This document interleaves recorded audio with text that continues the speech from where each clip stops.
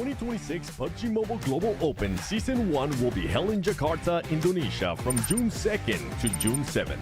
Top teams from around the world have qualified from their respective national and regional tournaments to secure their slots in this coveted main event. This is the final stop on the road to the PMGO Season 1. 32 teams have emerged from millions of competitors. The first 2026 PUBG Mobile World Champion will emerge right here. This is the grand global stage where every player has the chance to shine in the eyes of players across the world. These 32 teams from 8 regions will play in 2 days of group stages. Group A playing on June 2nd and Group B playing on June 3rd. Each group will play 6 matches and the top 6 of each group will advance directly to the grand finals. While teams in rank 7 to 14 from each group move to the survival stage on June 4th. The remaining 16 teams play 6 more matches to keep their dreams alive, but only the top 4 will advance to the grand finals. The stage is set for the epic conclusion. The grand finals will take place from June 6th to June 7th. Day 1, 6 matches, pure fire. Day 2, the smash roll is activated. The smash point will be determined by the total point score of the day 1 leader plus 10 additional points. Once any team achieves the smash point, they just need a winner-winner chicken dinner to be crowned the champion. If no team wins via smash rule after 6 matches, the top team of the leaderboard will secure their title as the champion. Teams will be competing for a massive prize pool of $500,000. The journey to greatness begins here. The first steps towards the one and only PMGC. The results of PMGO Season 1 will also determine the participating teams for the upcoming PMWC, so make sure you stay tuned.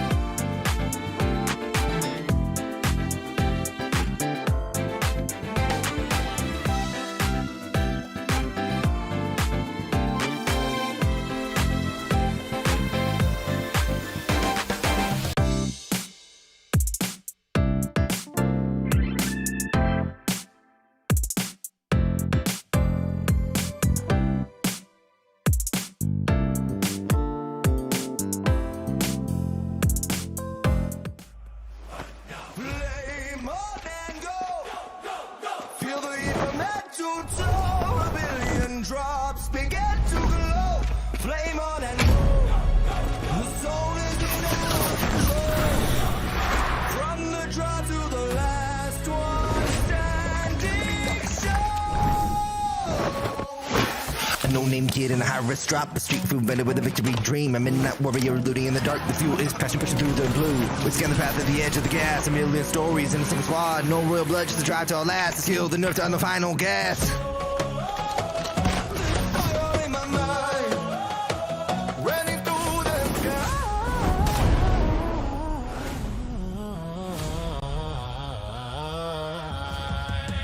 Flame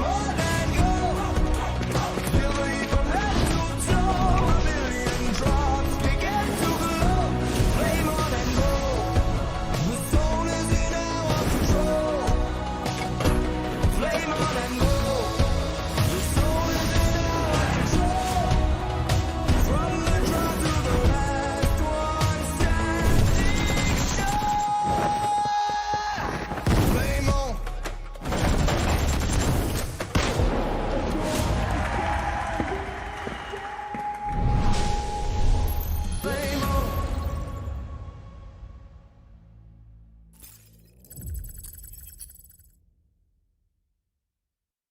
Welcome to Jakarta, Indonesia, home of the 2026 PUBG Mobile Global Open Season 1 main event. 32 teams were merged from millions of competitors around the globe. But the real test, it begins now. That's right. Today, Group A takes the stage, where they're going to have 6 matches to prove where they belong. The top teams will advance straight to the grand finals. The bottom 2, their journey ends today. The squads in between, they're going to be left to face the gauntlet of the survival stage. Every point matters, every chicken dinner counts, because the margin between glory and elimination, it's razor thin. That's right. Before we break down the format, the teams, and everything you need to know, let me show you where all this is happening. Right behind us, the iconic GVK complex, the absolute sports heart of Jakarta. This is where champions are born. And today, inside Tennis Indoor Senayan, a brand new global legacy is about to be written. But now, let's get the action started. It's Group A, It's day 1. and today, the journey to greatness begins. Right now.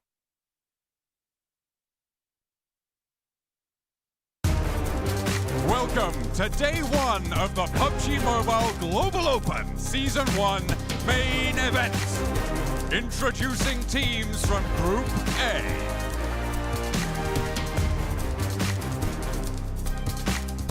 Starting us off, representing EECA, GOAT Team. I ain't gonna let that slide. Think you fly, huh? Me and stay wheels up, it's a ride off. Ain't no shortcut, heading to the top floors. Me and too smart to drop costs, and I got 2 fists, I'm a problem. Nuisance, who's with anybody not me? They losing, I'm proof that. Even when you down, keep it moving. The move, let's fire with us. Going line up. I said, going line up.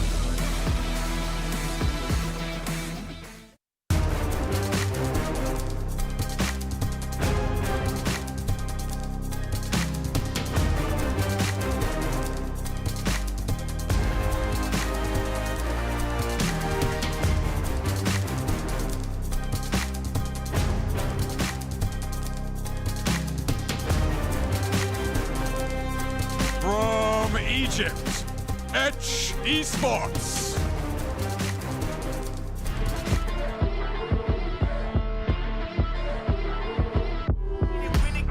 There ain't no talking, moving militant. I'm the big homie, but they dealing with the kid again. Now I'm winning at ease with the soldiers. Never did it for myself, I did it for the culture. I had to come up with a plan for you vultures. Got the upper hand to where I rock, I need a sculpture. Way y'all, you know what it is, I hold the city down. They ain't see that we could be great, I bet they...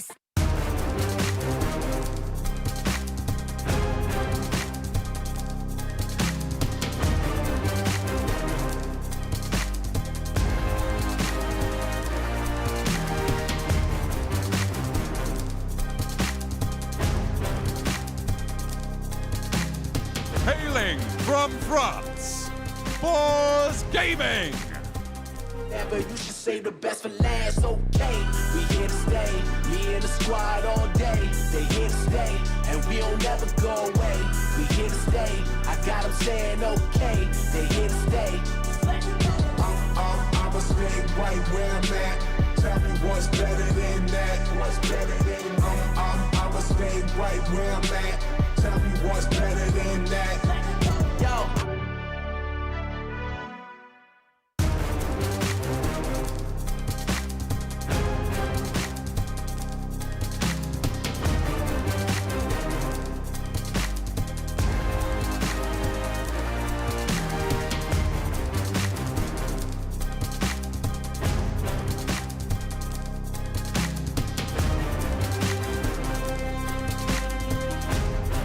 Next up, Furia Esports, the South America champions from Brazil.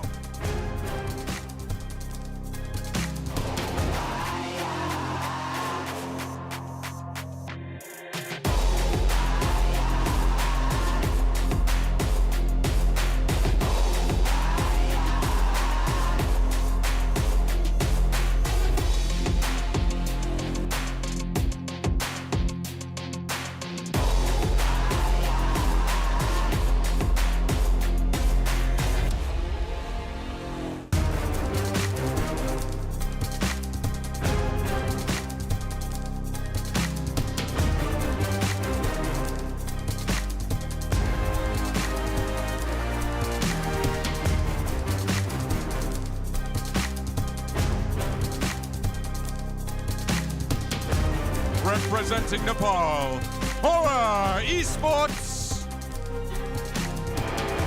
Yeah, let's go.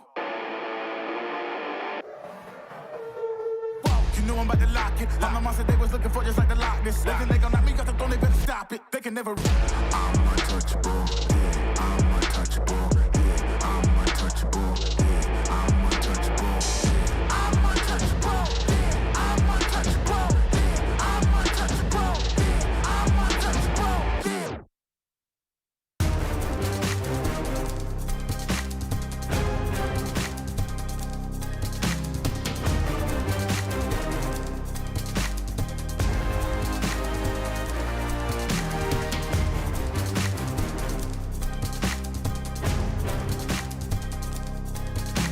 The champions of MENA region from Saudi Arabia, Al Ula Club Esports. Ridiculous.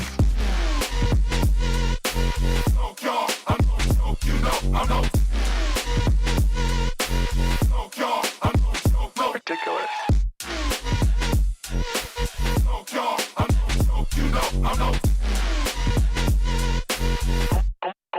God, you're ridiculous.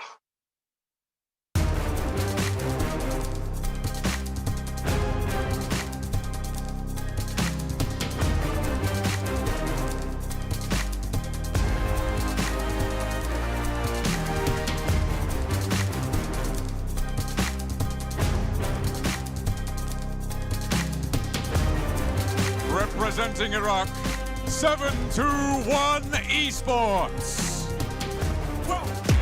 Who knew I would make it this far? They hated, they never believed me. Yeah, I would never drop the ball. I know I make it look easy. Yeah, Mayweather with the defense. I don't care what a critic got to say. I got them picking up the pieces. That to me, you really playing with your life. I'm about to come and run it all back. I'm the new era, about to snap back. You ain't fitting for it, cause you all cap like.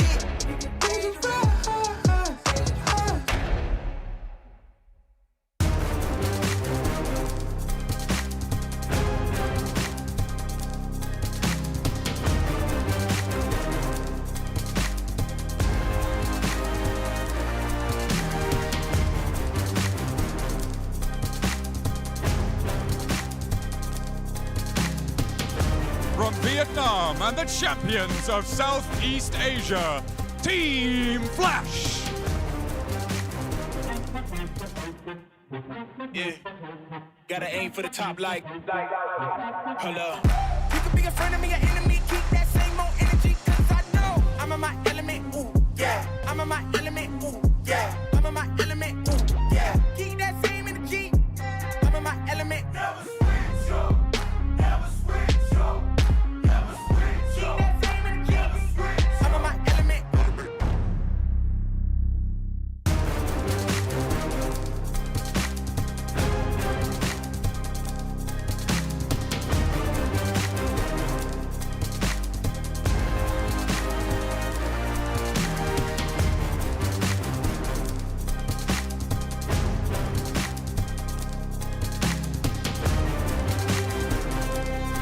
Representing Pakistan and the champions of South Asia, Forthrives Esports.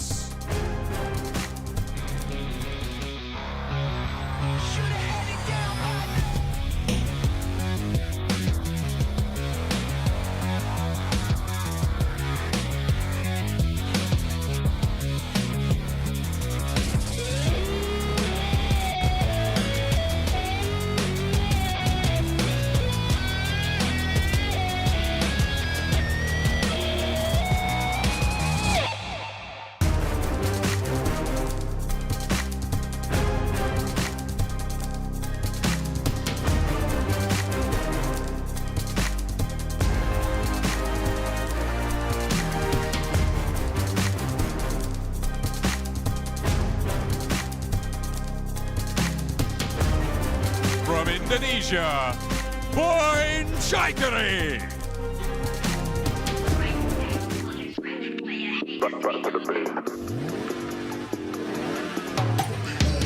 Only getting started when it's midnight, keeping it tight if a nigga wanna go to a base. Yeah. Bro, like that, I'm back to the base. Back to the base.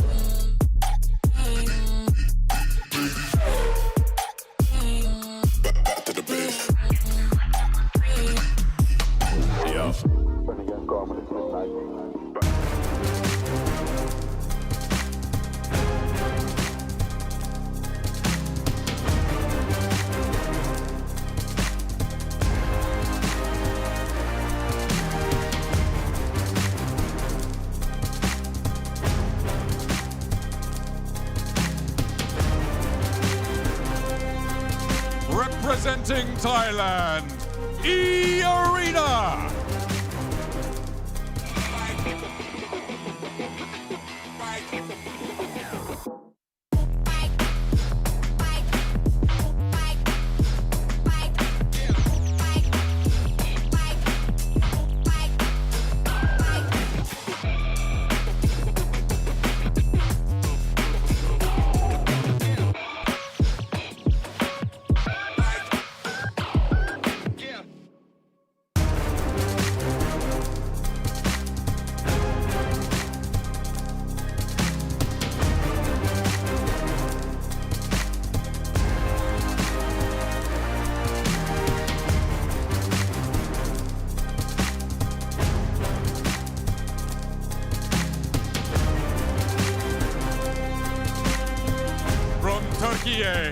Ida Esports. Hello. Yeah, I'm going in. Counting up wins, run it back again. Count a few wins, then we spend it all. Get back to work, stack it up again. Never drop the ball. Year after year, I'm the one they call. Took a few L's, but I never fall. Not my fault, you're an L and I never stall. Okay, my foot's on the gas, I ain't slowing down, get out the way. Okay.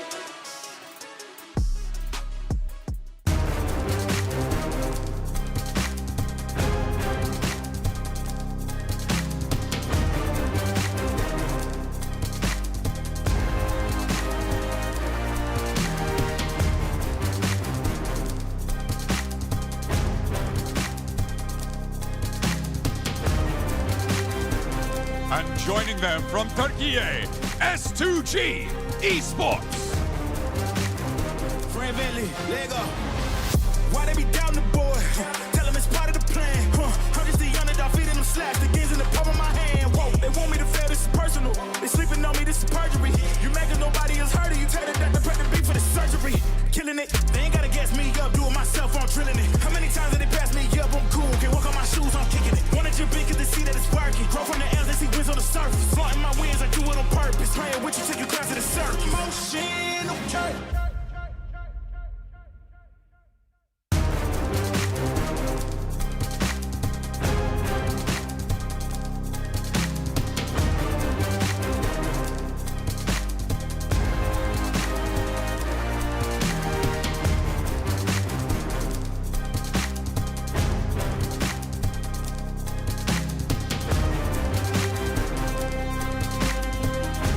Representing Mongolia and the champions of EECA, Aurora Gaming. Bring it on, let me do my thing. I'm a giant, they can move the king. If you never risk it, then you never know.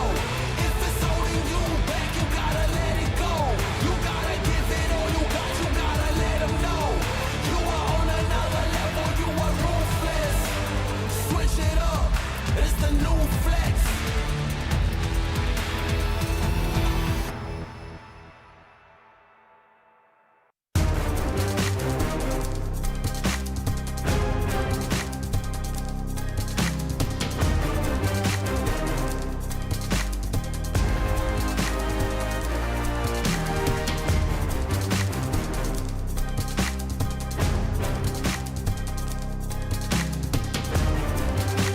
The PMGO Indonesia champions, Team Pandem. Hold up, why do they doubt the kid? I'm about to prove them all wrong again. I got a low tolerance, cause they don't even know what the problem is. It's me. You waiting on the boy to fail, then hold your breath and face your death. Cause you play a roulette with each step I progress, no less. Go ahead and place your bets, cause we know where we at, we know we top tier. Cause all the hate that you bring, we know it stops here. I'm taking off like a rocket here, ain't stopping here. It's strange how they cannot see the future, but see profit here. Wait up, we gon' always win. Promise that that's not a promise, yeah, that is a threat. You know that I promise to bring the team commas. When the whole team win, that's when you flex.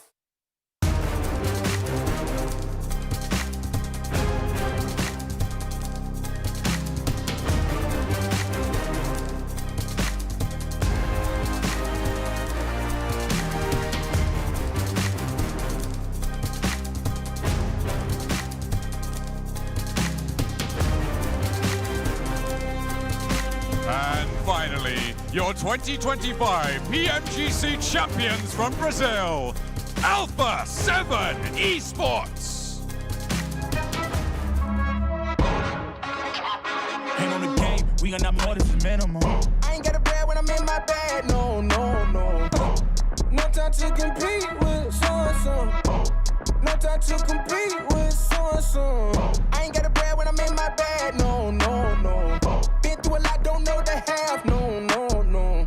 When I'm on drive, never lose control. Hand on the game, never lose control. It ain't my fault that I'm in control. When I'm on drive, never lose control.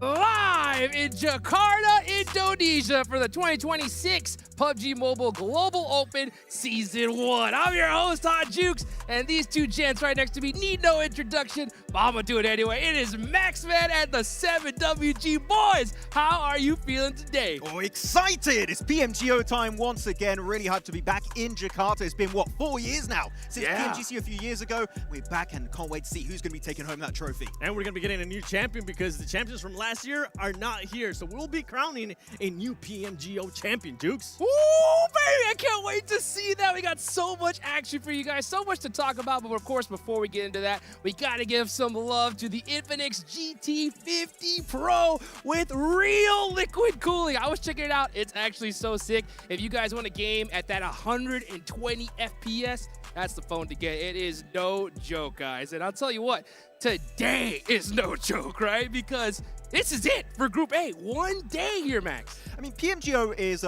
brutal for this season. We'll look at the format a little bit later on, but I can tell you things are going to get spicy here for some of these teams, but so many big names have qualified here in Jakarta for this tournament, and this is only the first half. We're going to have PMGO Season 2 later on, so man, I can't wait. This season, this year, is looking insane when it comes to PUBG Mobile Esports. Every year, it just keeps going up and up and up. The skill level, the amazing gameplay that we've been able to see here, not that level 1. We're talking about that level 10 gameplay from some of their squads, and honestly, I can't wait to see what it's going to be bringing this year because we already saw some people pop off in some of those early tournaments too, qualifying to PMGO Season 1.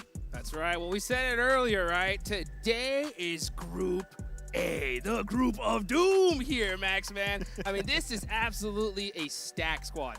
Yeah, I mean, Group A is looking insane. Of course, we'll look at some of the names that are going to be on that group, but come on, out of every single region, we have so many region champions here in this tournament. 5 regional MVPs here also for this group happening today. So, man, this is going to get real hectic in these 6 matches. Yeah, I mean, we'll look at the format in a bit. I don't want to spoil anything, so we'll wait for it. Let's go. Let's take a look right here, right now. You can see it, guys, right? We got right now Group A, the top 6 teams are going to be going straight to those finals here, Max. Yeah, of course, finals, that's where you want to be at the end of today's 6 matches. But of course, the bottom 2 do get fully eliminated. So normally you're like, oh, group stage, it's chill, you're making it to the next stage. No, if you underperform significantly, 7, you're fully out, but the middle teams will go straight into that survival stage. And if you think this group stages are cutthroat, wait until we actually see what's going to happen at the survival stage, because it's not going to be the top 6. It's actually going to be the top 4 that are going to be moving over to the grand finals, and then we'll have our sweet 16 teams on those grand finals June 6th and June 7th, Jukes. Ooh, that's what I'm talking about. I'll tell you one thing, boys. I do not want to be in that survival stage. That's for sure, right? I mean, this is going to be so crucial for the squad. And one thing, Max, I know that you wanted to mention something. Yeah, I mean, looking at the finals, you might have realized that's 2 days only. That's right. That's a bit short, isn't it? And also, we've got the Smash ruling in play. Yes, so we could actually end up seeing just only 8 matches. Only 8 matches is crazy. And you know what? We got some serious cheddar on the line here. $500,000 here for just a few days of work here, Seven. Some players are going to be making it rain, not only with those 500K, but also my favorite point of all time that I always have to mention, that 1 point per elimination, because it is going to be 6 matches. It is going to be so compact, and we have seen through the years how much that 1 point per elimination comes into play, either teams getting disqualified by just 1 point or going to a tiebreaker too. I've seen so many regional tournaments where even if you remove the placement points of a team, they're still in number 1. Like literally, off of eliminations alone, they could become your champions. But of course, $500,000 on the line. And keep in mind, it's not just about PMGO Season 1. Also, if you do well in this tournament, chances are you will be qualifying later on for PMWC. So there's not just money on the line, also a spot in one of the biggest tournaments of the year. How much money? $3 million. Baby, well, hey, you know what? You got to be able to make it through this. And these are our participating teams. We got some serious squads here, Max. I mean, I'm especially happy for South Asia. Hora is here. Train to Kill are here. Finally, we do have Nepal back in the global. We had no Nepali teams in PMGC 2025.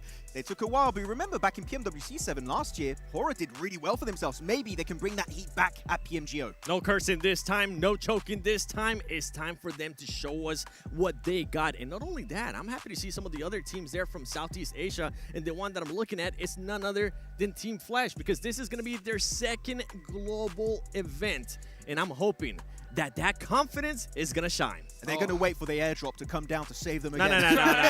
No. All right, let's it was a lucky one. It's not going to happen again. I mean, during the qualifying stage, Team Flash did great, right? It was just, you know what? It takes a little time to get warmed up, get things going here. And you can just see also we got some squads from the other side of the globe, Max. I mean, looking at Turkey in particular, you got 5 teams, which of course some big names, but Ulf, second place, right? Going back in PMGC of last year. They were so close, yet so far, losing out barely to Alpha 7. And now with also Calci on the team, I'm telling you, Ulf, they're going to be hungry for that trophy, for that championship title here on the global stage. So Ulf going to be a big contender for the entirety of PMGO Season 1. Talking about another Turkish team, S2G, no longer having to do a hashtag invite S2G on social media. They were actually able to qualify based on their skill, and I'm hoping that skill is going to showcase here in PMGO Season 1. They're in the same group as Alpha 7, and we know there's a little bit of drama over on Instagram, but keep in mind also, HamCG on that team has won here in Jakarta in the past with S2G in that PMGC, so who knows, maybe he's going to have that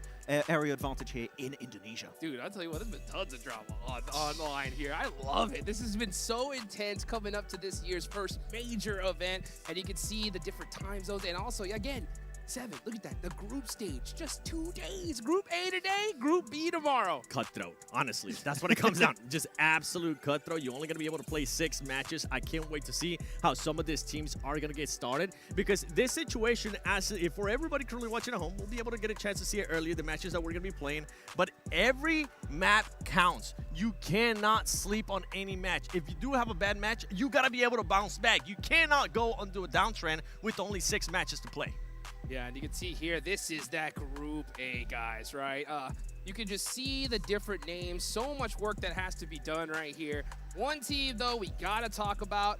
And Max, I'm going to ask you about this, right? Because we are in Indonesia, right? Yes. Team Panda, right? Had a breakout year this year. I mean, won right away from the get-go in PMPL Indonesia, able to win in the last game on Rondo. And we know Rondo is going to be very important in the format of PMGO Season 1. But everyone on the team is looking insanely good, able to qualify in the last game just over McJoe. And even then, going into PMGO SEA, they didn't have to perform well because they were already in. And yet they still made in top 5. So this is a team that's a lot of momentum and looking strong here. Hey, well, speaking of strong teams, right? 7, I know you want this one here. Alpha 7 is here, and they got a big goal they are hunting. 2026 might be the year that we might establish the greatest team so far in PUBG Mobile Esports. We're talking about a PMWC champion. We're talking about a 2025 PMGC champion. And if they're able to get that Grand Slam, Max, honestly, the best team of all time. I mean, PMGO, if they make it happen here, I think the GOAT status could be in the cards for the likes of Alpha 7. I feel like you in particular would be happy to call them that, I think. Yes, 100%. I'll get to Brazil. Yeah, but of course, looking at the other teams, you have S2G here. We already talked about it, right? This organization has won in the past here during PMGC in Indonesia, Jakarta.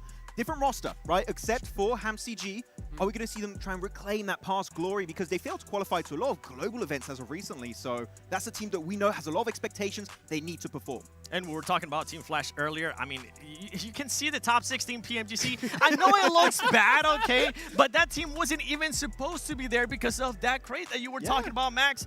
But they got that confidence. And so far, I want to see what Win, the standout player for this squad, is going to be able to do here in Group A. It's actually very interesting because off the back of PMGC alone, they've got so many fans now. Like, this team came out of nowhere just last year, realistically, and now just dominating out of nowhere. So Flash looking like a potential contender for that #1 spot. Well, you know what? They're going to have to do it here quick, guys. These are the today's matches. Normally, we're just like, yeah, it's okay. This is what we normally play. But I'll tell you what, this is it, right? So one rondo will be played, and that could be make or break for so many of these teams here, Seven. It is the make or break for a lot of teams, especially for teams that like to start hot and stay in that momentum. They need to be able to get those eliminations. Now, I don't want to see a team end up camping and not end up getting any eliminations. And I'm calling it out right now because that's just not gonna work, especially on just 6 matches on one day. I need to see at least minimum 5 eliminations and try to get into a top 5, and I definitely have some teams in my head. Hey, Hotrix, he said the C word. He said camping. You can't say that. That's right. That's illegal. That's illegal. We used to camp before.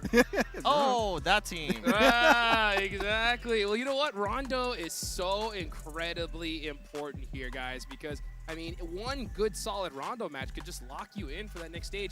And one team in particular I know that you were really impressed with when it comes to Rondo is Aura, right? I mean, Aurora have been looking really good onto that one. I mean, so many teams have been able to really hard focus their strategy on that one. But Aurora, they hot drop Yulin, and they have this really cool strategy. Top goes for the quick recall, and then they kind of alternate the entirety of that hot drop to try and just get as many players as possible in that city to get, of course, high eliminations. But they're not the only one. There are just so many teams that on Rondo are looking so damn good. I mean, some of those teams. 4 Thrives. We gotta talk about 4 Thrives a little bit because this squad is usually a squad that ends up performing really well on the first rondo of a tournament. They have won it in the past, and I'm hoping that that's gonna continue. And I'm intrigued because you and I were talking to them, Max, and they were still trying to figure out who was the player that was gonna go to recall. They said T24. Somebody's ended up saying IQ. Let's see what actually ends up happening for that squad. I think Falak also wanted to be the recall Do player. not send Falak to the recall. He's the South Asia MVP. Put him in the fight. You're going to send your best player to a recall? I'm actually going to be livid if that happens. Okay, but genuinely, we talk to so many players, coaches, analysts in the background. So many teams are so adamant this event to commit to the hot drop because you go for the 3-1 split. You lose 3 players, guess what? You got a second chance at life. You can still get a bunch of points on board. But if you do get a good rondo, that one map alone here, Hotrix, could be a one-way ticket straight into the finals. Hey, speaking of, you're talking to some of these players and coaches, right? I know you got a chance to talk with Coach Knight before this got started. He kind of told you what he was kind of thinking about Rondo, right? So they want a hot drop, but passively. It might sound a bit weird. So they want a hot drop from a distance around, right? Which team, boys? Hopefully none of the players are listening and getting the strats. But no, they want to actually third-party it from a distance and maybe send it when teams are at their weakest. And for everybody that doesn't know where Knight coaches, where does Knight coach? Furia. There you go. And it is a super experienced coach. Now, some of the other squads that I actually want to keep an eye on, it's going to be GOAT. Because GOAT, even though they ended up getting that second place in EECA finals, this was actually one of their weakest performing maps. They ended up getting an average placement of 12th place in only 6 eliminations. And when you actually convert that into just points, ladies and gentlemen, it's just the elimination points. That means you end up with just 6 points, and that's just not going to cut it in the situation that we're currently here in PMGO Season 1. They can do well on Rondo the day we have the hovercraft on Rondo. Moxie loves that hovercraft, but it's only on the Rango and Miramar right now, so maybe a future update. But it looks like we are about to get started here for match number 1. It's Rondo, the only one we're playing today here, Seven. I'm excited. I want to see those plane paths. Are we going to be getting a double plane path? Give me a double plane on top of Neox Factory. Oh, it's a single one. But it is on Yulin and Testrak. It is reachable, so meaning Yulin, Neox is going to get real busy here. And something that we got to keep an eye on, too, for some of these drops is I wonder if anybody is going to be targeting those solo players. Because this is something that we saw happen last year. And I think, Max, if I'm not mistaken, you were talking about this, too, off the stream, before we even started here. I think it's going to end up happening. I think if you want to try and weaken a potential competitor for that top 6, it's maybe the best way to do it. Send 3-4 players on one solo. unless it's Refus, you might win it. Not only that, I mean, you might end up just getting a full squad elimination, and if you don't have to worry about that squad anymore because that's the last player of them trying to get that recall, it could end up working out massively in your favor. Now, let's go look at some of the drops here that we're seeing. We're seeing Pandem there with the 3-1. Any jumps that are currently just popping out to you, Max?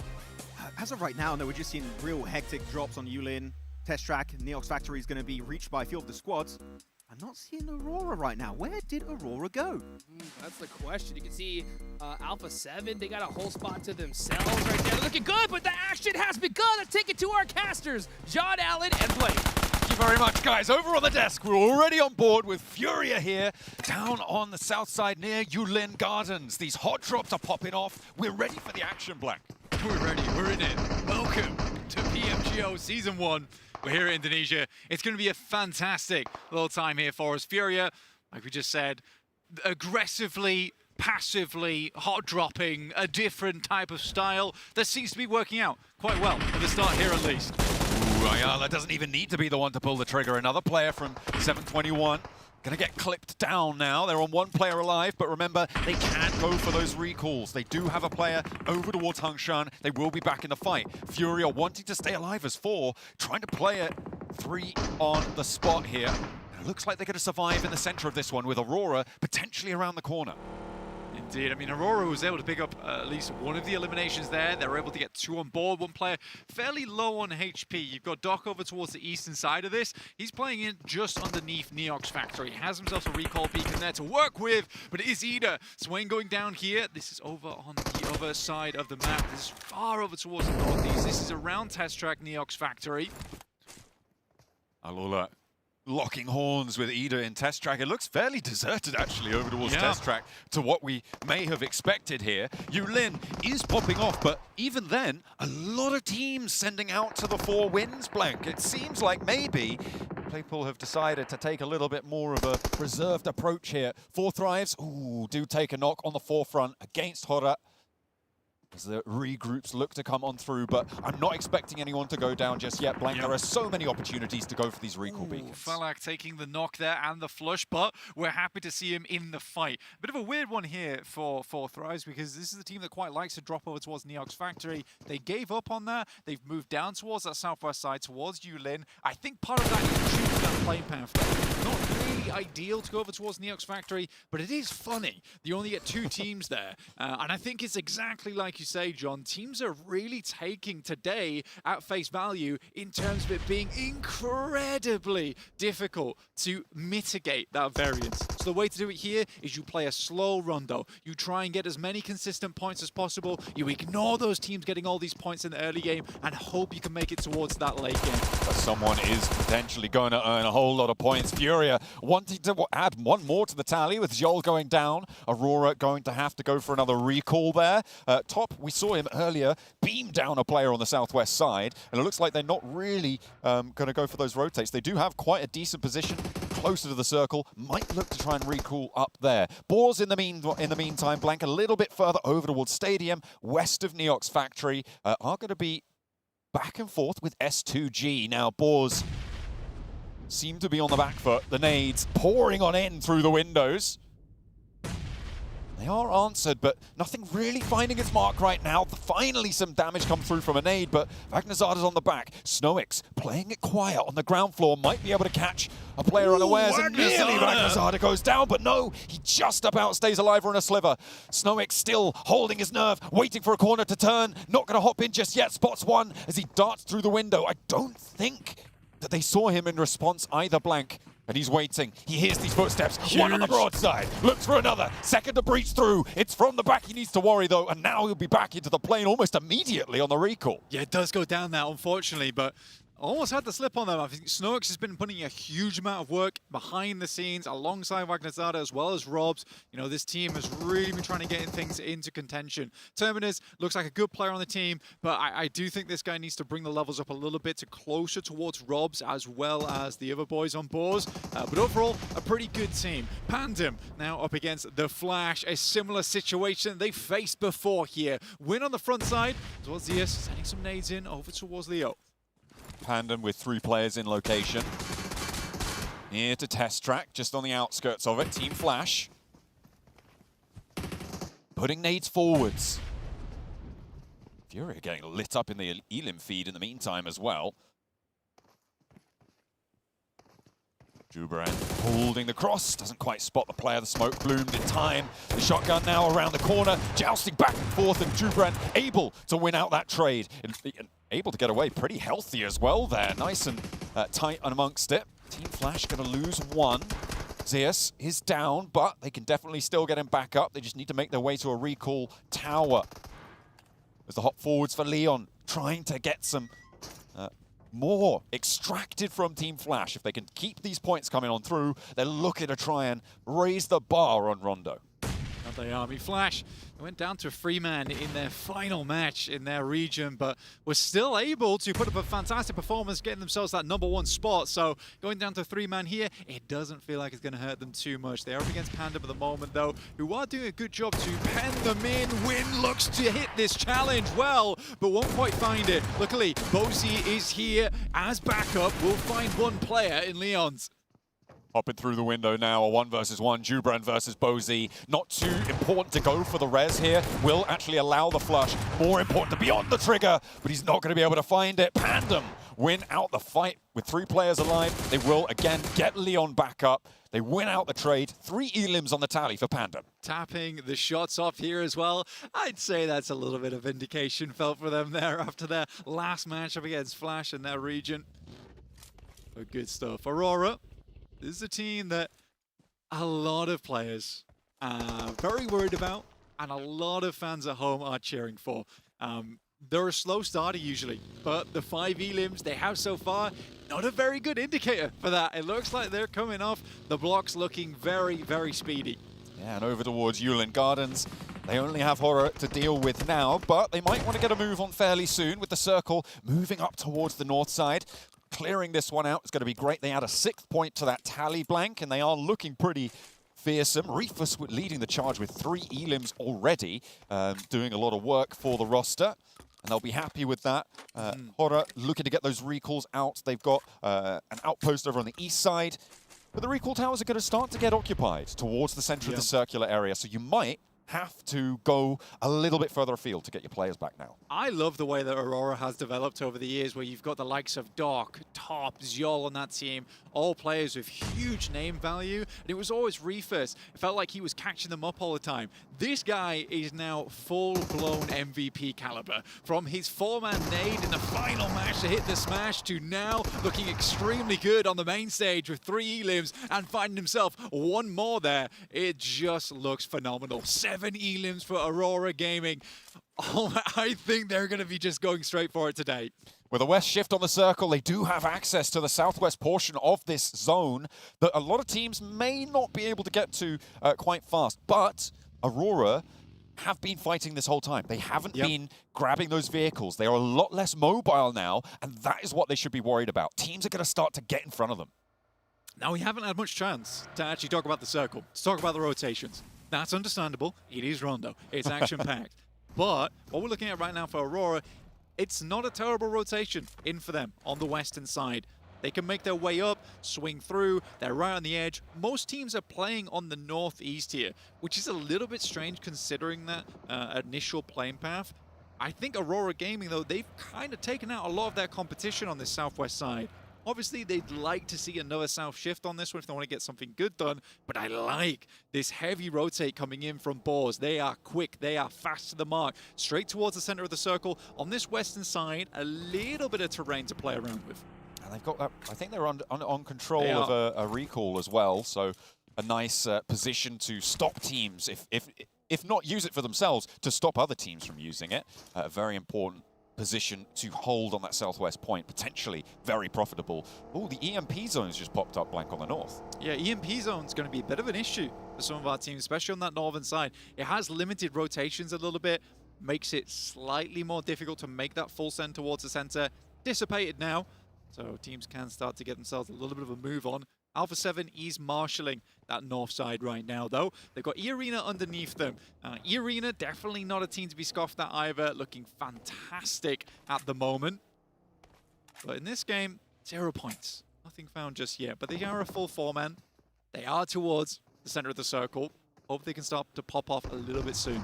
There's only one team with 2 players alive, and that is Team Flash, who are struggling to get a recall, it seems. They're up on the north side near Stadium, so could potentially go in there. In the meantime, Alola and Furia. Ooh, what a turnaround there, quick. Able to do a lot of damage to Furia. This is over near the south point of Test Track as well. And the recall opportunities are going to start to become a little bit slimmer over time. Alola on the front foot of this fight, but a nice nade from Chief, able to get an answer back in through the door. And that's going to maybe slow Alola down on their roll. Furia happy to see a little bit of a falter in the step. But can either team swipe fully through the other roster, Blank? It, again, as I say, may be impossible now to go for these recalls with the density of teams we're seeing. Yeah, it gets very difficult. You need to have full control of that position to make it happen. Circle does move over towards the eastern side, which gives a real good chance towards our teams on that center edge. Looks very good for the likes of S2G. Ida also moving in. Our Turkish teams mainly, it seems here, are having a good time of it. Chief for more, able to find one on the hop. Needs to get back behind cover. That was risky going for the flush, but it comes off good. And now Chief with a second challenger. Might have to try and find something pretty deep on this one. Furia branching out all the way into the blue to try and make it work. Quick wants to shut him down on the inside, but Chief's not giving up without a fight. Won't go down without swinging once or twice, but will fall in the end. Not able to do the damage to get another knock there. And Alola claimed the south side of Test Track. Yeah, good stuff. I mean, that is a really, really hard fight to win as well. For Alola, that's what I would call an upset. But the boys over on Furia, it's kind of the successors to the Team Liquid squad, right? They have some extremely good players on that team, but not being able to win against Alola is a rough position to be in there. But they should be able to get themselves back up on their feet, back into action. They're down towards the south side, got themselves a bit of a recall towards Igor as well as Ayala. Got to find a spot to go for it though, Blank, and that's not super easy right now. Team Flash are trying to send on through. They only have 2 players, and they are putting all of their eggs into this basket on the south side, trying to get through this roadblock. Maybe make their way out towards a recall, potentially, over towards Yulin, maybe? That's still technically open, but no, okay. They're committing to playing as 2. Just play the shack here. 4 units already. Yeah, it's the best thing you can do. I think, honestly, once you get to this stage of the game, you're sort of forced to play this sort of style, try and get as many points as possible, confirm yourself up towards that top 6, which will get you through from the groups. Look at the map feed, though. It's a strange part of the map, honestly. You look over towards that western side, a lot of fielded areas around here, around Boars. For Boars, I think it's most important for them to clear this portion of the map. They will likely be looking over to 4 Thrives. Falak has just arrived on the scene towards their northwest. If they can clear him, their movement over towards the east becomes a little bit easier. Alola now have to fight through Aurora with their outposts. A lovely shot from, actually, this comes through from Reefus. Okay, I thought it was top. It turns out it's Reefus. You were singing his praises earlier. He wants a little bit more of that sauce as he's going to layer it down on top of Alola. One more player on the inside there, trying to make their way through. Nightmare. 4 players are alive for Alola, and there's potential for them to still get a recall, but it's going to be really, really tough, as it will shut down an opportunity. The backline's being solidified as well by Doc for Aurora, playing that more adjusted supportive role. It's a great position to play for Doc as well. He's playing elevation right now. He's gathering as much information as possible. They're mainly looking to control the southeast side. Once again, the circle moves away from them, up towards that north edge, towards Team Vicious. Now, Team Vicious actually has a surprisingly damn good squad. Got the likes of Narvala on one side, Koa, a lot of names you'd recognize from Western Europe, playing from a different region this time around. But this is a good squad. I like the way that they formed this team. Seems like they've got a lot of synergy on board as well from watching their regionals. See if they can bring that to bear on the world stage. Alola still going for this fight. Yasa is down, but R38 wanting to find those angles a little bit faster. Aurora do have to leave this position, Blank, so it's not really a holdout at this point. 721 having a tough time against Go, as they are getting lit up. The nades, the volleys are just sailing on in, and there's S2G as well chiming in. Okay, yeah, Vicious are there to party too. It is a tough spot, and I don't really see 721 getting out of this. Yeah, it's sort of like mini Hungshan, honestly, over towards this side of the map. It's an area that can hold quite a lot of teams inside of it, but it's pretty sparse, pretty open, not too fun to play around with. So for teams getting over here, it's a bit of a mad send. For Thrives, though, they do manage to get a send on towards the north side of things. They're currently playing with 2 players, though, which is a tough thing. I think that for Thrives, a bit of survival options right now. Having Falak up and alive, though, is useful. Those CQC grenades are going to come mighty handy for the squad right now. Oh, you're definitely going to need them. Aurora on the send out. They're happy with their tally of 7. They're going to move away from the test track South Point and move over to a really important part of the map. They've just gone straight central and unchallenged. Yeah, unchallenged indeed. A lot of scouting coming through from top, apparently. He saw the lines, he saw the vision, moved straight through. There was absolutely no clap back from any other squad. Retaliation nowhere to be seen. Aurora Gaming moves in. They've dropped a ton of emergency cover flares here. They're trying to light up the lobby in a big way. They've taken quite a bit of damage so far, down towards half HP at the moment, but they're looking to recover on this. Doc consistently having to move around the edges of the Doritos. And these are the angles that you were talking about, being so surprised that weren't clapping. That's Panda, that's Alula on the north and on the east. Just doing nothing to slow them down. Really interesting approach to that one. Boars are going to crash into the compound in the meantime as S2G look to defend. A nice opener, 1-for-1 on the trade. Boars are happy to storm through the gates here, but they may lose Terminus in the process. A nade in, looked like it might have done a little bit more, and there's more shots ringing out over towards S2G as Horror get involved out towards that east side. And in he goes, Robs with the shotgun. Name a more fearsome duo. Hey man, we were talking before the event started. We were talking about the shotgun, saying he's the shotgun king, and he said, I'm going to deliver this tournament. And he certainly has already from the inside of the building. He's a terrifying player to come up against. If he's got an S12K, if he's got a pump shotgun, and if he's got the DBS, you are in trouble. S2G, S2 going, S2 gone. They are the first team to drop here in a vital map. And they are not going to be too happy about that one. So we'll see if Ida can keep the banner running for Turkey. It's kind of an interesting one as well. What a nade from Snoix over the top. It lights Horror up. They were not expecting that one. High ground control completely eliminated there. But for Boars, it's interesting because S2G, they had a run-in with them earlier.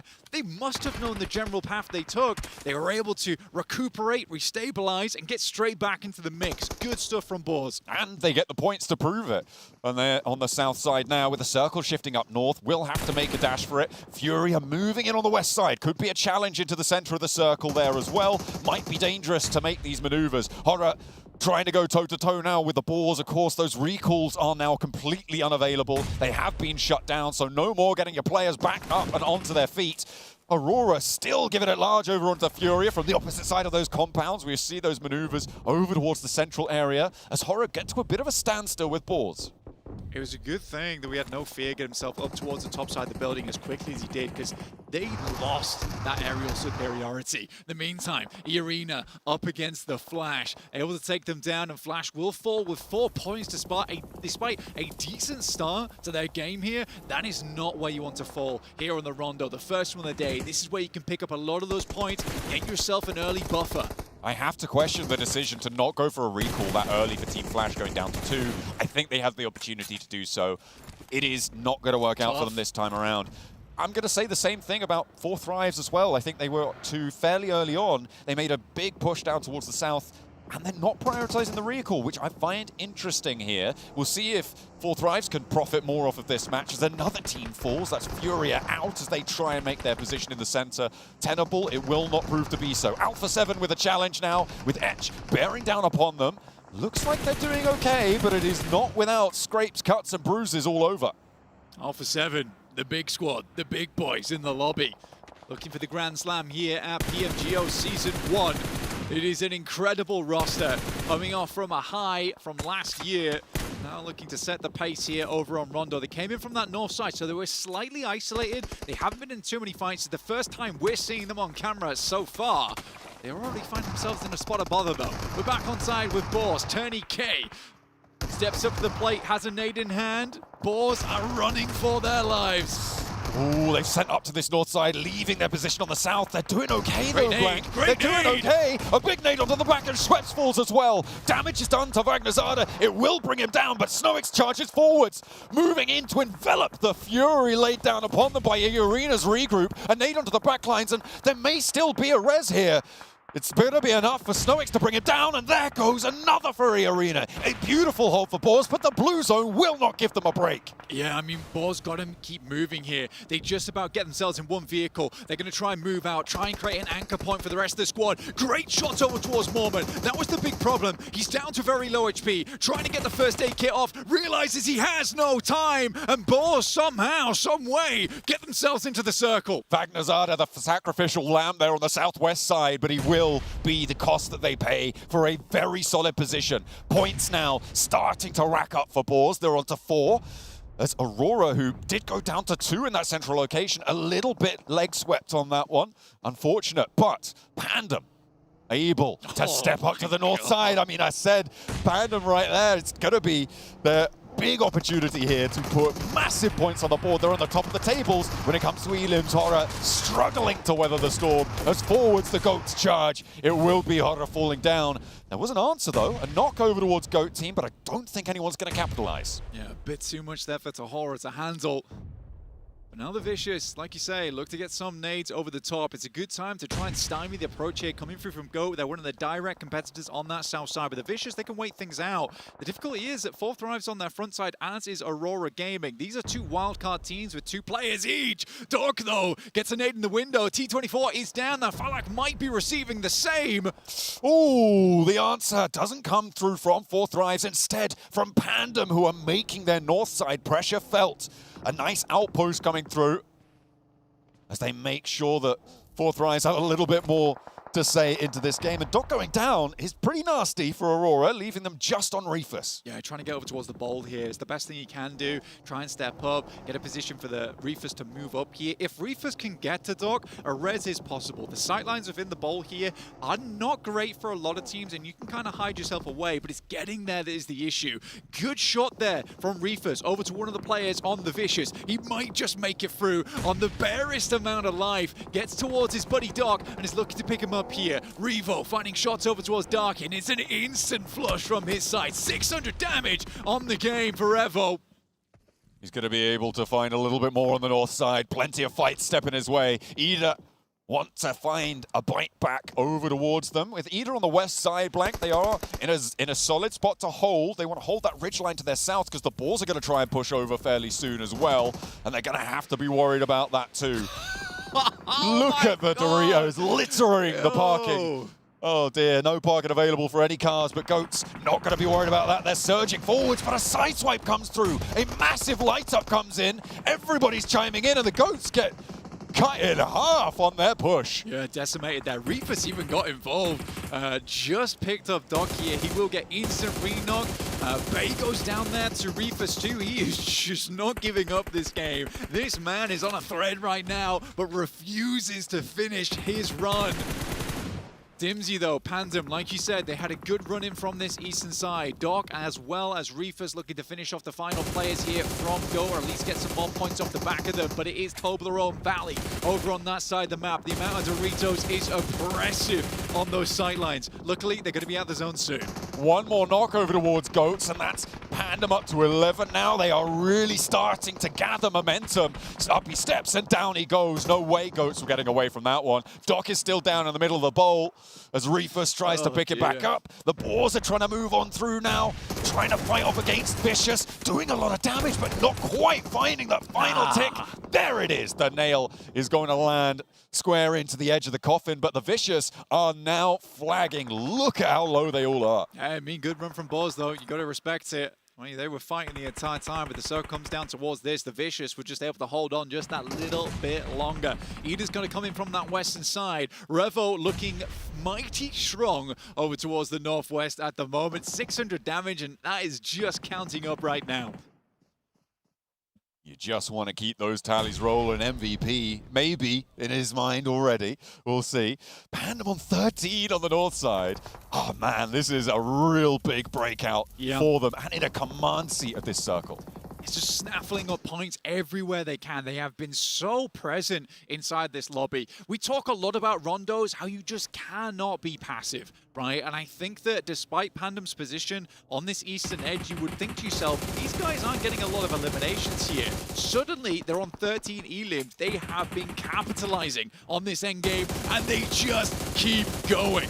More and more, but Fourth Rise managed to pick one back, I think, as they are picking up the points where they can. Fourth Rise finally do go down. Jubran looking to try and take the Vicious out of it entirely, and the Vicious will fall. That one, I think, yeah, that goes towards Ida. So, no extra point for Pandem, but there are still a couple more for them to earn. We'll see how far they can go, because right now, it is looking like the tide is undeniable.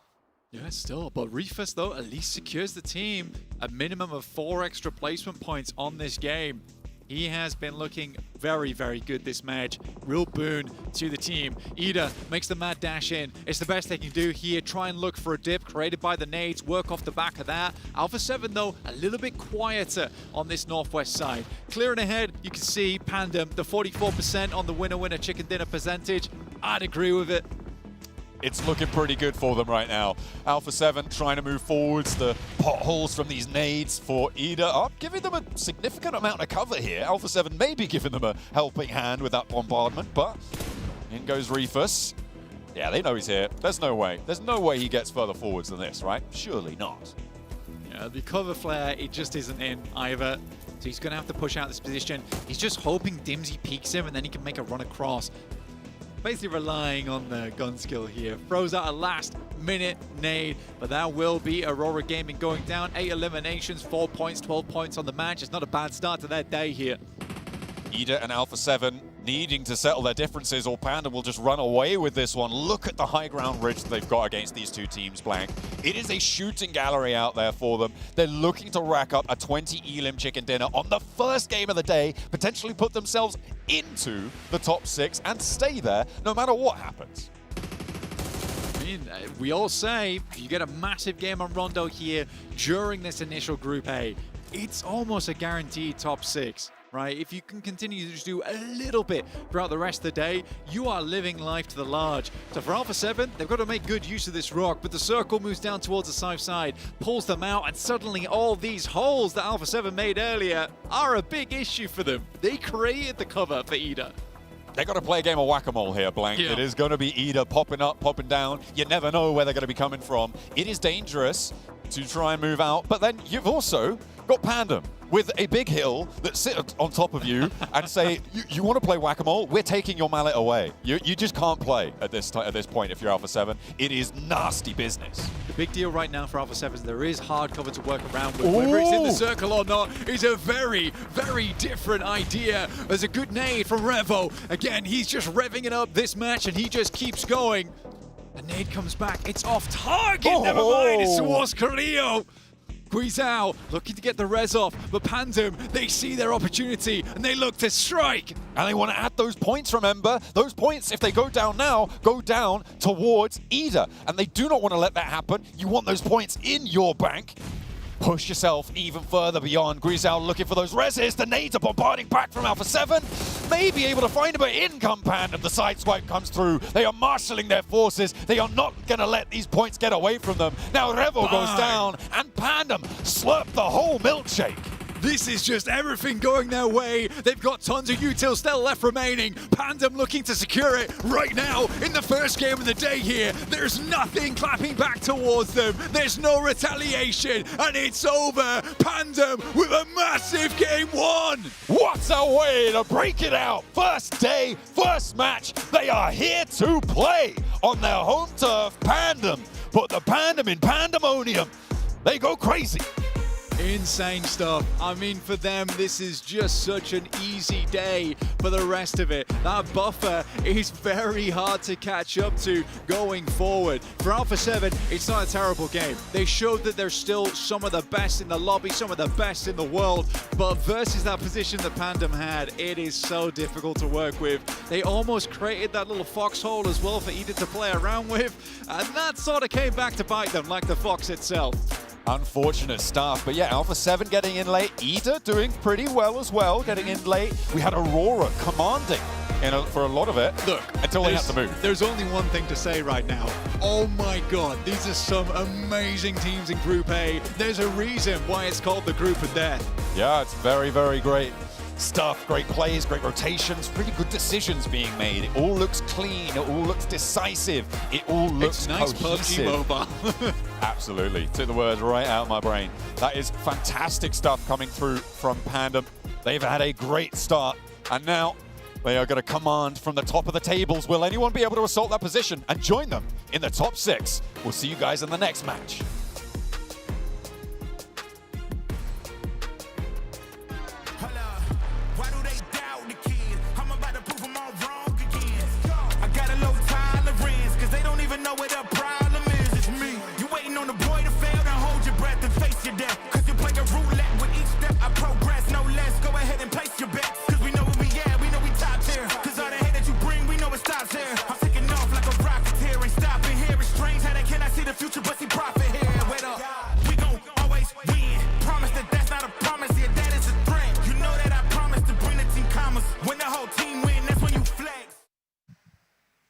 If you're asking the question if hometown advantage is a thing in PUBG Mobile, this game just proved it. A massive win for the hometown heroes of Pandem and for Indonesia as a whole. This is the group of death boys, and they just popped off. I mean, Rondo is their empire, and their reign of terror continues. They've done it back in PMGO Indonesia on the very last game to qualify here. And you know what? That one game might just be their ticket for the finals, because it's a high elimination game too with that chicken dinner. Woo! And the execution macro-wise, a thing of absolute beauty here. And I gotta give you credit. You were able to call it when we were watching this match. You said if they were able to clear Alula, they would just be having so much freedom there towards the east of the map, and that's what happened wonderfully. And you said it too. I mean, for this squad, great start for Indonesia as well here in the hometown. I'm really happy with the performance, but exactly, if they get rid of Alula, they knew they were going to win it, because so many teams are just over to the western side of the road,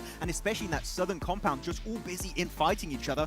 They were just chilling at the very end, able to actually get a few more eliminations too. They played aggressive. I was scared, Hot Troops, they might play a bit more passive, not willing to go for those extra limbs, but man, oh man, Leon in particular, he sent it. You literally were like, okay, Leon, calm down a little bit right here. This should be in the bag, but no, they wanted every single elimination they could possibly get. And Max, you were just talking about how powerful this squad is on Rondo. The biggest stage this year, they proved that they came to play. Oh, they get all the Rondo milkshakes every single time. I drink your milkshake! Oh, yeah, but at the end of this play here, a little bit of an overpeak right here. So Yes. we were talking about it. I think it was for Guizao in particular that went a little bit too far and did get punished. Yeah, Gisao overextending there. I thought he was going to be able to maybe pop back a little bit more, pick up that other player that was knocked, but ultimately he ended up being Revo. But for Alpha 7, what a performance to even be able to survive Bamboo, because at one point they were just being cornered and they didn't look like they were going to be able to make it out. Something to keep in mind, though, from Alpha 7 is they played so passive at the start until they finally decided to end up making a push on, I think it was Circle 5 on ETSH, but they ended up losing one player.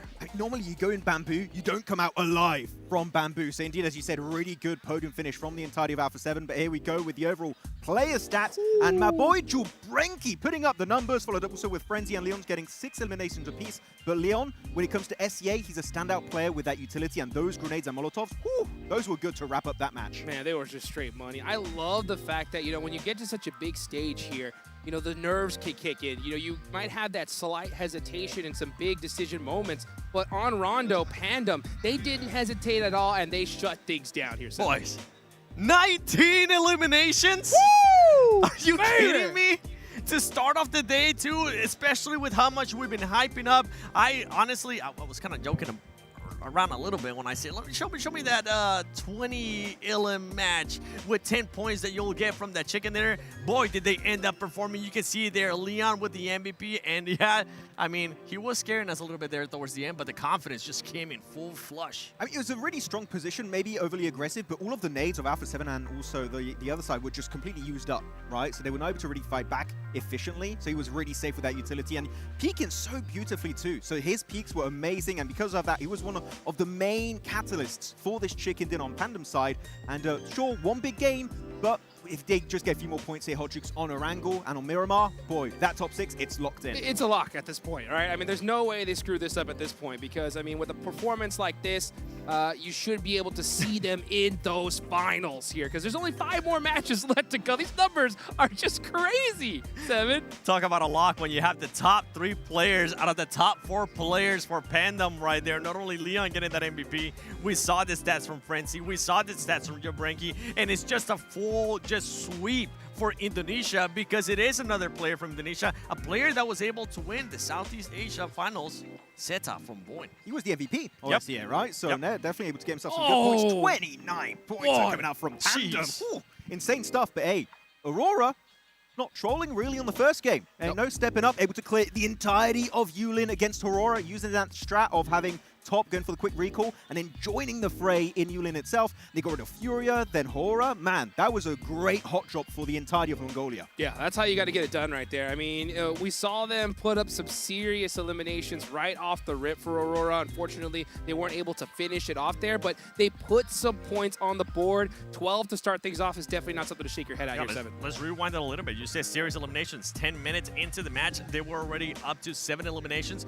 We do have to talk about them a little bit in regards to a push that they were able to do that we didn't quite like because they ended up just crashing onto a fence that was just open on the parking lot, and they ended up being forced to use just all their cover flares. Yeah, it was a good response. You're going in the parking lot. It's very open, especially when you have teams like Pandem that literally have the game-winning position right up north of you. So they used all the cover flares, which was a good idea, but unfortunately, cover flares can only take you so far, and it was down to just Reefus. Again, the guy just keeps keeping Aurora in the conversation, but at the end, the Rondo win does head the way of Pandem. I mean, that's what you got to do at that certain point, right? I mean, Alpha 7, they were there on that edge. I think they did a good job for the position they had, right? They put up some good points on the board, but Pandem just proved here that if they have that dominant position, they are not going to lose it, Seven. Yeah, and Alpha 7 show what happens when you end up getting blessed by the circle because, my goodness, that was a blessing if I've ever seen one. And yeah, Pandem, I mean, the way that they were able to play, you already mentioned it, Max, too, and I'm just going to double down on it. I love the way that they were able to just execute that. They were aware of where everybody was, and they were able to take full control of the map. Now, I want to see them if for some reason the opportunity comes about where they can actually do that again, whether it's in Erangel or maybe later today we end up seeing that in Miramar. I want to see that kind of consistency now to some of the other teams that we ended up seeing there on the leaderboard towards the bottom. I want to talk about 4 Thrives. I was expecting a lot out of this squad. 4 Thrives, they're used to known to being able to perform really well. A very low start for this squad. In regards to eliminations, they didn't really have many. They ended up finishing the match, if I'm not mistaken, with just 2 eliminations. So I don't know what's happening there, but the main question and the main thing that's always hindered this squad is that mental. And with only 6 matches, now 5 matches, you can't really get into your head about it. Yeah, you know what? Speaking of, rough performances, S2G, first team out in this one. And you know their rivals, Alpha 7, did good. What do you think's going through their head here, 7? With their owner doing a watch party, you best believe they're probably like, we got to perform. If not, they're probably going to end up switching us out because that squad loves to change their rosters every single month. Yeah, I mean, it was very unfortunate because Boars initially go for a fight onto them, and they initially have a really good defense, right? Able to actually get a few knocks onto it, but then Hora were very opportunistic, fully send it right back into the compound. And not only that, they had, I believe it was Jiggle that was onto the mountaintop trying to also get an off angle, so they can't even leave the buildings without getting instantly shut down. So Hora, sure, only gets 7 eliminations, no placement points, but the overall aggressiveness and also passiveness and the macro around the map was just well executed again for the first global event from Nepal in a long, long while. I'm with you. I got to double down on that point that you just made. For them to be able to adapt the way that they were able to do, to make those pushes, to make that third party, to have the awareness to live that last player on that mountain, making sure that he didn't overpeak, because even though there was 2 players from Furia looking there, if you would have gotten knocked, that's not a position that you want to be able to put your other teammates in. So great awareness out of Hora. They might not end up getting the win, but it's a good showing nonetheless. It was also not just an off angle to be aggressive on Boar and also S2G. If they wanted to leave, which eventually they did because of the circle, they go to the anchor point player, which was Jiggle on the mountaintop. So it was an aggressive position, but also that kind of saved the day in case they do have to play it a bit more slowly. Love to see that kind of macro play there. You got to know when to flip on that aggressive switch and when to say, hey, you know what, this ain't worth it. Let's back off and live a little bit longer here, because this is it. We got 5 more matches left to go. Bottom 2 teams are out of here. We're going into Erangel, though, right? Now, when it comes to Erangel, we got to talk about something here that's been meta changing completely, and that's the loot truck, Max, man, right? Oh. Just how huge is this going into Erangel? Oh, I love myself some loot truck goodness. You got 4 of those happening all over the place in Erangel. Teams dropping in Severny, Yasnai Poliana, inside of Pachinki, gonna have a big advantage. And actually, as I talk about Yasnai Poliana, I believe we're going to have Horror versus Team Flash happening over there. And there's a bit of drama online that they might actually commit to the fight. And if you do win the fight, you get 4 eliminations and access to a loot truck here, 7. That's a big early game win. Hear me out. Even though Team Flash, I think they ended up getting some eliminations this match, they didn't end up having a good rondo. And if there's anything we know about hot drops, and especially with, I have to keep saying this, especially with only 6 matches, now 5 matches left, you don't want to waste that time. You really don't want to get into an ego battle here over just a point. You have to have those backup places where you're going to end up landing. Yeah, it's going to get a little bit hectic there. Hopefully they don't commit, because Yasnai Poliana, in particular, is a city where you can have 2 teams. You don't have to commit for it. If a fight does happen, it's purely out of ego. Though, just to wrap up my point on the loot truck, which is where the conversation initially began, exactly. you're going to see late games with so many P90s and maybe a few MG3s. It's absolutely mental. The loot truck, if you do go in one of the main locations where it spawns early, it gives you such a significant advantage that you can take any fight at that point and possibly come out on top. Yeah, I'm looking to see if that's going to spark an engagement in Yasnaya here, because, I mean, that loot truck is pretty broken. I mean, in the games I've played, you go and you get that thing, you're going to be fully level 3'd out, so much ammunition. The whole looting phase is pretty much just done right then and there, so we're going to see how that's going to work out here. But, you know, we're going into Erangel. This game is, I think, extra huge for the teams that didn't perform well in Rondo. I think they really need to bounce back here early, because we're going to see some of these top squads continue to dominate here, Max. Yeah, and it's going to get really hectic. You've got 3 Erangels back to back to back. It is your bread and butter. So any team that took a massive L on Rondo, this is their time to redeem themselves, because normally group stage, you don't make it to finals, don't worry, you still got the next stage. You know, if you're bottom 2, you're fully out. You're eliminated on day 1 of PMGO Season 1 2026, which, of course, 7, you don't want that to happen to your favorite squad. I want to see some teams starting to be a little bit more aggressive, especially just kind of set the pace here in this match. If they do end up getting in a position, kind of like what Pandem was able to do in this last match of Rondo, I want to see them being able to do that too. And I mean, if we're calling out teams there towards the bottom, Hodjux, you got to call out S2G. Yes. Hey, we didn't plan this, but it ended up happening. If you're seeing S2G, if you for some reason can hear us, we need to see a reaction out of you here as we're going into the first Erangel.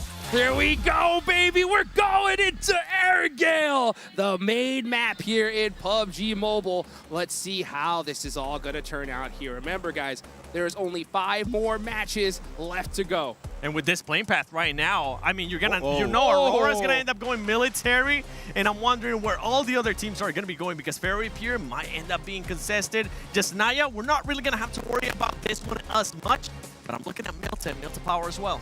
I mean, Yasnai Poliana is out of reach for some of these teams, right? Flash, Horror, are they going to try and go for a secondary option? This is the perfect playing path to have a secondary drop location up your sleeve, just in case this kind of situation comes your way. Of course, you have a very southern playing path. That means Aurora. They drop Military Island. Yes. That is their main location on all the battlegrounds on Erangel. That is their bread and butter. If they get a circle off the back of that too, man, oh man, that could be a big Aurora win. It depends where they end up getting the circle as well, because you can see GOAT is going to end up going towards Novo too, and we know GOAT can be aggressive with what we just saw them do, especially in Rondo. You don't want to end up getting too long or taking too long there looting in military base. We have seen this in the past from Aurora when they were APG, so they got to be aware of that. I mean, don't think about, also you've got to think about it. For GOAT, Moxie will get the hovercraft here from Novo. Well, let's get it going, guys. Going into Erangel. Let's go ahead and take it on over to our casters, John Allen and Blake. Thank you so much, Hot Jukes. We are ready for our first Erangel, but I wasn't ready for that blank. The circle just gives us the fright of a lifetime. I mean, this playing path into this circle is absolutely devastating to so many squads here. It's a really, really rough start to the day here on Erangel for our teams. A super southern playing path into a heavily eastern shift on this one, with still chance to head down towards Sosnovka here. It's not out of the realms of possibility. For Alpha 7, like the guys on the desk were talking about, it's very important to have those alternate drop spots, and Alpha 7, they have quite a few. They've got Zaki, they've got Georgopol, they've got Lipovka, and here that really supports them, where they're able to instantly head over towards Lipovka. This is a very good spot to start from. They can move down towards the crates on the roadside. This is a very easy peasy game here for Alpha 7. Well, to start off, right? Yes. Because it is going to get tough. There are a lot of teams going to be shunting into the southeast side of the mainland here. Pivotal points include places just north of Milta, around that Lumberyard Hill. Controlling the rotations along that stretch of land will be so important to make sure that you're keeping all of your players alive in that location. That's teams like S2G, like Al Ula, like Alpha 7 on the north side of all of that up and towards prison, as well as potentially looking at control over a bridge when you get closer down towards Milta that could be important in the future. I mean, for GOAT, Aurora, you're absolutely right. Having control over towards that eastern bridge, super important here. It's a really, really big factor for how this game's going to progress, because you know a lot of teams are going to go for that southern rotate. It's a rotate that makes sense a lot of times. If you can squeeze in on this western side early, it works out quite well. And Alula's already tried to go for something like this. They've headed on towards the Dead Woods, just towards that northwest side of Mini Milta. Not a lot of loot down here, though. I mean, they can play up towards Lumberyard. That's a potential. But they're not going to be getting a huge amount of crazy loot on board early in this game, but they have position. So that's the trade-off. They may be able to find one or two goodies in the process, but it is going to be tough for them. Over in South George, one of our furthest dropping teams, and out late on the plane, remember, it went from east over to west. E-Arena probably were one of the tougher rotations coming into this one, but they might wait for that second circle, wait to it for it to give a little bit more clear intention moving into this one, and see if they can find that one going. Leon obviously topping those damage numbers there, breaking that 1,000 barrier for Pandem, and they will sit pretty atop the pack right now. A lot of points on offer this match, not quite as many as over on Rondo. Rondo's always a fire starter, though, really, and the fire is just getting started as we're going to get ourselves into a bit of a bonfire towards the end of the day, looking towards our top 6 who will remain around that bonfire. Maybe cooking some marshmallows, you know, quite happy that they'll be moving straight through towards that grand finals, whilst the other teams will be heading through to survival stage, which is brutal. Like we say, a 4-team finish there at the top there is really quite rough for our squads. But we get a first elimination of the match, and it is over towards GOAT. We don't have any recall beacons this time around, so GOAT will be playing on as 3. Yeah, they try and move into S2G turf. That's not going to go well for them. Although S2G have moved over towards a little bit more of a bridge command position here, Blank, which is interesting. They've decided to sequester themselves on the the south side of Milta to maybe get that overlook over towards the bridge approach to sideswipe onto that angle. GOAT trying to control it as well.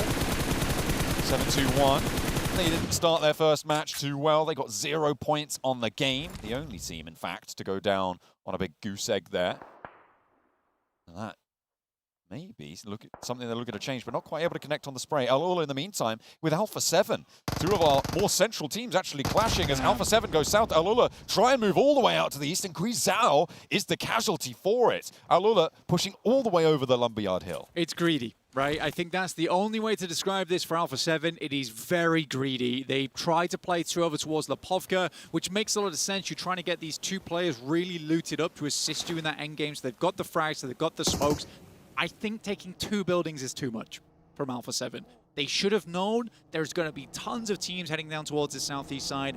Everyone wants to try and commit a position around the Dead Woods, give yourself a nice rotation later on. But for Alpha 7, I think that knock and flush was totally unnecessary. They certainly could have taken an opportunity to get a little bit more on board. The rest of Alpha 7 are moving south, and maybe they've got revenge on their mind, or maybe they're just trying to play on the east side of the circle, because a lot of the teams are going to be approaching from that west, and that's really what prompted Al Ula to actually go over that hill in the first place, right? The knowledge that everybody's going to be pushing in there. Yep.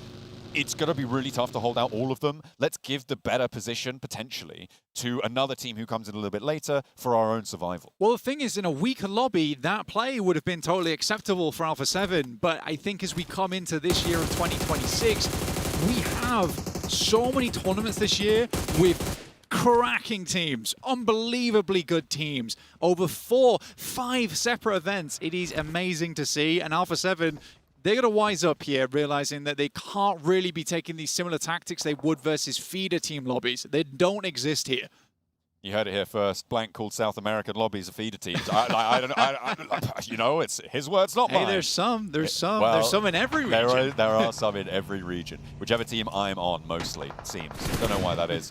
Draw your own conclusions. Alpha 7 looking to try keep it together, but Revo is now the second casualty of their approach towards the south. Team Flash move in unabated, potentially with Aura breathing down their necks, but it's not going to stop them from taking these shots out. They're going to take these buildings from them. Alpha 7 have no choice in this game. They've just haven't met the speed of the lobby yet. Ooh. And again, the players on side for Alpha 7 are very good, but it hasn't been the gun skill that's been letting them down. It's the macro here, 100%. Lozy struggling here, needs to reload, doesn't have a lot of ammo, has to step in with the DBS. Will quiet it down a little bit, but Obscure was giving it a good go there. 2 players from the Team Flash are going to go. In. And yeah, Horror, they were up at the top of the hill. They were expecting this one to be a clean sweep, so they weren't stuck in earlier. But now, a big opening is presented. A res happening on the backline for Team Flash. A big nade to hold it. The forward position. Zeus is a stalwart defender, but it's just all too much. Horror able to crash down the door. The reses have now come on through, and 2 players from Team Flash looking to try and roll back on in. The off angle, Sleepy, not really going to have an impact now as Top Z is into the fight. Sleepy regroups, knows that they need to keep it together as they lose one of their own. Forwards he goes, the nade, the knock, it's good. But sadly, Horror will... Actually, they're able to get themselves back up to all 4-man. That's actually an incredible play from them. I'm actually very surprised. 3-man, sorry, apologies. Up to 3 players here, which is very, very good. I mean, losing 1 player isn't great, but the amount of third parties here, they've dwindled. All right, most of them have come through at this point. Aura was the last of them. Flash had to hit the Flash step there, but didn't quite happen. Weren't able to immediately get themselves back into position versus Obscure. Obscure actually has a huge impact on that fight because he was able to get knocks when it should have been an easy cleanup. Let's take a look at this circle, Blank. It's gone over to the mainland, so we're cutting out that military island finish. It's a little bit kinder than the first circle shift. A lot of teams have already put themselves in position here, though, which means that not a lot of shuffling is going to happen at this stage. We're sort of already in that stage 2, in towards that stage 3 idea, moving forwards into this one. So surprisingly, not quite as dramatic a shift. The Boars looking to play on a very central position, looking pretty good with it, and all of the teams from that military island have crossed. Balls around Milton, right? But they're on the north side. They're not quite fully fixed in it just yet. Goat's in a little bit of a better position, but we still don't know where the circle's ending up. There's still a lot of water in here. There's still the bridge involved. It's difficult to know. If this heads down towards Milter Power, Mini Milter, becomes a little bit more difficult for these teams to rotate through. Alula, I think they're going to go for a gamble here. I don't think they're going to leave. You just want to secure this position. You've heard the amount of fighting around you. You know this should be a safe space to play. They've got a lot of latitude over there. And again, it's that pressure from the west that they read into. They sent over that hill early. They are doubling down on that, like you said, taking that gamble. We'll see if it's going to pay off, though. There are plenty of other teams who want the top of this hill, who want this area around Milter. All's in command of it. The Vicious, they had a very central position in that previous rondo as well, playing on the edge of what would be the death sentence for everyone who wasn't Pandemonium. On that location, they had a good position. Aurora, we've got the pressure level up as well for you, a new little indication of how much pressure they're going to be feeling potentially in whatever location a team ends up being. It's looking around the 30% there, I think it was, 30 to 40% for Aurora, and they are fairly late on this rotate. They went west bridge to come into the west side of this circle. We're not quite deep sea pressure just yet for their mild amount of pressure, right? We're just pressing down the forearm right now. It's not a big problem for them. Should be able to get themselves in here. Going through from that western side. Again, that shift back over towards the mainland really helped out a lot of teams. I think so many squads are worried that this was going to end up over towards Milter Power. They tried to secure a location over there early, but we did cut out like a lot of teams earlier on. Alpha 7 just down to 1 player now. 1 team completely out in the flash earlier on, which is very sad for that team as they weren't able to put up a massive amount of points. Next circle does head direct Milter though.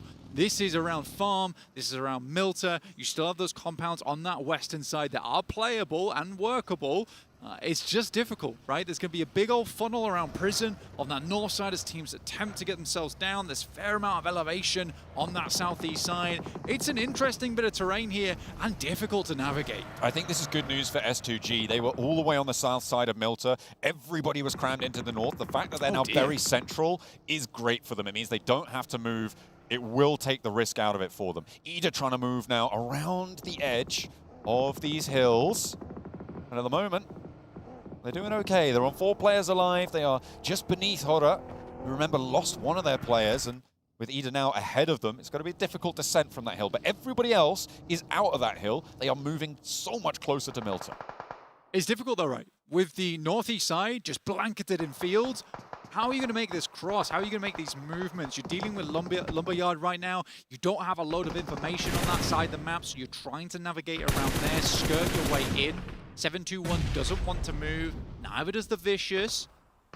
Pandem's on that north side, and Fourth Drives are coming in. You wonder how much information Pandem has on Fourth Drives as they make their way down from that northern edge, because these shots here coming through from S2G, trying to ruin the day of Alula, who did make this bit of a mad run across those fields early on, and that was when the circle shifted. That was probably the only time they were going to make that cross happen. Absolutely. They managed to thread the needle there and get on in there.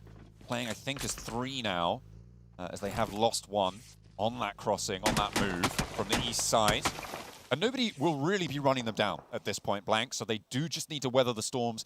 And the big thing there is that teams aren't going to want to commit all of their nades at this point, right? So they can hold out for quite a while under very little threat of actually getting crashed. So the timing on it has paid off very, very well. It's one of those things where, up until the end of the game, if you're playing in that fielded area, unless it centers up on that field, teams aren't going to want to put that much effort into dislodging you. This is not a great position to play right now.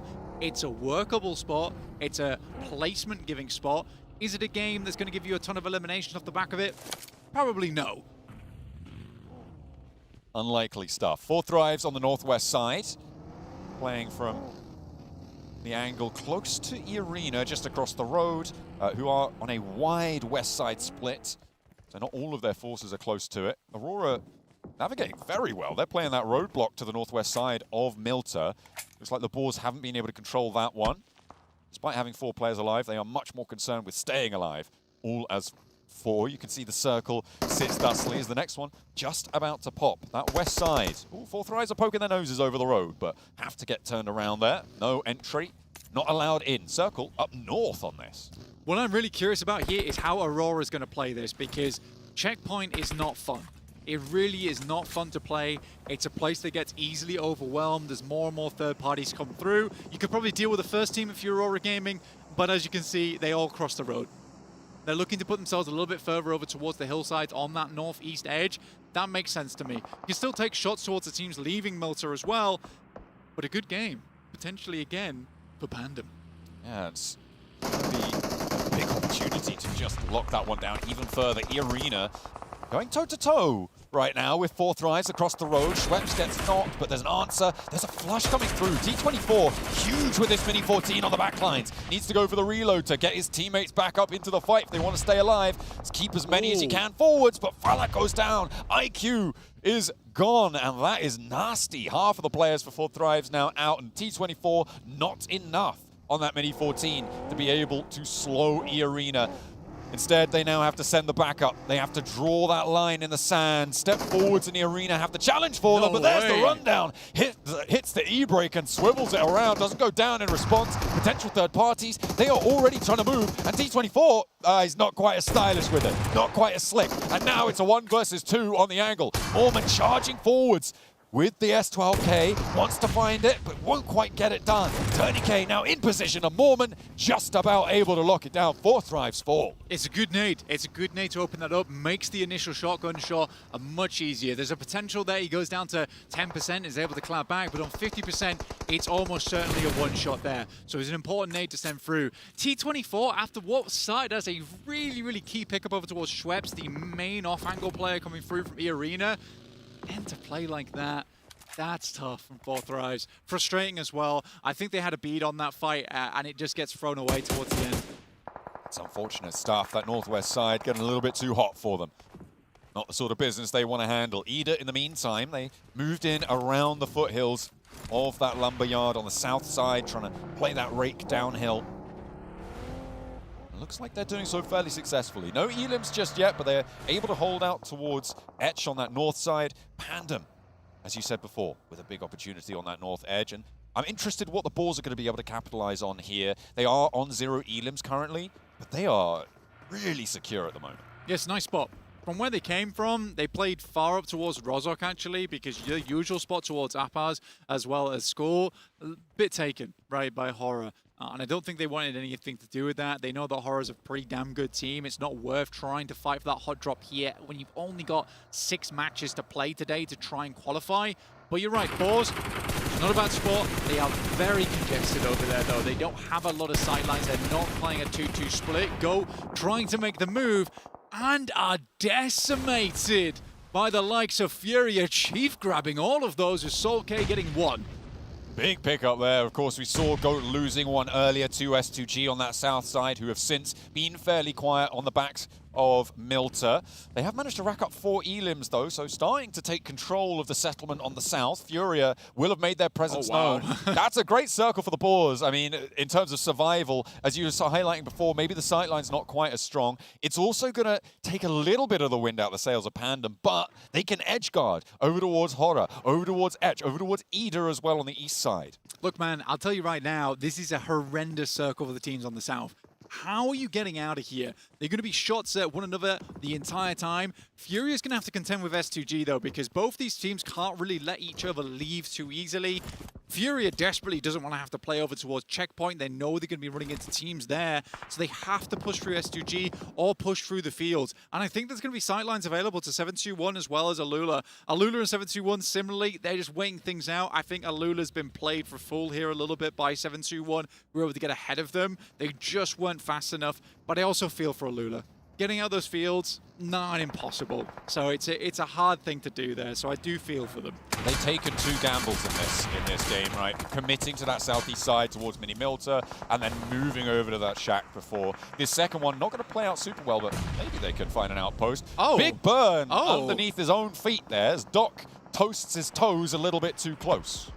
Well, Tony K is going to come in over towards Mormons, and Mormons basically prepping himself for a massive fight there, only to find the Doc goes down on the upstairs, and Tony K is happy to pick up the points for the S12K. Easy peasy for him. Not sure what that was all about. Now Aura has to send their way in with Ree first, but it's Swain looking over towards the guys here on Edge who tried to step up towards position, but Ida is happy to hold on. Now these guys got themselves on some nice little bits of loot here and there. Might have been dropped out the back of a vehicle potentially, maybe. Oh, could be. Either way, Ida gonna be happy to hold with the PP Byzant in the hands. He's spraying it down. Swain doing a lot of business with it. Etch struggling to get out of this spot on the top of the hill. I mean, it's been the position that Ida's been holding out for a while now, Black, so it's good to see them get some points out of it. With 2 elims now on the cards, they may have just let one through the nets. We'll see if they're going to be able to close that one down. Alula, I was going to say this before, right? They sent an outpost far east, and they actually have wrapped around over towards the roads to the east of those fields, and have managed to slide on in whilst Ida were taking the fight. I take it all back a little. You guys are somehow threading the needle every single time. This is the sewing squad of the lobby. They can't quite sew themselves back together here versus Ida, though. That is where they will finish. I'll give them that, though. They are able to find some miraculous runs in towards the circle. Don't know how that happens. 721, they can see them here. They're inside a shack, practically all of them playing around this position. This is a death trap. It's looking pretty inescapable for them right now, I think it's safe to say, on the north side of those Milter fields in their shack, with the downhill advantage for Ida as well. The only reason that Alula were able to get into that position was because Ida were taking the fight uphill, right? Trying to fight against against Etch. There is no way that they make that move if there are those sightlines available. And as soon as Ida did turn their attention down that way, they were immediately wiped out. So there we go. New circle though, hard north. Igor looks to sniff over towards the northwest side here. Snow has got his hands on a Lynx AMR. That just dropped as well. He's just picked that up and instantly gets himself a quick knock off the back of it. That's a bargain. Coming on through, what a trade-off. Able to immediately pop those shots. Nades in over towards Horror. Pandemonium on the north, sorry, just Pandem on the north side. They were pretty loud in that first match. Oh no, they've caught you off guard. They really have there. As 4 players alive, they did manage to get the res. Hora very, very low. Looking to get those heals going. Oh, great shot. 2 first aids getting popped, and there's a backline insurgency coming through from Vagnazada on the Boars, who are able to take a long shot angle. There's one of those sightlines that they can have. That's a beautiful team shot coming through, because it was both Robs and Vagnazada getting those shots over towards them, but you know it's team shots with how quickly Vagnazada was able to pick up the elimination afterwards. And that's a big pick off. That seems like a team that's on fire right now, and for Boars to find one of them, cripple that team a little bit, drop them down to 3, really increases their chance of success. Ida now moving in from that eastern side. We've got Furia on our screens, looking to clear out S2G. They had a little peek over towards that northwest side. Igor, he didn't like the look of it. So this time, they're just going to try to push through S2G, hopefully get further over towards that north side. There's Aurora in the way. 3 players alive on the hillside, but they're sending towards it anyway. They don't really have much choice, though, Blank. Into the zone they go. They managed to hop out unscathed, and S2G now playing as 2. They've left 1 player for Furia to face off against it and lost. Can't quite find the face. Well, he's lost the rest of Furia, that's to be sure. Igor left as a bit of a sacrificial lamb here versus the guys on S2G, but he's doing his best to put them in the graves before he gets in it. Gets 1, will find the first. Now looks for the jump shot. It's disgusting. Igor's not having to pick himself back together. He is going to be dismantling the likes of S2G. The Milta mashup going well for Furia. They look for the scout, leave him behind, but he is thriving in the chaos there. 7-2-1, going to be able to pin a few through Ida as well in the meantime, and that might give the route out from the north side a little bit more latitude. That's going to help teams on that south edge, specifically Furia and 7-2-1. Although the backline there not looking super healthy. Irina finding 1 player there coming through from Aurora Gaming. Hasn't gone down yet, so they might be able to get top back up again. That was a shot from Irina on that northern side. Oh my days, Boars get yet another loot crate just over towards their west. These guys are getting kitted for the late game. Oh yeah, they are going to have it all delivered to them really on this one. This is Boar's game to lose, I think, in this position, at this stage. With Furia on the south having to deal with Aurora, I don't think anyone's getting out of this unscathed, but I may be wrong if Furia can bare their fangs over towards the team on the west side, but the uphill battle against Irina may be the ones to topple the western edge. Yeah, playing Watchtower right now, they have a huge amount of sight lines. And the thing was, is Doc was protecting that position for this exact reason. It has sight lines down towards the south side. Doc had to hold on a little bit longer for that assist, but it's Hora coming in, removing Pandem from their rocket. It's so swift, you can hardly believe it. A west side shift on this one. They've sent all the way out to the east. They need to get back fast now, Blank. As Ida charging in from that eastern side as well. The Boars need to hold their nerve against Furia because with the diminished power over Aurora, all of a sudden, Furia have more opportunity to move up the hill. But there is a knock that's going to slow Aurora down. The Boars at the moment, mainly they need to start taking some more shots towards these teams, but they just can't quite get the sight lines on them just yet. You can see it's all uphill towards them.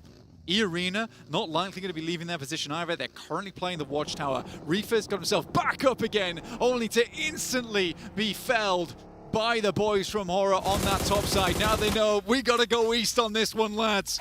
Got to send it, got to get out of there. Try and play on the edge now. Aurora playing as 2. Really no hope of getting Reefus back up unless he can make a mad crawl across. Or wants to try and challenge from this north side. They spot Reefus, get that flush coming on in. 8 elims apiece for Ida and Ora. They have really been getting stuck in, but so are Furia on 7. And on the south side, with 4 players alive, they may have a better opportunity here. But again, it's the Boars who have been so quiet. With 1 elim only so far, and Ida looking to try and snatch 1 or 2 more away from them. Nades over the top from Aurora, not quite landing, but there's more coming on in, and the Boars finally open the cannons. And this is what they've got to do. They understand that from their position, they have a huge amount of control over the map, and they only have 1 elimination right now, but I think that's fair from when they're playing. I don't think it's near enough what they need at the moment. They have to get this chicken dinner to have a chance to get up towards this top 6 at the moment. I think that's the only way, or get involved in some more of these fights, because at the moment, Ida is just cleaning house. 9 elims on this match. They are, but they are only playing as two, and the blue zone breathing down Darkin's neck is going to force him forwards. Rob steps up, and Chief goes down for it. Furia now cut down to 2. That's going to give Swain a little bit more opportunity to move forwards, and a big nade over the top sees Chief down, and the Boars don't get the point for it. They get the knock, but that's another on the tally, and it is Furia now with a raucous volley sent their way, not quite able to close it down, however. Furia have flagged, and the Boars have been delivered this match. Aurora Gaming just going for the crash here, and his Boars looking to hold them out, but Robs goes down immediately.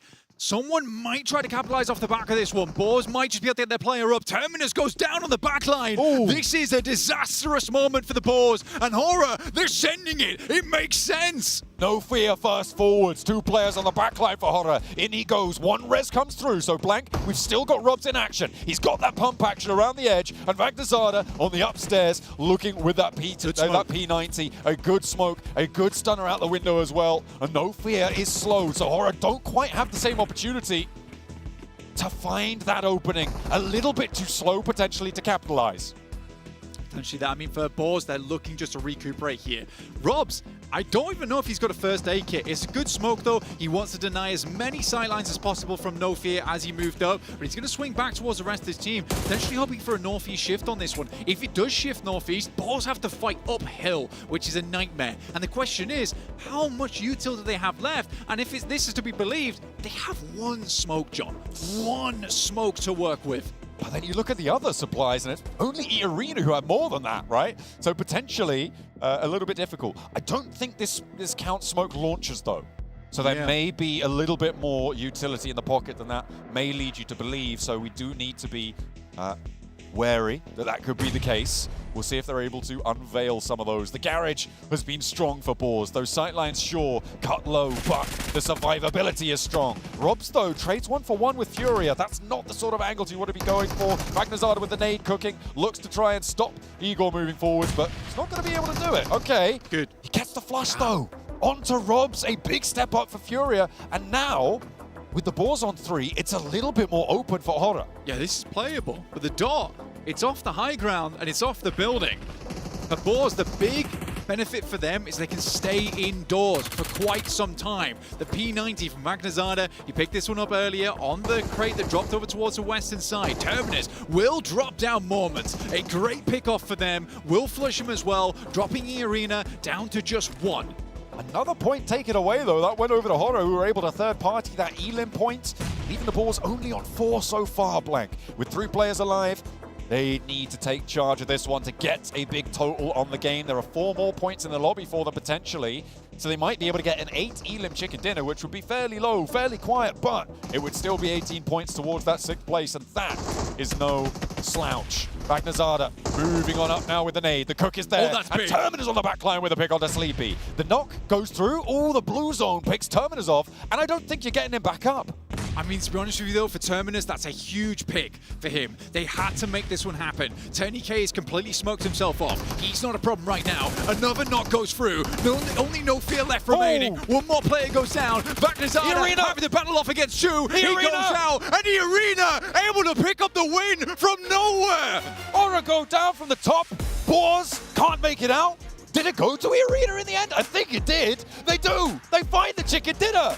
What a mad turn of events from that northwest side. Earlier on, Blank, I was looking at the chicken dinner predictions. It was like Boars 18%, and then it was like E-Arena 18.8, and I was like, no way, E-Arena, way too far, way too close to the edge. There's no way, but they make the way happen. They find it. The thing is, for E-Arena, they have the dot, right? He's playing further towards the dot. He has hard cover to work with. He has the smokes. I think what was unexpected was the fight that Boars put up there. Terminus gave his life for an opening over towards Horror, which I think was a really big play because Terminus, let's be honest, during Western Europe, it felt like Terminus was the player lagging behind. For him to step up like that there at the end, incredible stuff for the Boars, but they don't get a lot of points off this game.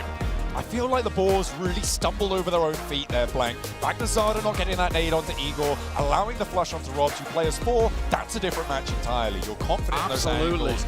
It is so unfortunate that they won't be able to find that, but Aura, a great game from them playing up on that northeast side, getting deep into that match. E-Arena, obviously, with that chicken dinner, a beautiful close down.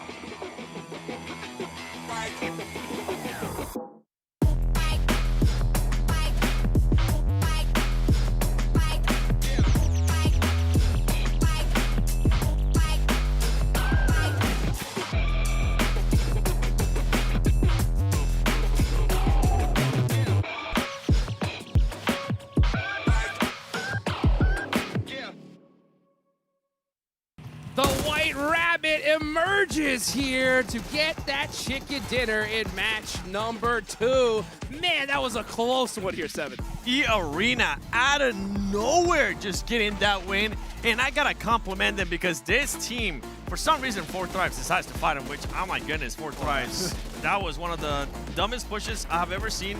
You were pretty much going to end up gatekeeping them, but E-Arena was able to come clutch on that, and then they just ended up playing this out perfectly, Max. They were staying to the western side, just biding their time, waiting for all the other teams to get involved in those skirmishes. Then the numbers are just not there anymore because Boars are so hell-focused right onto Hora, and he gets to backstab play, and as a solo, Tony K is able to snatch away that chicken dinner from the jaws of the French team and also the Nepali team. And the splits that they were able to do, especially after that fight with 4Thrives, they were just making sure they got ground and they were able to be aware. They were just scouting for all the players that were there towards the northeast, and it ended up working out perfect now with you know what, I might hold off on what I want to say for Hora because it was a great game for this team, and I felt like they could have definitely gotten the win. I mean, we could talk about it here, actually. You know what, I think this is actually a good opportunity as we have the replays happening for them because they have such a good high ground position. The entirety of that time, they bully, Pandem, out of position, eliminate the entire squad.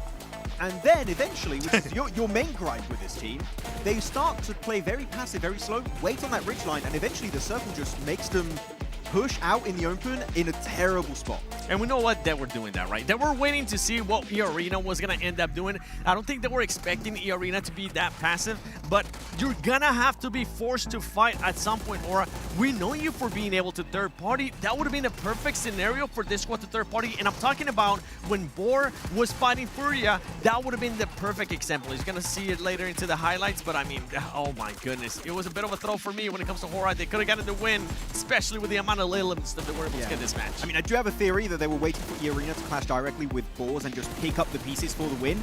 But playing passive will only take you so far, and eventually Boars see the mistake and they just push it up to the mountaintop, and then in nade range, Hora just completely fall apart. How do you allow them to push up on you? How are you not just being able to get angles right there? Hot jukes! I mean, they could have held that left side and they could have taken him out immediately. But man, just I'm telling you, one little mistake and we'll see a team take advantage, man. E-Arena clutching it up that win right there. I want a new drama. I want Tony K versus Tony K on Instagram. Who's the better one? Honestly, I'm surprised this squad doesn't end up having even more eliminations or even more damage with everything that they were able to do, because whenever they did end up finding a fight, it seemed like they were able to just execute it perfectly and do it fast too. I mean, especially punishing mistakes, which we have to talk about that 4Thrives push of earlier, right? Sending it for no reason whatsoever, and E-Arena just, what the hell are you doing? That's a terrible push. That's a free, 3 eliminations they got off the back of that. And honestly, for 4Thrives fans and for 4Thrives, if you for some reason end up hearing this, and first of all, congratulations, Tony K. That was an MVP performance. You were able to get that win with those 4 elims. But going back to what I was saying with that bad push from 4Thrives, even after they saw Falak go down, just sacrifice the player. Be willing to sacrifice a player. You don't have to push outside of the circle. You're going to end up gatekeeping them. And imagine if 4Thrives would have actually stayed in that position. They would have been in the same position that E-Arena was in, meaning that they could have gotten a win. But no. You know what? I'm feeling an evil mood here on the desk. I want to talk about another team.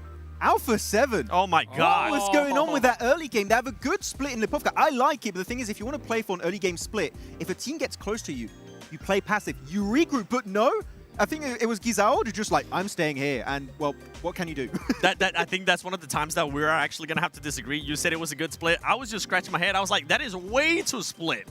Way too split. And it's Gizao, once again, you said it. He was able to just stay in that compound. He didn't even give himself an option to just back off. And that is the second time today in this 2 matches out of 6 that we're playing that Gizao has made a mistake for this squad. Look, we might disagree on the small details, but at the end, we both agree it was not a good play. And you know what? Horrible play. Hey, but you know what? We all can agree on what was a good play, right? And that is Igor, right? We thought we saw him in Milta. We thought he was the sacrificial lamb. He said, not today, baby, with that 1v2 on the S2G. And that was another play that we actually thought it was a bad play, but boy, did they shut us up, Max.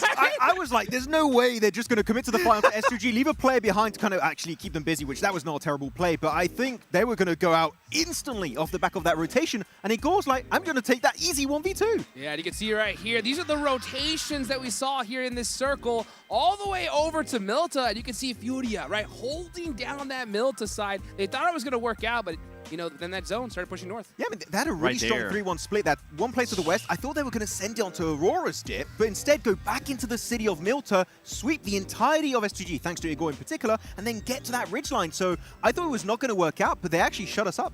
They definitely did, and I thought that they were going to be able to maybe get away with it a little bit more when they went up against Boars. But for them to be able to do that and actually clutch up a top 3 finish for this match, that's great. For them to get 13 points in E-Arena, they're 17, but Hora, oh man, what it could have been there with those Illims. I feel so much for Oro because it was right there, and we haven't seen a chicken dinner in so long for a Nepal team here. Now, I'm looking at number 6 right now. I'm looking at Aurora Gaming because this squad, at one point, Max, they had a perfect setup, but for some reason, Doc, which usually ends up doing the docketing, what are we going to call this now? Because the man ended up Molotoving himself. The dog Molotov. We got to work on it a little bit. Yeah. But no, he goes barely outside. The smoke sometimes acts a little bit, interestingly, around these staircases. He goes a bit too far outside of the wizard tower, and the entire setup falls apart. If he doesn't get knocked, we saw for, I think, 5-10 seconds there, Hot Jukes. Actually, they got some good suppressing fire from that dip down southwest, but the moment he goes out and gets knocked, the entire game plan just does not happen as intended. Great setup, but, unfortunately, poor execution right there. You can see the overall rankings. Team Pandem is still on top. I do want to talk about Team Pandem here because as far as that crazy aggression that we saw in Rondo, at least from my perspective, they kind of slowed things down a little bit, Seven. What do you think about that? Slow it down way too much for my liking, if I'm being honest. They had a good amount of control, and honestly, we were looking at it, Max and I, we're saying they might end up getting the win here with what we saw there out of what they were able to do in Rondo. I wanted to see a little bit more proactiveness, but I know you don't necessarily agree with that, Max. I mean, I think this was kind of the complete opposite of their previous Rondo game, of the way they played it, where they knew their main weakness was the team placed behind them. In Rondo, it was Alalula. Here, it was going to be the side of Hora, and they just let them get way too close, and the peaks are just not there, and the nades in particular were just allowing Hora to get the full reset and then push up on their location, and they get bullied out of position entirely. I think there was a lot of potential in this game for them, but unfortunately, they were just not able to follow through on a wrangle. Well, I'll tell you one thing, right? Remember, we got 4 more matches left to go. Bottom 2 teams, you can see are highlighted there. If you're in the bottom 2 at the end of the day, you are out of here, guys, right? So, I mean, these bottom teams really need to start stepping things up, and we can even see a major squad like 4 Thrives with only a few points on the board here, Max. Yeah, it's going to be a little bit tough for them. They need to step up right now. Seven, as you're chuckling, what are you laughing at? I'm just surprised that they were not willing to sacrifice Falak. Like, I know that is a star player. I know that is one of your best performing players. But you have to be willing to sacrifice a player when it's going to end up hurting your whole performance for a match. And then you have Aurora seeing Doc get knocked like, yeah, we're used to it. Yeah. Don't rest that guy. But no, overall, though, I do want to go back to a point we mentioned before this Erangel game. Okay. The loot truck, we saw P90 at the end. Yes. We saw also a Lynx AMR being used by SnowX on board. Man, we're going to see these finishes with airdrop weapons so much more often in regional play, and especially here in these global LAN events. Well, you know what? I'll tell you one thing. We're going into the next Erangel match. This first one had a really southern playing path, right? So I wonder, once we get a kind of a more northern plane, how that's just going to play out here, Seven. I want to see how some of these teams are going to be rotating, actually, because we saw the rotation earlier from E-Arena, how they were able to go from George Grades all the way to Milta and find a way somehow in after 4 Thrives. I'm just going to stop because I'm going to piss myself off. But then I want to see those quick rotations. I want to see teams being aggressive. I want to see them being able to, if not, find a spot in the middle of the circle like Goat was able to do. You're going to end up getting blessed, and you're going to end up be able to secure some points. 4 matches left. I mean, just like Boars too, right? Sure, they're given a golden circle with Squad House on the mountaintop. Yes. And they do just use the Lynx AMR and especially all of the weapons in their arsenal to kind of get every single shot on the teams around them and get actually a decent amount of eliminations this game. Sure, they don't get the chicken dinner, but they did use that central position to its full potential to exude control on that lobby. Yeah, we're reaching the midpoint here, guys, right? Once we get this match done, half the day is already over. We need to see those bottom teams really, really clutch it up. Here in this next match, what do you want to see more from one team in particular? I mean, already a good playing path would be nice. Yeah, we'll take it. That we'll take it. And no weird early split from Alpha 7. If you're not going to play passive, that is my main little issue that I had for them last game. A big issue. It was a big issue. I didn't mind the early split from Alpha 7, if I'm being completely honest. We're used to seeing them go to Lipovka, all the players there. I didn't mind those other 2 players going to prison. but then it was just a long split down to Milta. You were exposing yourself. You have zero intel in regards to all those teams that are towards the north and that are going to be coming down and possibly crashing on you or moving up and end up losing to yourself. And we saw that actually happen with Alula. So for that squad, I'm just going to call it out. Gisao, you need to do better. That's 2 mistakes in 2 matches out of 6 matches. You need to do better. Yeah, and I think that's totally fair, right, to be able to shout that out right now. Because, I mean, if this was, you know, a week-long tournament, you know, we could be like, give them a little bit of a break. But this is it, right? I mean, you got to clutch it up here and now. You don't want to end up in that survival stage. One question I got to ask here, Max, right? Panda, you know, did see him slow things down a little bit. I wonder, do you think they are doing that on purpose because they had so many points in Rondo? Actually, we were having a little bit of a discussion there with Seven about this game. Yep. I think Pandem are playing it smart where they got so many points on Rondo, and they don't need many more, technically, to secure this spot in top 6, right? With what, around 45 points? I think playing it slow to try and get a few placements and elims here and there would be their ticket in the finals, personally. If you could see me right now, my eye. He's twitching. My eye's just twitching. It's like, what? No. I mean, with this performance, it's fair to say, like, they honestly need to have, like, 10 more points. And they're going to be able to, even more. They can have 15 points, and they're going to be able to qualify towards the grand finals. But I want to see them being able to execute a little bit more. I don't want them to just give up on the whole day already and just go super passive. I want to continue to see if those opportunities, like they present themselves like in that last match, show me what you were able to do in Rondo. And I said that right after Rondo. Show me that you can do it again. And they had a perfect opportunity right there, and it didn't execute it the way I wanted them to. I think they kind of need to meet the middle here, where they need to play passive in the early stages, but when they have an opportunity to get some points, then you try and get involved in that conversation, because that, as you said, around 10 points would be their way to make it straight into the finals. Well, here we go. We're getting ready for that next match of Arrogale. Are we going to get a decent playing path? Come on, let's see it here. And it does? Oh it's my meh. gosh. It's very meh. It's a Western. Western Coast down to is going to go next to Novo, I believe, actually. So, actually, not good. not good, but not as bad. We're not going to see Flash versus Horror and Yasnaya. I waited. It's not going to happen, Max, unless the last Arrogale. I mean, I guess it's still, this is a much better playing path in my liking. Still not good in my opinion. What do you want? Well, okay, in your perfect playing path, as we're starting to see some of the players there drop, where would you want the playing path to go? Your perfect playing path. Oh, I want it from Zaki all over to Milta Power. Milta actually itself, yeah. Good old diagonal right down the middle here. Well, you know what? Alpha 7 are not going to mind this drop at all, right? They're going to hit that North George off the rip. They're going to be looted up pretty quick here, 7. Yeah, Gisao, stay with your team, please. With your squad. He's not giving it up. He's really angry. Brother. And then for 4 Thrives as well, I mean, that's another team that we mentioned up earlier. The reason why I'm bringing up these squads as well is because these are squads that not only have the pressure of their country, of their fans, to end up being in the grand finals, but if for some reason they don't make it to the grand finals, straight from just group stages, it's going to be a disappointment. Yeah, top 4 is going to be incredibly rough. If you go into survival stage. Though, just final point on Alpha 7, then we're done. I promise they are back to their usual drop location of northern... Oh, well, okay, well, that's bad. Yeah, that's bad indeed, but you know what's good? Our casters. Let's take it on over to John Allen and Blake. What is that? I don't want to play a normal Arrogale blank. I'm going to set the circles all... Oh, sorry, guys. Oh, okay, hi. Oh, sorry, was I live there? I don't know. Okay, well, either way, we got a military circle on the second game of Erangel, match number 3. Our teams are going to get no chance to play a sensible game here. Yeah, a normal match would be great. It's not happening. But for Aura Gaming, this is a real chance to Aura farm down towards the south side of the map. They do have Sosnovka, they've got military base all to themselves here, but not for long, you can't imagine, as teams will start to make their way down. With the amount of circle that pushes out over towards the water, this is an almost guaranteed Sosnovka ending for us here. 4 Thrives do play themselves on a 2-2 split across from Ferry Pier down towards the south side, but it's looking like they're going for a group up fairly early into this match. What a time for Alpha 7 to go North George as well. Yeah. It's unfortunate, but they are going to have to move at the back of the queue. The Boars playing...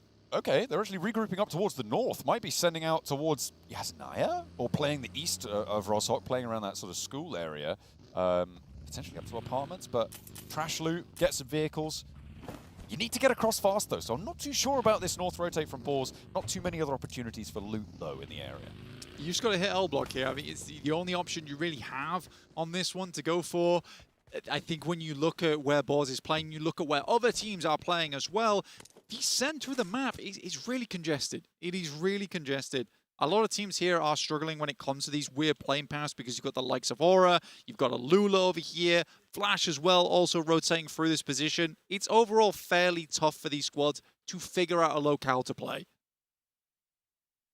It's a rough time here. I mean, yeah, the playing path just compounding the issue of this military circle. And no one having a good time. We've already got 5 teams on the military island. 6 teams now, actually, on the military island as 7-2-1 step foot in from the western side, making a aquatic rotation from Primorsk. We've got 7-2-1. We've got 4 Thrives. We've got Etch. We've got Aurora, as well as S2G and Goat. Already making their way on through. So S2G in nice and early, playing that observatory end of military base. We'll see if they can get a little bit more done this match. There are 9 points. They're within striking distance, but they have not impressed so far in these games. Oh, for 7-2-1, finding yourself a hovercraft earlier on is a big old boom for yourself. Etch moving in over towards 4 Thrives position. Their other split is also being harassed by 7-2-1. This is an unideal spot right now for 4 Thrives, but can they deal with this? We know that 4 Thrives is a very strong team, and Edge seems to want to have none of it. There's a bit of a fight popping off between S2G and Goat, although Moxie immediately curtailed. S2G have got that high ground position. They're not going to let that one go. That's a good start for them. They're going to keep Goat over in Novo, and they are going to be able to chill there. For the time being, no one really making early moves from our northern set of teams, Blank. Actually, quite a few teams staying out a little bit later than maybe you would have expected. And in fact, the balls go up towards Severny. They go even further north. Yes, they do. For Balls, I think they're just trying to find a spot that's playable. And I think when you realize that you're going to be one of the last towards the play zone, I think what you do here is you get as many smokes on board as possible, as many frags as possible. It's the only real thing to be done in this situation. And I think for Boards, it's just going to be a late entry. It's going to be a very late entry. It's likely not going to be an amazing game. But I do think this is the option when it comes down to it. Quick replay here from S2G. Kamikaze has been on quite a few different Turkish teams. Never quite as the main man on the squad, sometimes as a sub, but now making his real play in here on the side of S2G proper. Unfortunately, they're not the top placed Turkish team right now. That glory goes to Ida with their 2 fairly solid late runs into the first 2 matches, Blank. They have managed to rack up a hefty points tally so far, 23 right now, winning that tiebreaker against Aura with their placement points so far. And then wanting to move in on that west bridge now as well, with Ida currently guarding on the north side. They're going to start to scout out closer to the south. 7-2-1 not going to be established enough in the area to stop a bridge crossing. They're playing the compounds just a little bit further inland, as Voinchakri try to move over from Primorsk past Ferry Pier, which does have a player from Pandem. Not likely that they're going to want to get embroiled just yet with the rest of Pandem on the north of Quarry. And for Voinchakri, it should be very obvious the Pandem's in this location. They are coming a little bit late here. Primorsk has access to quite a few boats here, but as everyone knows, boats are great, but they do deny the use of vehicles later on, right? You land and you have nothing to work with, which is why the hovercraft is so important here. It was very important for Furia. I assume they were taking a boat from Sharkfin down towards the north side of Sosnovka, but they had a hovercraft, so it's a really big boom for them. They're instantly sending it over towards Aurora, the team that starts here on Sosnovka. Doc starts things off over towards Chief, which is a really big pickup versus Furia. IL are desperately trying to find something on the outside. We've got Igor as well on a long angle, as there's the nade from Ziol. They're just pinning him down. And yeah, that's Ayala out. Igor, I think, does get spotted in the meantime as well. He's getting deeper into this one. It's only silence on this angle, and Falak has a challenge opportunity here as 4 Thrives try to third party on the east side. T24 rocking up into the fight as well, and Aurora going to try and close down the final player. But 4 Thrives are here to potentially get caught up in this one. Falak could be in danger here and actually senses it. Steps back, IQ going to try and lay down some covering fire, but T24 is on the chopping block. I mean, Reaper's finding T24 is incredible. 4 Thrives, they have a pincer here. they're just running through them. Aurora Gaming really not stopping short here. There's no trolling going on from this squad right now. Teams and players and fans can be very happy that actually Aurora Gaming is taking it to the top side right now. Maybe teams a little bit more unhappy, potentially, just because having a really switched on Aurora Gaming in your matches isn't fun. But for fans, this is lovely. I don't want to call it too soon, though, guys. All right, please don't hate on me. All right, I'm not jinxing it. Aurora Gaming could do well, okay?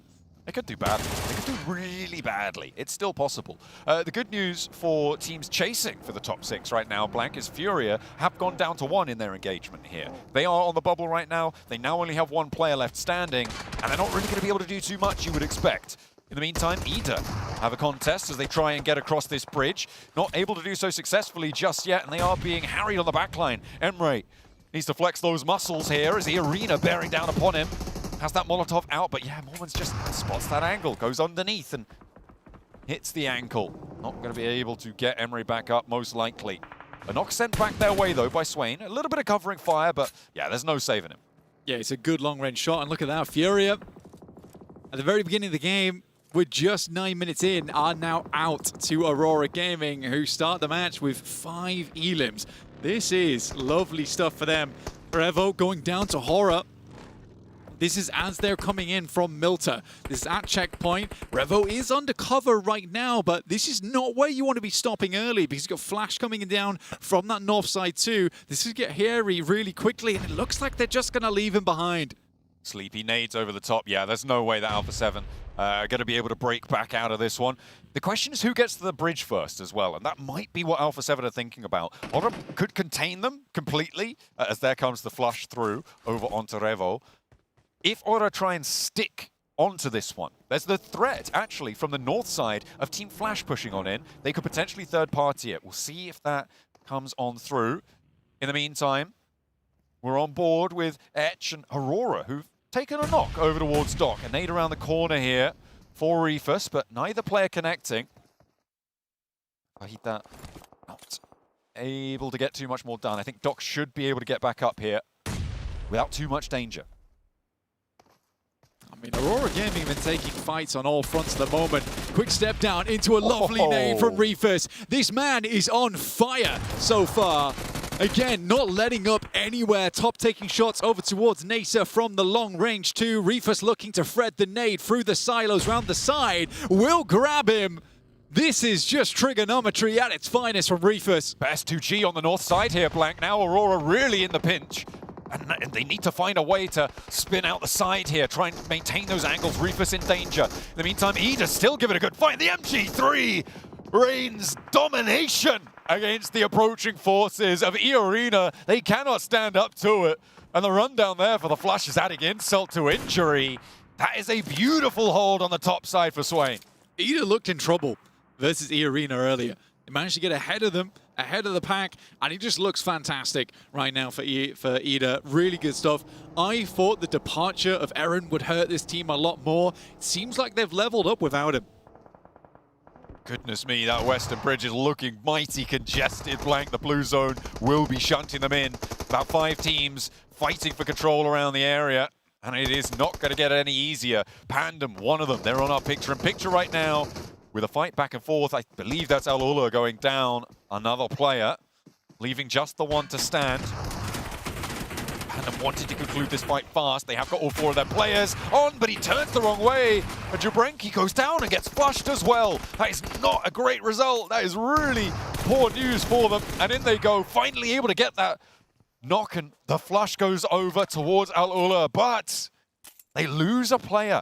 And at the back of the queue, they still have so much more to do. Losing Jabrenki does feel rough. Al-Ula going down early again, also a tough position to be in for them. But they're not dead last, right? They're currently in 11th place. There's multiple teams underneath them, including 4 Thrives. Again, we had really high hopes for this team. And I still have high hopes for 4 Thrives. It's not quite working out just yet. Go 2, also pretty good team, but there is such a slew of fantastic squads here inside this lobby. Even if you are in 15th, 16th place, it is a massive achievement even to make it here. To get anything done is difficult. Boars, I mean, they sent all the way out to the back of the queue early on. It's no wonder that they're caught up in the blue zone here. They have got 3 players, but it's not looking good in terms of access to this bridge. Fortunately, there's no one on the other side of it. So if you're able to get through first, you can really punch a hole into the side of this circle. Okay, Rob's moving in very, very quickly here, over towards Darkin. There's an instant backstab coming through from the back of Wagnazada. Now Ida scrambles to try and figure this out. Rita on the top side. Rob's primes another grenade. They're trying to clear out all the areas, clear out the vehicle. No players sat behind it. They tried to go for the instant flush, but they know that's now clear. But again, these players, they were looting up for a long, long time. They've got nades to throw, John. They have got a lot in the back pocket, and those smokes start to bloom. Rita on the close angle, spotting the player up top as well. Swain gets knocked. That goes down to the play zone, though, so potentially a point denied over towards the Boars. Just Rita there, a nade over the top of the bounce. Ragnazada, he's going to hunt this one. He knows Rita's there, and he tries to drop down, but they are ready and waiting. The Boars, tusks out, take the fight down. That is a really, really well-played finish there coming through from the Boars. So tactical over towards the guys on Ida. And I think for Boars, they can be pretty comfortable moving through this bridge. They're still swerving, zigzagging, just in case there's one more team to contend with. But like we said, they had util to burn, and that's the right place to burn it. They've expended their resource. They don't go through their whole stock as well, it's safe to say. They should have a little bit more to go. Might be able to pick up a couple from the crates as well, but the blue zone a little bit more pressing now. Oh my God, what a run-in they have. Goodness me, a beautiful run-in for balls on that north side. You're right. Oh my God, there's so much open area. Such open area to play. Most teams try to confirm down towards military base, but for the Boars, considering they're coming in so late, they will have to potentially deal with 721, but they likely have already heard the vehicles. There is a hovercraft in play where they are swinging out to the side of S2G here, so 721 a little bit distracted as the Boars do pass on by. The Boars are going to go a little bit more central. They want to control the middle of this one, Blank. S2G and 721 have the same idea, and that is going to leave a potential disadvantage coming through for S2G, but look at the off angle from the Boars coming on in. Oh my goodness. Okay, this west side is still going to get pummeled though, because we've got 2 more teams out on this edge who are going to look to try and put pressure in. Voinchaikari, and behind them on the bridge still is Pandem. Okay, we'll find one. Good use of the hovercraft as well there. Pinning it in front of the house, forcing him to go out the backside, and you've got angles going through on the edge. Obscure goes down to a knock, but Aurora still going strong here. 7 eliminations on the game. 4 Thrives continually lose players, down to just 2 now. Falak up against Edge, tries to go for the shot. It's a pretty disgusting shot over the top of the pipes there. Almost hits the double headshot. Nearly able to get it done in the picture-in-picture there we saw as well. How brutal it's been for Alpha 7, but Falak is not done. Over the turbines, lobs the nade straight into the mouth of NASA. And now they can start to charge forwards, playing as 2 on the inside of this base. Etch wanted to try and hold their nerve, but it's tough stuff when you got Falak to face down. Steps around the corner, does a lot of damage, not quite able to get that final sliver down. Runs out of ammo on the pump action. The Bison's not going to happen either. And they are able to play off one another nicely. 4 Thrives live to fight another day, but they have to move north. It's a good play from 4 Thrives there. I mean, you're playing off the back of one another, like you say, but it's panic that sets into Edge towards the end there. They just cannot deal with the 2 players. Aurora, they send Pandem packing with 9 eliminations now. They continue to pump the points up here in this match, and it's at a pivotal moment too. A great result to continue their pace. They didn't do so well in that first Erangel, but 5 points here is definitely good news. S2G losing another. They are now down to, well, just the 1 now with that knock going through. That flush almost immediately. Goat will play on as 3 on that southeast side, and it's a difficult southeast side. That hill that sits to the north is a difficult summit to make, especially when you've got Horror on such a wide split. Oh, they're just towing Snowix. They're taking him with him. Malak will jump out, but Snowix immediately sends away, but Boars are in a terrible spot. Wagnazada has to clutch up now. Gets a double spray through the smoke. It's unbelievable. And he's worried as well. Voinchaikari there needs to get this res, needs to get it now, drops the smoke instead, charges into the danger. Instead of facing the res and trying to stick it, the nade works. No, that's Team Flash actually helping out a little bit. The Boars moving away from the shack, moving up the hill into their smokes, and the reses may be easier there. maybe a reset here for them. I mean, it's 3 players down. Terminus gets back up again, sends him over to pick up Snoix inside of the smoke. If Boars can survive this, it's incredible. We get a northeast circle shift here. The road snakes through the middle of it, and he is certainly deadly like a Viper here as teams have to move up from that south side. You got Horror on the east. They control a huge amount of zone. They've already cleared the eastern edge too. This is a perfect position to play out from. From the rooftops, Falak is raining down damage over towards Aurora, who already have 10 eliminations. It's already a good game for them. Don't worry about that. But Falak might be able to make it done and dusted for them right here, right now. Placements are in play as well as we are into the top 8. Falak moving forwards. Reefus looking for the nade cook here instead of going for the res. Doesn't quite find it. Falak charging down the halls here. Looks for the shutdown with the shotgun. The nade goes at his feet, and Falak is blasted apart at the seams by it. Reefus wins that one. Leaves a landmine on the stairway. Reefus barely lives with his life there, but versus now just Hazaifa. He can pick up top as well, and this is a really awkward situation now that Hazaifa is in. Good play from both Fourth Rise players trying to win it out. Now just Reefus in a 1v1 with Hazaifa. Drops out the window, moves him back through the bottom floor, can clear out the player underneath as well if he so wishes. Don't think he needs to though. Falak unlikely to be able to get back up with the blue zone pushing. There's just not going to be enough time, and it is Reefus to keep it together for Aurora. They're up to 12 elims now, Blank.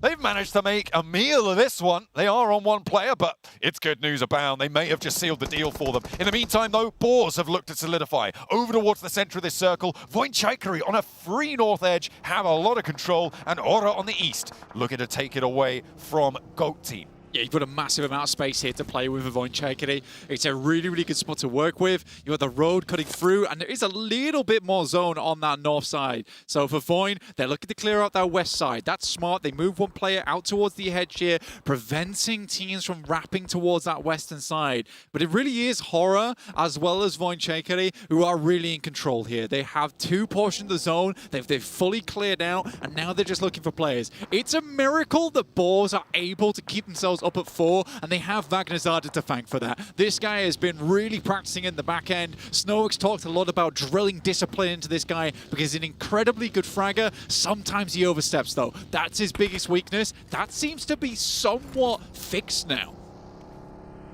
Back up to 4, and you're right. A massive presence for them in their regional finals, and a massive presence here to keep them alive and kicking. They definitely want to get more out of this game than the last one. They had a big opportunity there, maybe threw it away a little bit. A big opener on the spray down comes through, and over towards Goat Team. The nades are going to ring out, no fear. Slamming it into reverse. Not going to take too much damage there from the nade. And they'll back off. Happy just taking the 1 here. And Aura can reposition to re-angle for this next push. Yeah, it was almost a really cool swing here from Goat that came through. Didn't quite work out though in their favor, and Horror held their nerve on this southeast side. They've immediately reinforced this location as well, put up the brick wall, and Goat just could not climb it. Spray downs from Boars. They do have a little bit of difficulty here. Out of that window, up towards the high ground, you have to put yourself in massive amounts of danger to take that peak. You have to assume that Goat are hiding, are huddling, and you're only going to know that because of the shots that Aura have been taking. But as soon as they can start to step out, I mean, Terminus is on a broadside to them. As soon as Goat get an angle onto it, it's very dangerous. Yeah, some good shots. I mean, Boar's taken a little bit of a lesson from that last game. They realized that they couldn't be as passive here. They've got to get more shots, more damage, more E-glims coming through as we watch Horror swing over the top side, over towards Voinchaikari, and they do lose 1, but the rest of Voinchaikari is just fleeing. They are stepping off all the time. This north side, a little bit more vulnerable than maybe it would appear at first glance, and it looks like this res, I mean, yeah, there's no one to challenge this. So Horror now have the full 4 on the north side of this next circle. The shift puts that roadside really in direct contest with all 3 of our teams on the south. Go as well as Flash going up against one another. It's an instant shot from Sky over towards Ayato. That's from a long, long way away. Flash will be able to get himself the knock and the flush off the back of it. Force underneath. They haven't quite figured out how to grab him because there's still shots raining in from above them. This is a tough position to play. Force as well as Flash look like they're going to have to work with one another here, but doesn't mean they have to be friendly about it. Bozy doesn't bank the nade correctly. Don't know quite where Force is, but there's a nade into the ground floor. He steps out, and that is actually Otto who takes down the last player from Force. So Team Flash can rest a little bit easier. The north side assist coming on in. In the meantime, stepping around and giving the slip to Aura, potentially, Voinchaikari have moved into a much more central spot. Go a little bit further towards that south side, yeah. As soon as they tried to push them, they backed off towards the buildings.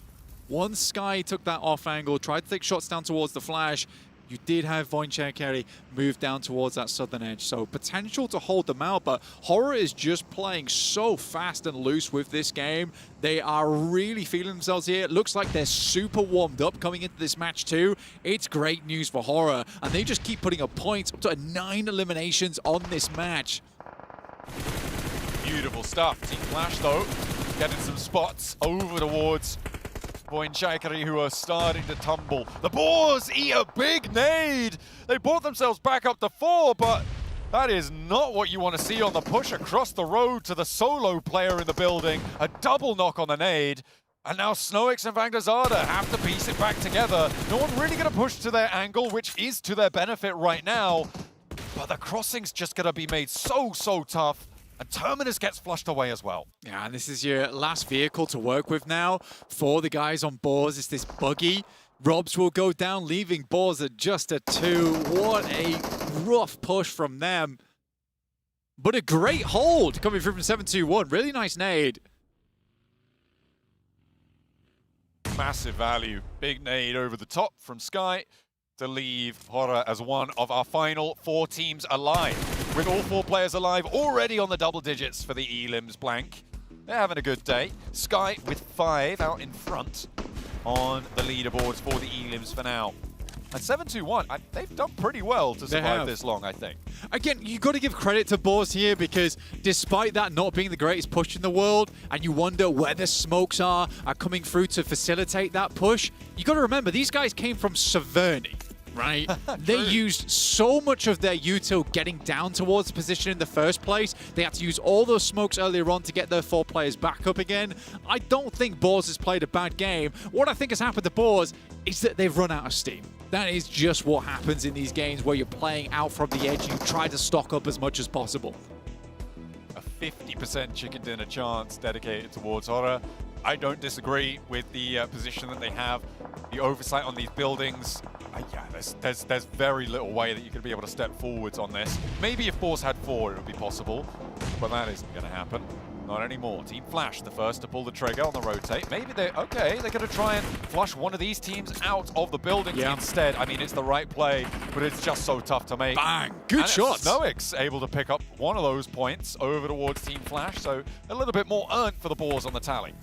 You got to try and pick up what you can here, and he gets them up to a 3rd place as well, which is great news for them. Boars get themselves 5 eliminations on this game, and Horror, despite getting pipped at the post on the last match, this time the party is looking for that big chicken dinner. Now in South Asia, there was a big chance for them in their last game to get themselves up towards a chicken dinner. Sadly didn't quite work out for them, and they might have got themselves a 1st place over 4 Thrives that didn't go down as early as they did. But again, when you were watching back South Asia, when I was watching back South Asia, Horror looks like an insanely good squad. They have so much utility in this spot as well, Blank. Look at that, 17 nades, 11 smokes, a couple of Molotovs in the mix as well. 17. It's Are we for real? It's kind of nuts. 17 nades this late in the game for Horror. They have just been pilfering those boxes every single time. There is no way that they lose this, right? There is absolutely no world in which Horror throws this one away. No way! There's a spot! There is a spot available. Sadly, the circle doesn't move that far over towards the top side. Vagdazada gets taken down by Rahan. Don't know how he quite found those shots through the window, but he certainly did. I think that's the only position he knows that he can be in, so he slightly moves out towards the side to make it happen. And now we're down into a 2v4. Horror getting themselves a 2nd place last match, but now it's time for the 1st. Let's call in the coordinates. It's an airstrike inbound from Horror. The nades will be pulled out now. Over the top they go. Just continually stopping that approach coming on in for 7-2-1. It's just not going to happen for them. They are running through them at a fair lick, Blank, but there's still 13 more, still 9 smokes. You could shut down so much here. A nice rooftop angle, though. If there's another big double nade that comes out, 7-2-1 have... no, they have no chance. Look, man, we don't have the mortars and esports just yet, but what we do have is the cosplay variant, is the 17 grenade endgame. It's a good shot over towards the side on Horror. Sadly, one goes down. Now it's just up to Rehan. Can go for the res on this one. There's only 2 guns in play right now, whilst there's one player getting back up again, but Sleepy, he's just sending it. There is a Molotov as well. Can he swing it perfectly? It's round to the side. Another nade. It's perfectly placed. For the re-knock, he is able to make it work. Rehan now needs to do a lot more. The res, I think, is only just coming through for them, but it's not going to matter. The nades land. They do the business, and that is how you close a game down. Horror. East side domination. They move over to the north edge. Voinchikari have no resistance, and everybody else falls beneath their feet. A big Elim game. Certainly a horrifying team to go up against at the moment. They certainly are the team that is underneath a lot of these other squads' beds. It's a tough one to deal with. Horror just looking on fire today. Not the team we expected to be so far up towards the top side, but they are looking fantastic. And again, it's a return to form for Nepali. Beautiful stuff. Looking to try and take the top of the tables, but remember, it is about top 6. There is a few teams in contention right now. Looking to try and keep that charge up. One of whom is decidedly not Alpha 7, which is disappointing again for an East side rotate. A difficult circle, though, to capitalize on another difficult plane path. That early game was brutal for so many teams playing.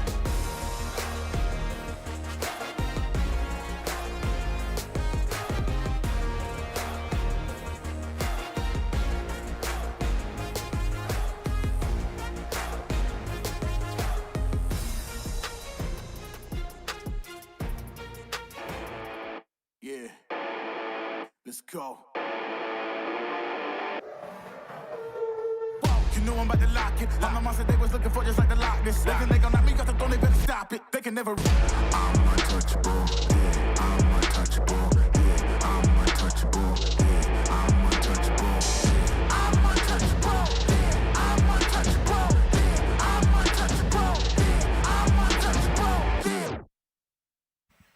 It's been a while, but the Nepali squad finally gets a chicken dinner. They missed out on PMGC. They come here into PMGO Season 1, and they get a dominant win here, Max. Oh yeah, Horror were trained to kill in that game.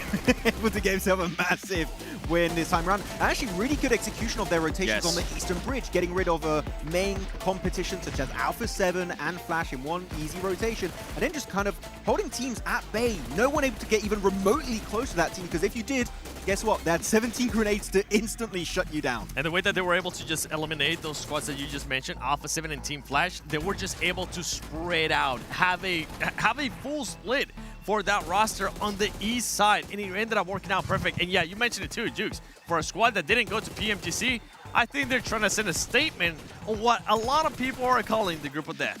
Man, I mean, this is a tough group, and honestly, I think Horror's been one of the most consistent teams we've seen right here. Of course, we did see this play here from Four Thrives, and Balak.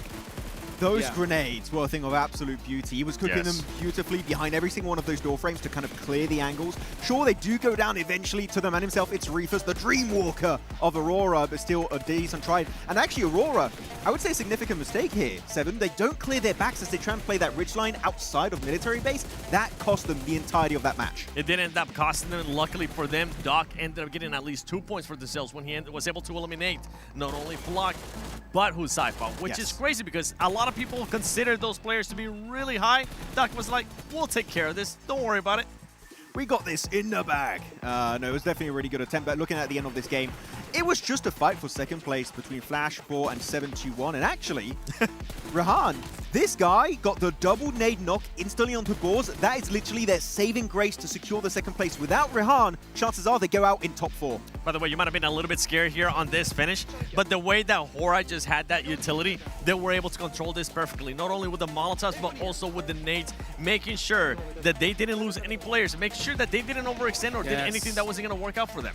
I love that play from Sleepy there, right? He pushed up, and I remember hearing him actually, hey, whoa, calm down there. And that's exactly what he did, right? He just said, you know what? We got all the utility in the world. There's chicken dinners in the bag. Let's just get a little bit closer, put the pressure on, and it worked out perfectly. It was especially good because he stayed on the wall that his teammates had direct vision on. Yes. So as long as you don't push inside the building, you don't put yourself at risk. You're not forcing a 1v1 fight that you could potentially lose. No, he just gets him rage, get a really strong angle, chucks that nade and Molotov to secure the win. That was some good, respectful gameplay, yet aggressive, which is what we need to see from Hora. That's absolutely right. Now, for this one here, boys, we're at the halfway point. Already? We're exactly where we want to be. We only have one aerial match left, and those 2 Miramars. And boy, there's some squads out there that need to wake up because one squad, ETSH, you have 1 point after 3 matches. Whew. That is rough. You know what? We talked about it was like a battle for second place, right? There's also a battle of trying to get out from second to last, and 7-2-1. You got to give it to them here, right? I mean, it didn't look pretty, but they grinded their way through and got themselves out of the lower part of the leaderboards. I don't care how pretty your points are points here on a global LAN event. But we'll see if they can try and get himself a little bit more moving forward, because it was a good play, especially Rehan's grenade against Boar. It kept them in that conversation, but we need to see just a little bit more to make sure they can't fall back in that bottom 2. Yeah, don't want to get the bottom 2 right here. You want to be able to put up some big performances here, 7. Yeah, I mean, good performances out of Hora, and then some questionable, honestly, once again, I got to do it, some questionable plays by 4 Thrives. Especially early on. Yes, I love that they were able to rotate early into military when they realized, okay, it's going to be a military finish. But then instead of holding their ground, and then at one point I thought they were going to end up getting caught off guard by, I think it was ETSH early on with Falak. Yeah. I think they're just getting way too much in their own heads, overthinking their early rotations. If you have a compound in the circle, you don't have to leave. You saw that in the first Erangel. We saw it happening here once again, and they lose a player literally on circle 2. I don't know what's happening. I think they're just overthinking it. They need to go back to basics if we want to see some good points. You don't know what's happening. You don't know what's happening. I sure as heck don't know what's happening. So you know what? I think I'm going to step out, boys. I'm going to go see if I can maybe interview them and find out what's happening with 4 Tribes, and maybe get a chance to talk with Hora as well. Sorry, I got to leave. Yeah, let's get it, baby. Let's see 7 ask the questions that we all want to hear, man. Go get them. Go get them. Let's get it going right here. But you know what? This was a crazy last game. One team that I really want to talk about, right? It's got to be Boars. I think Boars, they came all the way from Severny there up top. Yes. Were able to make it in the military and still put up a good performance regardless. And that's what this is all about, right? Even if you don't get the circle, you got to put points on the board, and Boars were able to do that. Yeah, I mean, for me, I'm not even going to highlight too much their rotation, which, as you said, from Severny, that's a very wide rotation. Good on them to get over in that podium finish.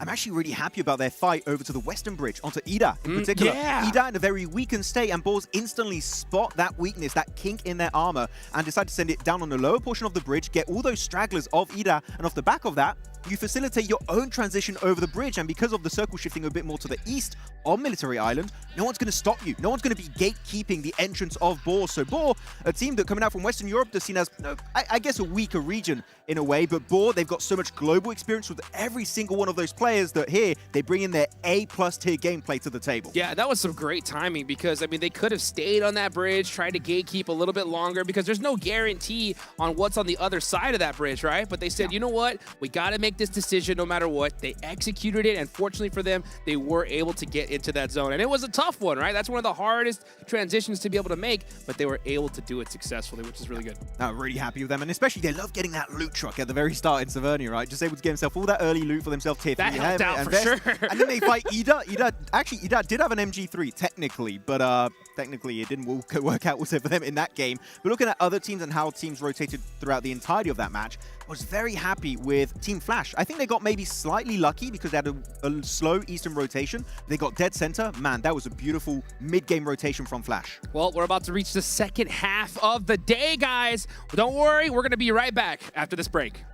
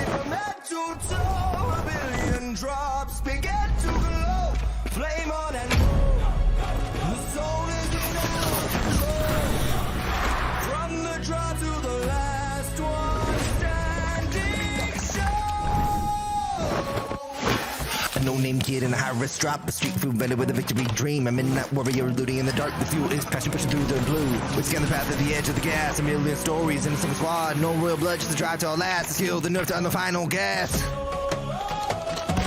Fire in my mind, running through the sky.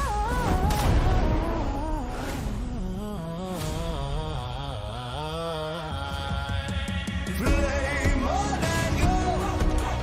Feel the heat from head to toe. A million drops begin to glow. Flame on and go. The soul is in our control. Flame on and go. The soul is in our control. From the drop to the last one standing sure. Flame on.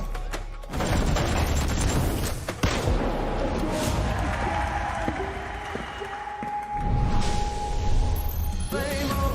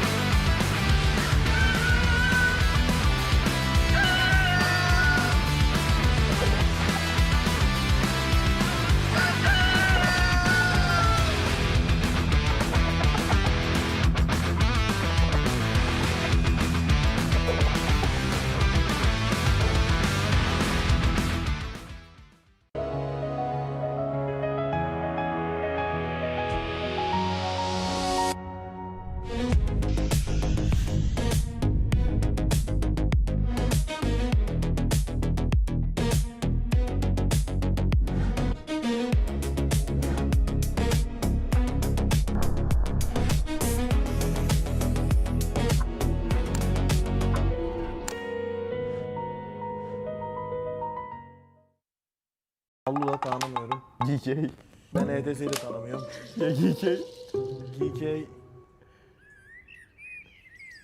Ele é. Oi rapaziada, eu sou o Rivo, sou jogador da Facete Sports. E aí galera, sou o Carrilho, jogador da Facete. Merhaba arkadaşlar, ben Keç. Ben de Scarface. Hello, aku Reggie. Hello, aku Raizak. Hello, I'm Falak from Team 4 Tribes. Hi guys, I'm IQ from Team 4 Tribes and today we are doing PMGO Season 1 main event prediction. Chimpando. Vamos começar assim já? Eliminado, acho que é demais. Ô galera, lembrando que eu torço pra todo mundo. X-Force, reject. Kau di sini lah ya. Sorry. Which team is this? I don't know about them as well, so I will just put them there. No hate guys. Fortress top 3 yapar diyorum. Yapar, kesin yapar. Ortiki. Kasih. Kir. I know about them. They are a very new team. Place them where 40 noob. Gaming Stars. Ben top 5, top 6 Hemen düşünüyorum. senin için yerleri değiştireyim mi? Hemen yerleri değiştiriyorum şuraya. Ele Rapaz, tem muito time, viu? Tem muito time ainda, viu? PMGO S1. Next team is all. I think they are really a good team, so I will just put them there. Bana uf geldi. Hemen. orta şu eğlensem mi acaba? Şunları ele sen koy onu. Ligetron. Vitality. Vitality gibi oldu. Ligetron. Ligetron. Yazıyor. Aqui? É. Certeza? Não, coloca mais em cima, mais em cima. Fight'tan da kaçmıyorlar. Bence top 5. Top 6 yani şuralara bir. I got Aurora Gaming 100% champion material. Tamo junto. Ups, mana ada? Sini. Ya situ aja. Allu'da tanımıyorum. GK. Ben ETS'yi de tanımıyorum. GK. GK. Ele ya. 5 more eliminated. Maybe one can be Etish. I think we will choose the teams we don't know much about them. So I think Etish. We'll see. 7 वो Lila udah ada. Baik lagi. 1, 2, 3, 4, 5, 6, 7, 8. Ya, done. Sebenarnya bisa aja ini bisa nih taruh di sini, tapi sama ini juga bisa nih. Nah, tapi enggak. Takımın kesinlikle gidebileceğini düşünüyorum. Tanımıyorum. O yüzden eliyorum. Yani Allah'ı hiç tanımıyorum. O yüzden eliyorum. 1, 2, 3, 4, 5. 6. takım nerede abi? Onlar Buradaymış. Orada direkt buraya koyalım. Onlar böyle. kendinden elendi zaten. Fortree'yi de 3'e koymamızın sebebi yani güçlü bir takım. Sonuçta onlar da şampiyon olarak geliyorlar. हाँ we are just noob team. Yeah. अबे हमें आई चाहिए था सबको eliminated में था. मेरे को ऐसा अच्छी टीम को elimination में डालते हैं. Quem vai ficar top 1 é a 7, top 2 a Aurora, top 3 o LF, justo. Acho que a FL briga pelo top 3, Lux pode brigar pelo top 3, Fúria também pode brigar com a T. É brincadeira aqui os parceiros da R8, da VC, da Enigma. Tamo junto, viu? Eu tô só brincando com vocês. Mas vocês devem pra cima também, pode vir. Oke, jadi inilah prediksi versi kita. We just rank these teams based on our knowledge, so don't get mad. İzlediğiniz için teşekkür ederiz. E eu desejo muita sorte pra todo mundo que vai jogar essa PMGO. Bye bye.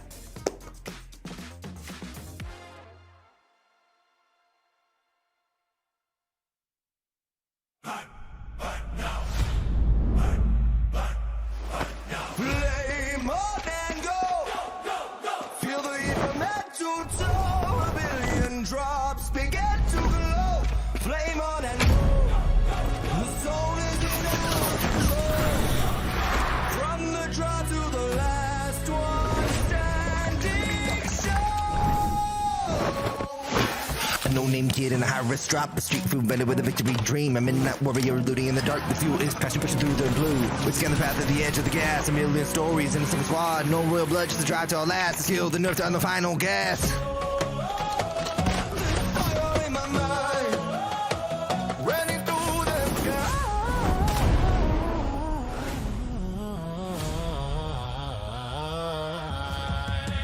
Play more than go. Feel the heat from head to toe. A billion drops begin to glow. Play more than go. The soul is in our control. Play more than go. The soul is in our control. From the draw to the last one standing show. Play more.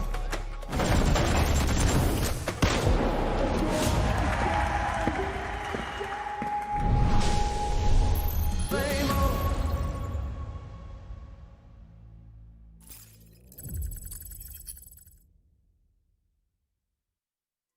Welcome back, everybody. Here we're live in Jakarta, Indonesia, here for the 2026 PUBG Mobile Global Open Season 1. And that is it for the first half here of Group A, the Group of Death. We've seen some pretty, I think, surprising teams, right? I mean, for the start of the day, they're definitely hitting it off hard here, Seven. They definitely have. I mean, Hora, that's the biggest surprising team, as well as Pandem. I got to give Pandem some credit because the way that they ended up playing that rondo, I know I was being harsh on them on that first Aaron Gill because I wanted to see that again. I'm really driven with that kind of stuff, especially when you show such a performance out of that squad. But also Hora, the third party, and the way that they're able to close out games. And now, more than likely, they're going to be in first place. I'm actually going to go on a bit of a limb here and say I think Hora has the best macro of this entire tournament so far for the Group of Death. Oh, yeah, I think for sure. they've shown willingness to be aggressive, respecting teams around them. I think they've got overall their gameplay down to a T in this lobby that, again, is insanely stacked with just great international squads. So the fact that Hora, despite missing out on PMGC, are doing this good is very impressive, and I hope they keep it up. Well, I hope they keep it up indeed because, guys, the Esports World Cup is just around the corner from PMGO to PMWC at the Esports World Cup. Every match matters. Teams aren't just fighting for trophies, they're battling for EWC Club Championship points, global prestige, and a place at the top tier of PUBG Mobile Esports, with PMWC set for August 6th to the 16th. and I know exactly where it's going to be, and I know Max is real happy about it. In my apartment. No, it's in Paris, okay? We have an LAN at home. No, it's going to be in Paris. Apartment is huge. I never thought we would have a PUBG Mobile Esports global event in Paris, but I'm so excited to see Balls. You better qualify and represent France over there. That would be cool, but France. Boy, in Paris. Ooh, I'm excited to be there. Me too. I'm just going home, basically. I don't need a visa. Back home. Let's go. Let's go. I'm so stoked for that coming around the corner. I'm so stoked for these next 3 matches that are coming as well. So, yeah, we talked about these top squads. They are definitely dominating. Which teams that you've seen underperform here you need to see some more out of right here, right now? I'm starting with you, Max. I want to see more from Ida. I think that they've shown some glimpses of opportunities. We saw especially some really good eliminations coming out on the Rondo game, and then it kind of fell a bit more flat, a few eliminations here and there. I want to see more consistency from Ida throughout all of these maps, going on to this last angle, and now also the 2 Miramars later on. Yeah, well, you know what? We can see right here, the match MVP. Of course, it's going to be a player from Hora. It's Sky there. 6 eliminations, 773 damage. I mean, yeah, the consistency from this squad today has just been nuts, 7. Yeah, and as Max was just saying, the best play, the best macro that we have seen out of this squad, out of this tournament so far after 3 matches. And I'm hoping it kind of continues on. I know earlier we were saying like some teams, after they hit a certain amount of points, they might just end up slowing down. I'm really hoping that's not the case with Aura. I want to continue to see them being able to third party. I want to see them just being able to hold up big teams because of the match ranking. I mean, 23 points. I think it's honestly safe to say, before we even end up seeing the overall, that squad is going to be going to the grand finals. Yeah, for sure. I mean, look, you got so many points. You get 23 points right here, Archers. And I got to say, when it comes to all the players, we all know Sky, No Fear, Jiggle doing great. But I love how adaptable Sleepy is in particular. He's a support player from off angles, getting some really good shots onto teams against them. He's playing long range with a Mini 14 or any kind of AR. And if he has to, we saw at the end of that game, he gets in CQC with the backup of his teammates to wrap up those games. He's doing all of the dirty work for his team, and it is so far looking like he is a standout player on Hora Esports. Yeah, you know what? I love to see a player. I mean, long range specialty is what I love to see, and the fact that he can mix things up is really good. But what team that's also, you know, that team needs to mix things up a little bit here is Alpha 7, man. These guys need to put some more points on the board, 7. Yeah, I mean, as you can see, they're currently not in the first page of the overall. And we have our top 6. Hora there with the first place, 46 points. Pandem 36, Aurora 30. I mean, right now, I'm genuinely surprised. And Ida, you were just talking about them. They're there within the top 6 as well, Max. Yeah, there's actually a decent gap between 5th place and 7th place, right? Looking at what is that, a 7-point difference between 5th and 7th place, which is significant, especially when you only have now 3 games remaining before we see which 6 teams will be advancing to the next stage. But looking on the second page, Al-Ula and ETSH still in the bottom 2, sorry, and S2G could be slipping down also. And with what you were saying earlier, Hot Jukes, you were throwing it to me, talking about Alpha 7. Boy, this is why we wanted to talk about this team right now. Because, yeah, they're currently outside. They are tied. They are within striking distance of those top 6. But for a squad that's the reigning champions of 2025 PMGC, we want to see them into those top 6. And for some of the other squads, like Alula, like ETSH, only getting that 1 point after 3 matches, that's just not going to be enough. S2G as well. I think I personally expected seeing S2G a little bit higher. Everything is so tight too, and it's because 6 matches that's going to be played, only 3 left. I honestly don't know who's going to end up qualifying and who's not. Anything can happen. Exactly. I mean, I'm looking at this second page in particular. All the teams are very low on points. And we saw on the first page, there's a big sponge effect happening between the top 3, 4 squads right now. So that means that point threshold to enter the top 6 could be a bit lower than our initial prediction of like around 40, 46. That makes total sense. I mean, look at what happened to 721, right? 721 was second to last before going into this match. Yeah. And just like that, they're into the top 8, guys. If they get another good game, that could lock them in a spot toward the grand finals and knock out some major squads here. So it's crazy to see. And I guess because of this, especially this format, 7, I think it makes a whole lot of sense why you were a little critical when it comes to Pandem, because we need to see dominant consistency, right? Because if you just let off the gas just a little bit, you can get passed up. Yeah, especially for Pandem. I mean, for me, it's not even Pandem getting passed up. I just want to see them being able to kind of use this as a practice, as a stepping stone towards the finals, because you're only going to be playing 6 matches. If you already qualified towards the finals, guess what? You're only gonna play those 6 matches. If you're one of those teams that actually ends up going to survival, you get a chance to play 12 matches, so you get extra practices there. That's why I want to see a little bit more consistency. Don't turn it down, and don't worry, even though I walked away earlier, boys, and even though I wanted to interview Hora, I got to interview the coach for Pandem, so you'll have to wait and see what he said. And I got some info from Naki as well. Oh, he loves to be on interviews. Yes. He's always joining if he can. But no, going back onto the point about Pandem you were making, right, about this team now maybe taking their foot off the gas a little bit too much. I did like it initially, but this is to such an extent that this would not work out in the finals. So I think that they are going too hard in one direction. You need to pull it back, be willing to take fights. Otherwise, Pandem, I think, are going to lose that momentum and in the finals just fall completely apart. And even talking more about the format, remember, like when we go to the finals, day 1, yeah, you get those 6 matches. Day 2, the tournament could finish within 2 points. Yeah. I mean, within 2 matches because of how many points those teams end up getting. So you need to just be able to play consistency. And this is honestly why I'm so harsh on some of these teams. I just want to see them continue to play like that. If you get put in such a great situation, show me that you can do the greatness that you were able to do in match 1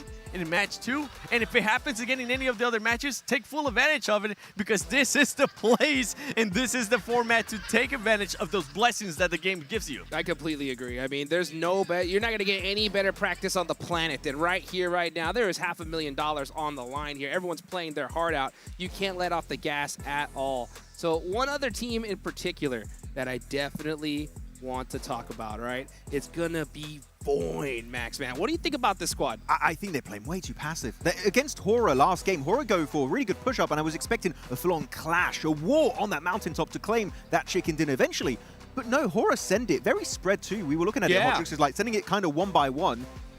And Void instantly fold. They don't even try and take the fight. They lose 1 player. They're like, okay, you take that position. We'll go to the compound, into hiding. We're not even going to try and take the fight. So Void, they have Zeta. That is the PMGO SEA MVP. They have that fragging power. They're just not utilizing it to its full extent. I need to see that Void of old step up massively here once again. You know what? I think that kind of reminds me of the match even before that. We saw Hora have that little plateau up top, right? And they kind of held back. And then all of a sudden, in the next match, now they're like, hey, you know what? Let's go and take advantage of this, right? Like, give them a little bit of a taste of their own medicine, right? So I like the fact that we saw Hora adapt a little bit. But yeah, I don't think we're really seeing teams dominate from that little plateau. Like I think they should, Seven. One team that I want to see them dominate, that's currently putting up a good performance, Aurora. I'm genuinely, this is a team, Max. I gotta call you out on this. Did you have them going to the grand finals? No. From group. By the way, to clarify, hold on. To clarify, he didn't have them going to the grand finals from the group day. You did have him going to grand finals from survival, right? Yes, because they're typically a slower starting team and they build a bit more momentum later on. Correct. And I thought survival was just when they're really going to bring their A game to the table and make in the top 4. But you know what? I'm happy to be proven wrong. If they can stay up in top 6 at the end of these next 3 games, I will take it to the bank. Absolutely. I mean, look at this. In those last match, they put up 12 eliminations all by themselves. We know the squad can go absolutely nuts, right? Yeah. But then you see, you know, Doc with the self-mollies, things like that. You know, it happens. You know what I'm saying? So, but at the end of the day, we know this is one of those teams, guys, that in one game, they can qualify easy peasy. And it's that team that can get 20-plus points. It's a team that can get those extra advantages in this type of format, and they can actually shine. And we've seen Refis, honestly, being able to still put up good performances. Yeah, we're kind of joking about Doc pulling a Summit 1G and Molotov in himself, but we're also talking about Refis being able to kind of be the shining star when it comes to grenades. Every single time now that we see grenades from Aurora, it used to be from Doc. Now, I feel like the torch has been passed to Refis. Oh yeah, join the Church of Refis, our Lord and Savior for Aurora Gaming. No, really, he's been able to clutch it up so many times. Some of his nades also on the outskirts. Oh yeah, some of those nades inside of military base were just truly exceptional. So Refis, I remember when East joined, people were like, oh, Refis is going to get benched. I'm like, please do not. He did so well during PMWC, PMGC2, and now here on the global stage. And this could be actually the only team, if Refis becomes the MVP in the finals, this could be the only squad to have 4 global MVPs on the same roster. Unbelievable. So much is on the line here. We are now in the second half of Group A. This is all what it's all about here, folks. Match number 4.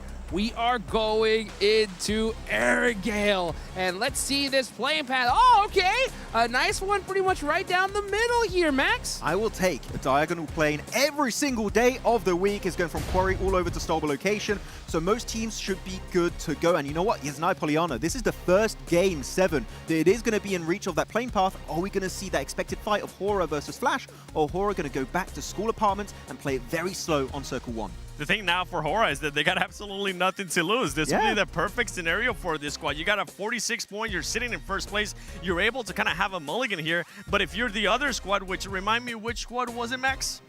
Wait, I'm looking at the feed. Yeah, we have Flash and Hora normally in Yaz, but where's... Oh, okay, there we go. Only Ida's playing this game. Well, the reason why I was telling you about Flash is because that's one squad that's currently not in the top 6. That's one squad that is currently, if I'm not mistaken, I think 9 points away from being able to actually be within top 6. You don't want to try to take the hot drop. You definitely don't. That's right. Well, here we go, guys, into the last Airgale of Group A. Let's go ahead and take it on over to our casters, John Allen and Blank. We get a sensible plane path, Blank, and we get a sensible circle to go along with it. The only Erangel today with a sense of sensibility. Let's head on in to see just what we're going to be able to pick up here. Are we going to get that Yaz hot drop? That's the question at the end of the day. And I mean, the funny thing is, for me right now, is that we played a little special magic trick. You know, Ida was the only one dropping into the game. Suddenly all the teams are here. Aurora Gaming, they're going to get a move on. Trying to get themselves over towards military base nice and early, but they are taking shots. They are under fire. Earlier in this game as well, just 2 minutes in, already shots coming at them from 4 Thrives, who do drop similarly positioned to them. But yeah, 30 points total for Aurora Gaming. It looks good for them. Reaper so far. Oh, I missed it. Oh, why have you done that, Blank? Oh no! Even said his name. 4 Thrives, able to clip the wings of one of Aurora's stronger players on the roster. They've still got plenty of firepower in the pocket, but they are not going to be happy. It looks like 4 Thrives want to hunt this one down. They know that they're not going to be facing too much in terms of loot. They spotted those vehicles just getting on their way, but they turn around. They're going to give up on the chase and go for the single point, play for the loot in game. They don't need to get across to the military base. They can chill out for a moment. Were they able to get Reefus? Oh no, he's still bleeding out on the northwest side. Sadly.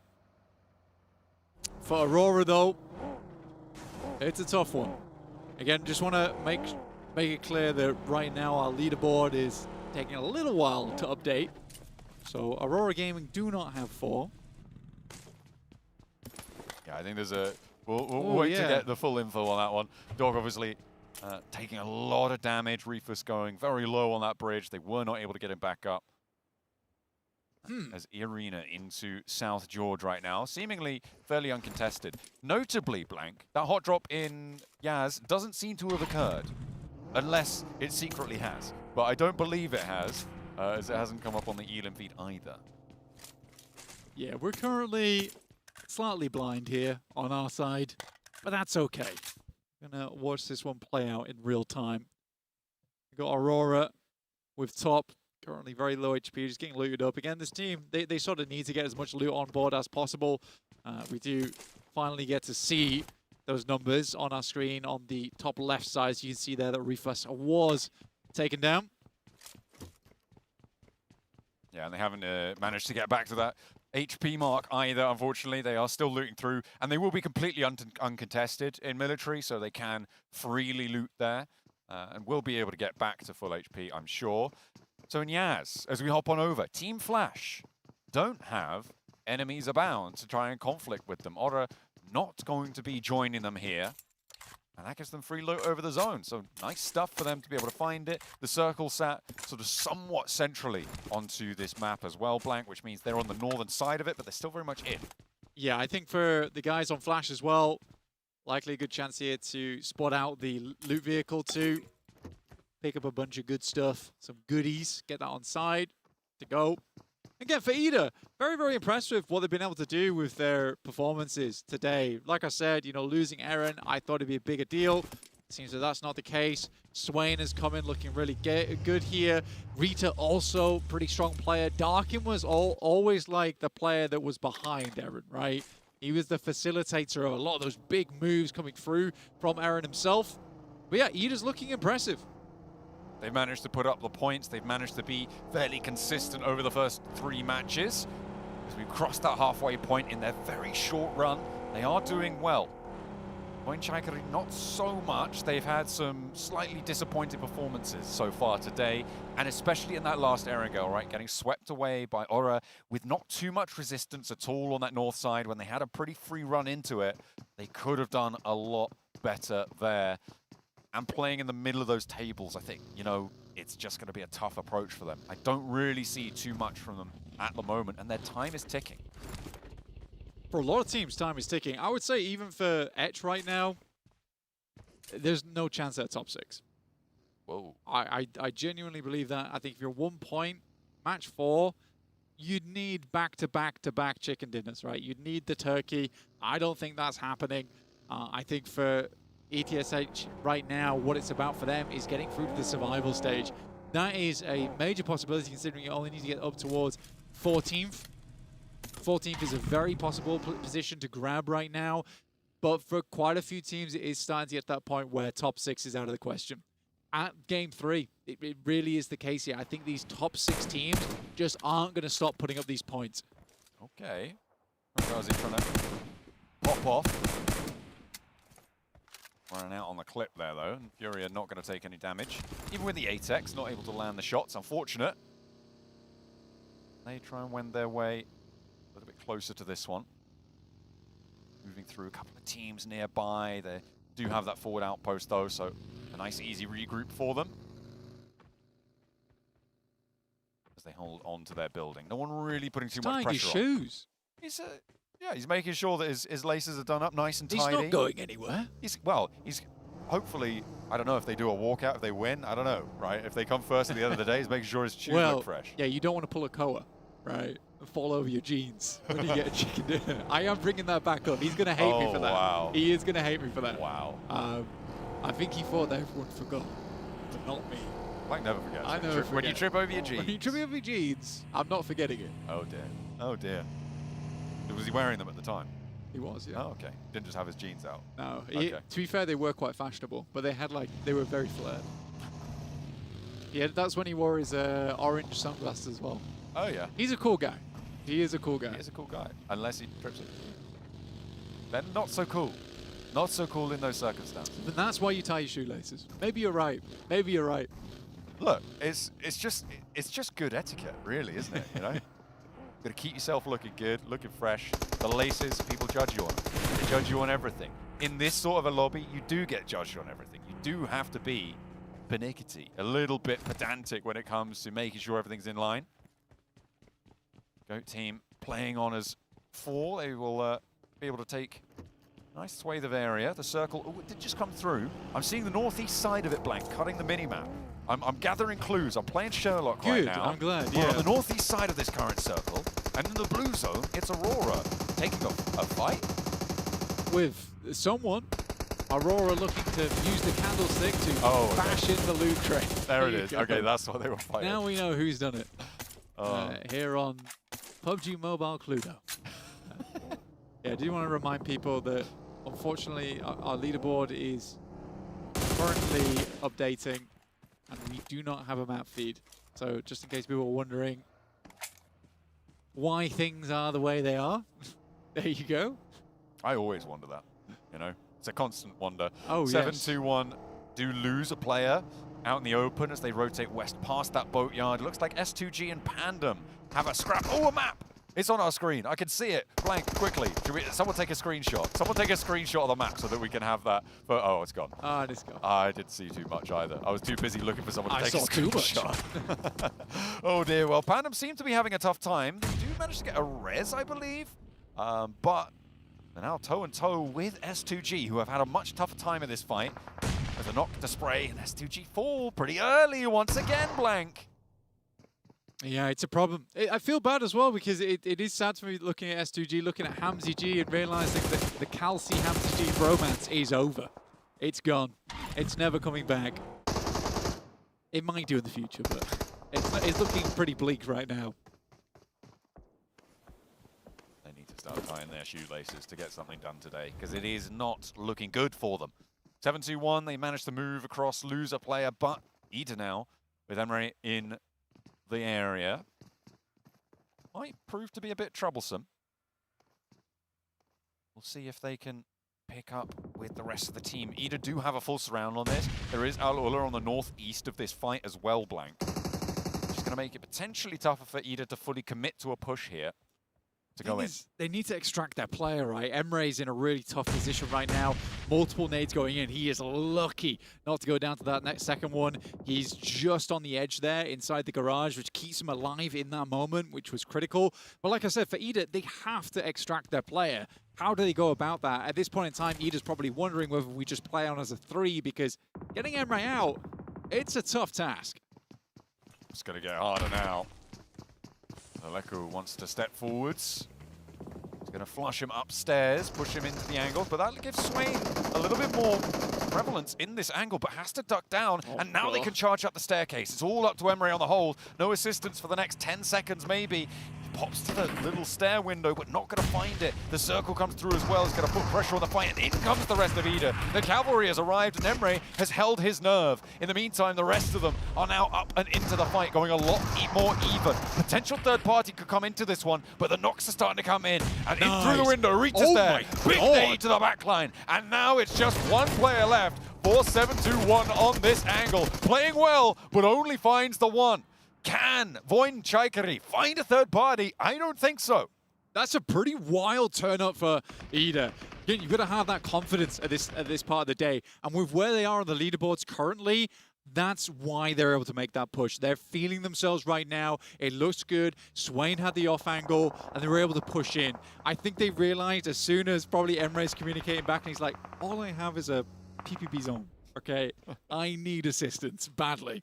And so Ida commits to it. Boars right now in L block, coming up against Flash right now. This is usually Boars' stop-off point, and now they have to fight for it. And it's critical for them. They want to stay in the top 6 here. Bagnazada hiding in the alleyway there, avoiding the nade damage. Teammate not so lucky. Robs can't cook it in the kitchen. When able to flush him out, Bagnazada wants to try and keep them safe, keeps the trigger pulled there, but runs low on ammo, has to step off the angle. Wind crosses, takes a lot of damage. It's not going to be too favorable, but we'll look for the healing instead. Boars still keeping it together despite losing one.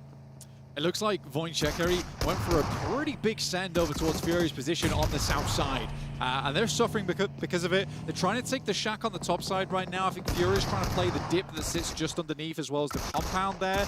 It's a good spot to play in, but we're going to check back in with this fight between Boars and the Flash. For the Boars, this is a way bigger deal here for the Flash right now, and it's not looking good for them.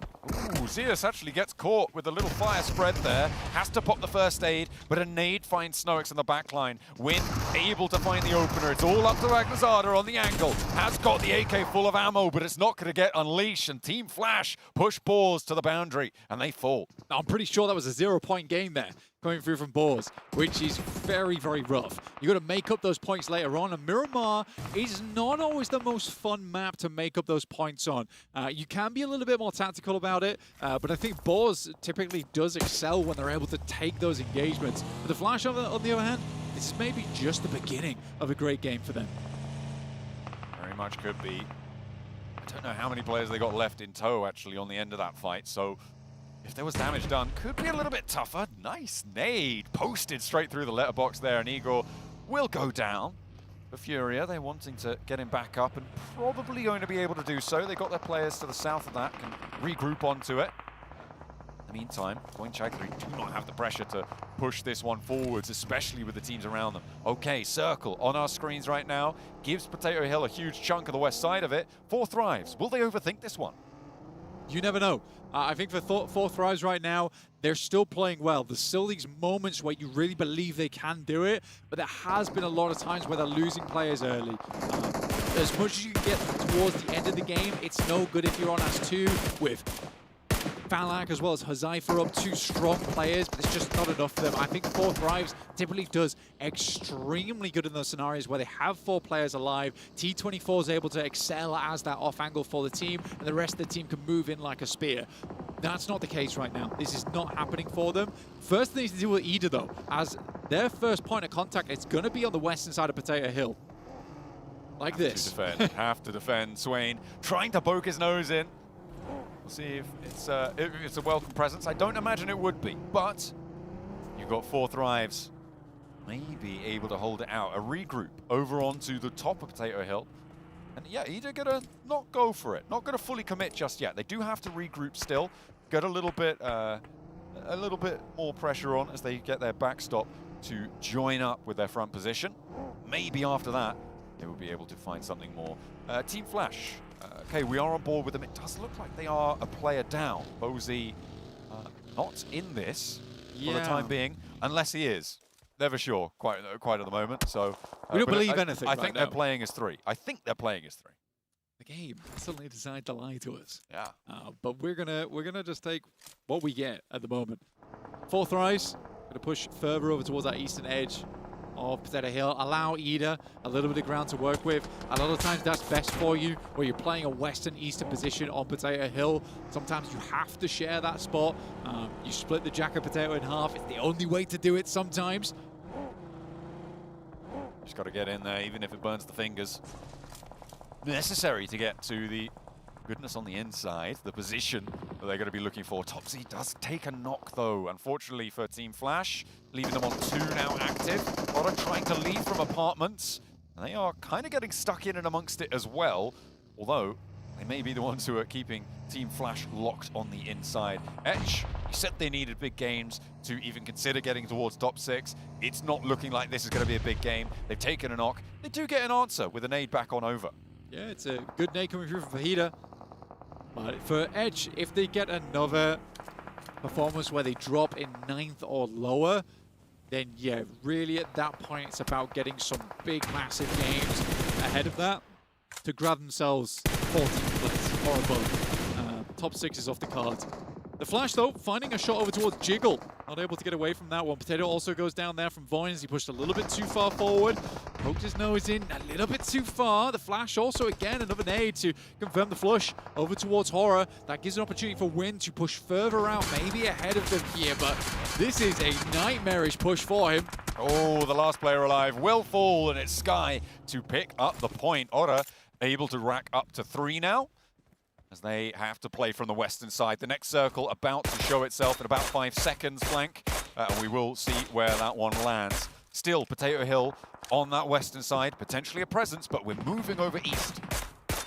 Yeah, it's involved. I think the crazy thing about this one is Potato Hill being over towards the western edge here. There's this big slope that angles itself on this west side where 4 Thrives might have to play around that. It is going to give them a lot of vision over towards the east, but a lot of teams are going to have their binoculars out. They will be looking directly at you. They will know your spot. So 4 Thrives, do they make a southern or a north rotation? Do they try and wrap into this one?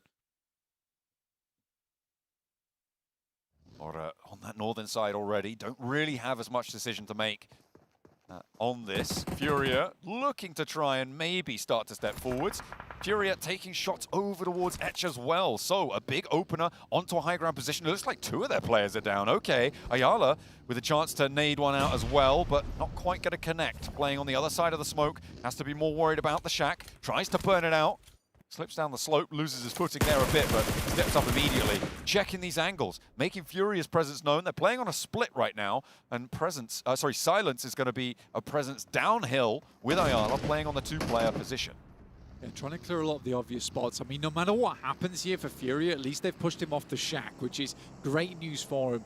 Voin also still has Zetax from the backlines there, finding shots over towards them, and in comes Ida over towards 4 Thrives. They were looking to make this push for a long, long time, and eventually they figured out that potentially this is the time to make it happen. Falak was left behind as a backstop, and nade goes in, good damage. Emery's able to follow up, and there's the knock. 4 Thrives, they do not have this backstop anymore, and they need to coalesce here. They need to regroup. How do they regroup, though? With Arena right beneath them, they don't have any latitude to move around. With Ida as well, it's right in the thick of it. Falak will fall down, and the 2 players on the top are left stranded. They are not going to be able to bring this one back up. Alpha 7 on this northeastern side, trying to make their way on through, but one goes down, two fall. GOAT team look for more. Two players from Alpha 7 try to rotate on in. Not successful, unfortunately, as 4th Rise continue to get run down.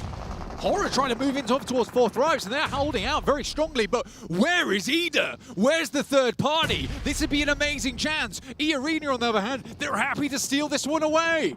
They'll take the points, you know, you give them to them, they're not going to say no. Otter trying to flex out downhill towards E-Arena slightly, but you're right, where is Ida? They are not stepping into this fight. It's a long open hill that sits in front of them. There they go, they're finally starting to put some ordnance down and maybe crest this hill. I think they were a little bit too worried about what was happening there. Emre also down as well, so maybe potentially hoping to restabilize. Horror's moving through. There's a crash on board. Sky goes down, and it's a full wipe coming through from Ida. But here comes E-Arena, and Ida is in the arena of their own. Darken for one, darken for none more, though.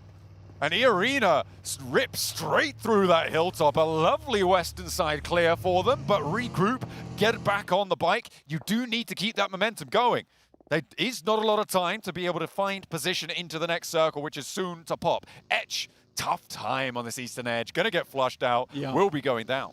Hilariously, E-Arena only comes away from that with 1 point, so they're kind of more like the referees of the cage match that was happening on top of Potato Hill there.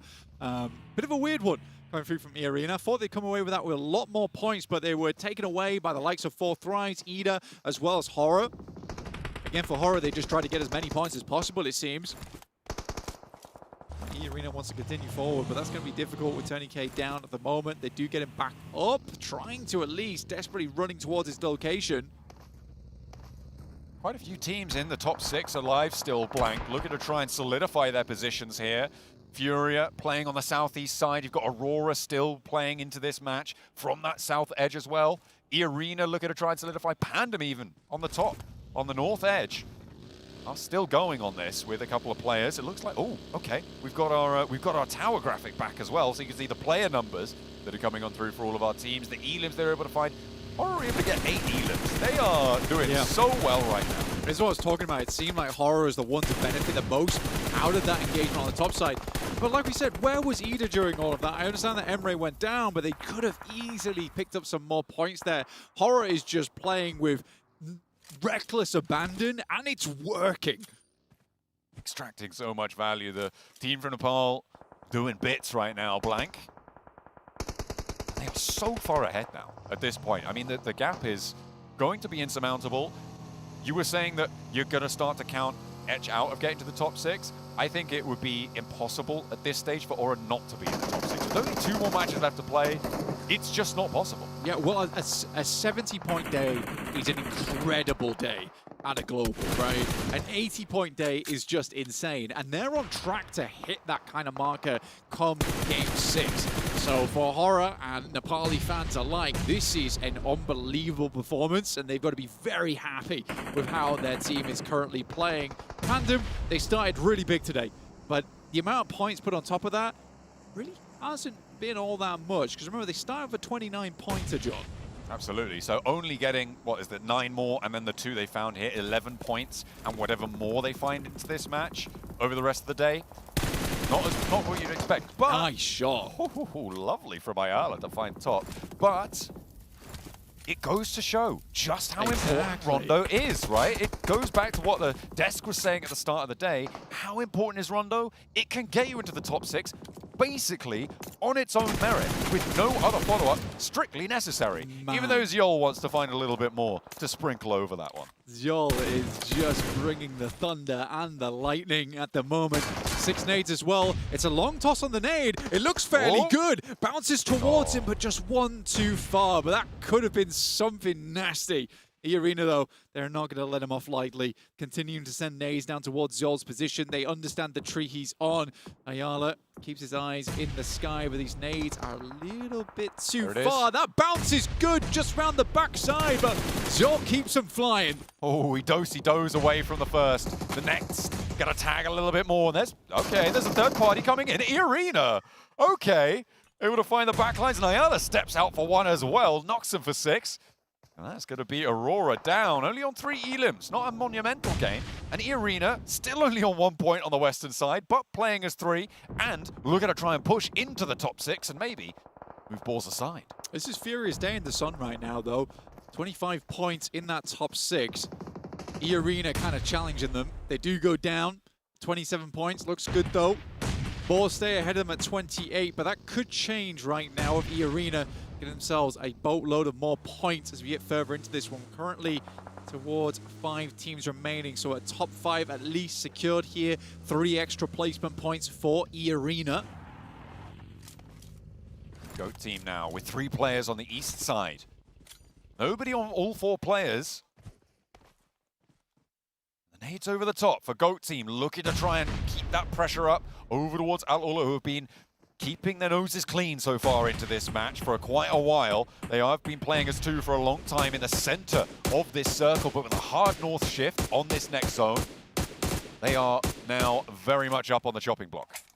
Panda hoping to push themselves a little bit further here. Have the full secure on. I think it's looking very likely right now, but they just needed 1 extra decent match, and that was it. And they're already into the placement points. They have a few players still left remaining to work with here on that northern side. Unlikely to be the first to face either against these teams, so looking for a top 4, top 3. That's all Pandem's really needing here. Just keep it chugging along. Just keep it going. On that northern side, there's a lot of danger from the east flank, though, and they have to be worried about it. A little bit reserved now, with no full 4 teams, no one having that massive presence in these circles. Goodness me. Skin of his teeth on that one. Al-Ula, though, will take a knock on the back line.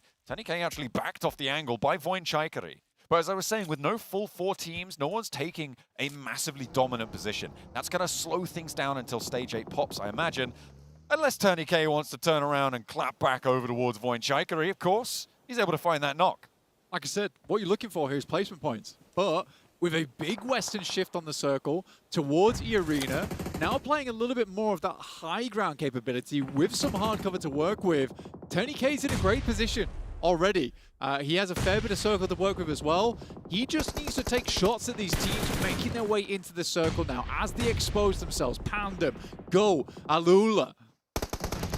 Nades over the top, the bullets flying back and forth. Al-Ula will fall under the pressure, not able to withstand. But it is up to E-Arena now to hold this high ground against the encroaching players from every angle. Nobody else really has a foothold here, Blank. It is an uphill struggle against E-Arena. It is, but Moment's taking shots. I mean, they just cannot expose themselves for a second. Good shots here from Force over towards Chabrunki. Panda, last player to stand, gonna get flowed around the edge by GOAT team, but they have bigger fish to fry as well across the way, because TNK, Mormons opening the floodgates and just unleashing a tidal wave of bullets out their way. The volley's just too strong. The nade over the top, trying to seal the deal for GOAT team and get Pandem out of this one. That nade looks good. It's right on his toes, but he's not gonna dodge it around the edge. There's the blue zone. He denies the point, to be fair, but Voinchaikari capitalized. Now, 2 versus 3. Voinchaikari completely known on the position. 1 goes down, the second soon to follow. And E-Arena find a second chicken dinner today. And more importantly, make their way into the top 6 off the back of that. Both Boars as well as Furia were in contention there, but that will drop Boars down towards 6th. E-Arena jumps up.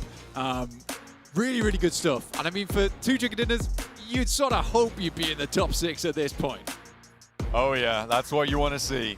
Get in towards those top 6, in towards the last 2 matches as well. 2 chicken dinners has such a massive impact, and that is what they're going to try and capitalize on. But there's plenty more spots still very much in flux. Absolutely. It is funny, right? You get 1 chicken dinner on Rondo, that makes your whole day. You get 2 chicken dinners, you just did. But that's just the way it happens sometimes. But E-Arena come out swinging today. They certainly were the refs on the top of Potato Hill, and they were counting all those teams out. A beautiful performance from E-Arena to close out a second chicken dinner. We're done with Erangel now. Let's head over to Miramar next and back over to the desk.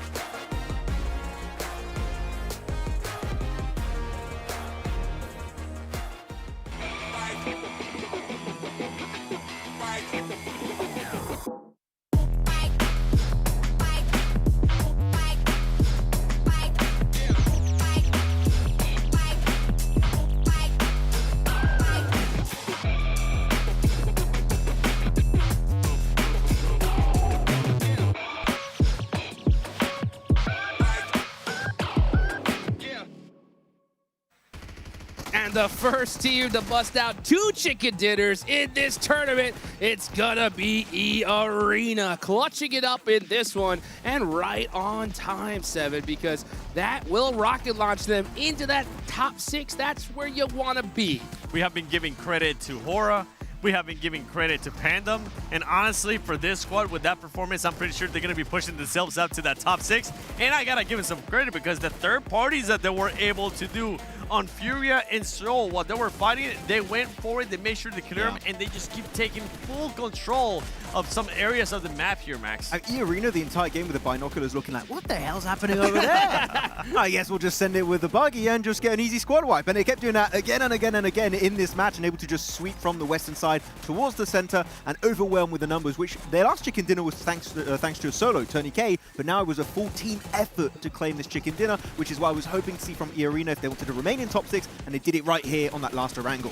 Beautifully done, and that is the last air gale of Group A. That's so crazy to say, right? I mean, we're left with just 2 matches of Miramar. All our eyes are going to be locked on top 6 and the bottom 2 there, and we just saw like Aura as well, you know? I'm just making things happen once again. 0 placement points, yet 8 eliminations, and they were #1 thanks to that previous game, right, with the chicken dinner on Military Island. That's it for me. Ticket has been punched. They're making it into the finals here, and Nepal finally in the global finals. Good to see, 7. Yes, good to see, and it's not good to see for some of the other teams.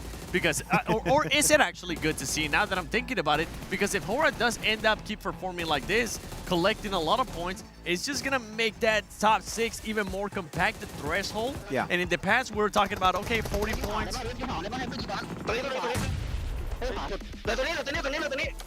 ขวาเลยวอยน่ะเฮ้ย2-1ต้องยิงเว็บค่าดิเฮ้ยขวาไปแล้วเอ้ยน้องขวาตั้มขวาซ้าย But they do end up having just a chance to make it even tighter when it comes down to those top 6. Yeah, definitely an opportunity for them to make it happen here, but now we have 2 more games. It's going to be on Miramar. You got to put the foot down to the pedal if you want to make it in that top 6 and remain up there, because otherwise it's going to be hot to make it through the survival stage. Turny K. This man, oh my goodness. I mean, you guys were right. It used to be Tony K. Not anymore. No. Step over, my boy, because this man has been performing for this squad, and this is what you want to see. Now, I'm hoping, I'm not going to lie, I'm hoping some of the other players do end up start putting up more numbers, because when we end up going to the finals, if this squad makes it to the finals, this is just not going to end up working out when you only end up getting, what, 6 eliminations. I think this is what you got to do, though, right? Whenever your top fragger leaves the squad, right, just replace it with someone whose name's close enough, and the comms are going to be just so simple. You know what I'm saying? It's just Boruto vibes. It's a new generation. Let's take a look here at the match ranking. 16 points, of course, for E-Arena. That is absolutely clutch for them. 13 as well for Go. And, man, Furia, they needed these ones bad, right? So they were able to put up 8. Last 2 matches left to go. I mean, we need to see people pull out all the stops here. One team that actually needed those points bad was Voin, and Voin was able to clutch up there with those 8 points. Hopefully, he's going to push him even closer to that top 6. Alula as well, a team that we saw being in the bottom 2. They're going to be pushing themselves out of that. And one team that was still on the bottom that I'm not seeing here on this first page after that match is Edge. What happened? I thought you were going to say Alpha 7. No, I mean Alpha 7 too. They're 1 point, like, these are the reigning champions. What the heck's going on? Yeah, S2G2, right? I mean, what the hell's happening there? I'll tell you what, man, it's like you start drama online, it just like comes back to bite you, dude. I mean, 4 Thrives are struggling here. Alpha 7, S2G. What is going on? I mean, at the end of the day, we know that these teams, you know, one good game and it could rocket launch them up. But, I mean, S2G, they're in the bottom 2 here, 7. And it goes along with what I was saying in regards to a team being able to put up good points and just keep stealing points over and over again. It's just going to make this even more compact, boys, as we can see right there. Right now, 6th place is separated by just 1 point when you end up looking at that 7th place, Max. So we're looking at these leaderboards, right? Top 6 is where you want to be if you want to make it straight to the grand finals from Group A. Do we have some teams who are like instantly locked in? I would say Hora, 100% locked in. Even Pandem, I would say, for me, I don't see them really slipping out of top 6. Do you agree? Oh, dude. Hora, Pandem, E-Arena, Aurora, in my head, top 4? is locked in. Yeah, top 4 is Oh, locked okay. in. I was going to go like top 3 possibly, but top 4 locked in for you? Okay. I think it's fair. I think it's fair because we're going into Miramar. There's so much craziness there. I think you really got to go with the teams that have already put something on the board. It's always more difficult, right, to pull out a big game, especially when so many squads are so desperate. Yeah, it's going to get really dicey. You're going to have some teams getting really, really desperate. As you said here, Hot Tricks are looking at Fury in particular, having some really good plays. One individual player dodging 10 grenades behind that tree, just like, oh, Matrix style here coming out from Fury. So really happy. We'll see if it would be interesting if the Brazil team that makes it out of the group of death is not Alpha 7, but actually Furia. As they would go to the second page, and Voin, sure, getting a decent amount of points, but still looking to be just comfortably high up on that second page. 5 points away from top 6. That's exactly where you want to be, especially with 2 matches left. Where you don't want to end up being is when we end up looking more towards the bottom. 4 Thrives, this is the biggest disappointment of the day. Wow. I mean, I'm looking at Alpha 7 as the champions. Honestly, I seen them kind of slow down, but for 4 Thrives, the expectations that we had, and I know we didn't get a chance to actually show the interview that I was able to do, and I talked with Naki, but I was pretty much talking with him and asking him, what's going on with the squad? It looks like you guys they're just not able to make up their mind. They're overthinking stuff, and that's exactly what they said. And he came down to, guess what John was able to say during the match as well, how important Rondo was. That was the starting match. That was the starting map. They usually use that as a booster in a way. Launching point. As a launching point, and it didn't end up going their way. And once again, it looks like 4 Thrives. It's just getting into their heads. They cannot overcome that hump. You can't let one single game demoralize you to this extent, because we've seen so many fumbles. Even this last game, they were holding on to the side of Potato Hill, and then they just get completely overwhelmed by 3 teams at once because they were playing just a little bit too passive, in my opinion. They have that potential, but I think that in this case, for Group A, I think it's game over. Yeah, I mean, at this point, what are the chances, right? Wait a second. For 4 Thrives, you don't think they can make it to top 6 right now? No, with 2 I don't matches think left? so. No, from the gameplay I've seen so far, like purely mindset-wise, I think it's over. Okay, I was just making sure I understood that. Yeah. I might be with you, actually. Huh. I don't even think Alpha 7's going to do it. I think we're going to see them in the survival stage at this point. I mean, with these last 2 matches, the desperation's at an all-time high. I think everything that you're used to playing is just now kind of out the window. And to pull out of a big game is going to be hard. But, I mean, we know they can do it, right? It's just the odds of it, I think, are really low. Yeah, I mean, normally at this point, be saying, it's fine, guys. Mental reset tonight in the hotel. We'll come back tomorrow. Oh, wait a minute. There's no tomorrow. Yeah, exactly. It's exactly. It's just game over instantly. So teams at the bottom, I would say right now, if you are not at risk of falling in the bottom 2, get desperate in Miramar. If you see a fight opportunity, kind of pull the horror card and just start going for big third-party plays, kind of hiking up those elimination points, and that might be your 1 ticket to making top 6 at the very end. Yeah. Because passiveness, it's not going to be enough to put you in that top 6 with only 2 games remaining. I know I said top 4 is locked in. And as much as I am... Oh, here we go. Second thoughts. As much as I am talking about 4 Thrives, I don't agree with what you said earlier. And I'm thinking about it. I'm like, with just how close everything is, and with the way that some of the squads in the top 6 are already performing, I think all they need, some of these teams, like Alpha 7, we know that that's a squad that can put up maybe up to 20 points. We see them perform really, really well in Miramar. I think they can maybe end up making the jump to that top 6, but it has to start here with this match. I feel like after this match, we will definitely have a bigger picture and a better idea of who's going to be getting to this top 6, who even has a shot on the final game, and who's just going to be hoping that they don't end up in the final too, because they'll go home. I'm confused. What were you disagreeing with? I'm disagreeing on also 4 Thrives. I don't think 4 Thrives is counted out yet. I think 4 Thrives can still put up a good performance and push themselves there within contention on the final match to actually make it to top 6. Yeah. But we have to see more. I need to see eliminations. I need to see not just the placement points. I need to see the 4 Thrives that everybody wants to see. I want to see 4 Thrives committed to their locations on the map. If I see that, I will not give up on them just yet. For me, the way they're playing is not good enough to make a final dash in top 6. That's my main issue. And that's when they start overthinking it too, right? We kind of see it throughout just for today. They get into a location and they maybe take a fight, and then they just either back away from it or just go do something completely different that makes no sense. Yeah, really confusing times for 4 Thrives. I think out of those 2, I mean, I think if anybody has a chance, it's Alpha 7. These guys definitely have all the experience in these kind of like tough make or break situations. So, I mean, if any squad can do it, it is them. But the odds are so stacked against them right here, right? You got Furia, who have popped off multiple Smash Point wins in other big events, right? Yes. I mean, they are right there on that cusp. They're going to be playing extra aggressive. All those teams in that mid-pack are kind of going to make things more difficult. So it's definitely going to be harder, but I would love to see it. I would love to see some crazy pop-off match from one of these 7th, 8th, place teams on down that just rocket launch them up and just shake things up. I want to see Voin step up. Sure, they got himself a decent finish here. They got a second place, but only 2 eliminations in the second place. That's really low for a team that gets to the podium. I feel for a team of this caliber with a fragging potential, on like Zed in particular, that was the PMGO SEA MVP for this season in spring.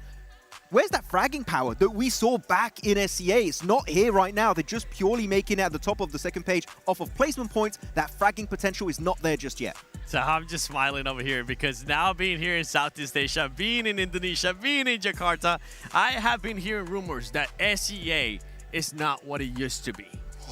And I'm hoping that those questions get answered after this tournament, because right now SEA, Pandem, luckily for them, it is putting up good numbers, and they're kind of keeping them in contention too, but other squads have not been showing up. I mean, really, Pandem, I would say, would be the underdog going out of the Indonesian teams of SEA especially, right? You're looking at the bigger names, your Bigotrons, your, not Alter Ego in that case, but you know, usually all the other big names we would be expecting to do well. But no, Pandem qualifying through PMGO Indonesia, able to actually follow through with that initial performance, and Rondo is also going to be important going into the finals. Boy, if they do well on Rondo, Pandem, they could steal it the entire tournament here in those finals. Yeah, that's so crazy. I mean, with how powerful they are in Rondo and have proven to be over and over, it's not a fluke at this point, right? Oh, no. I mean, these guys can pop off for sure.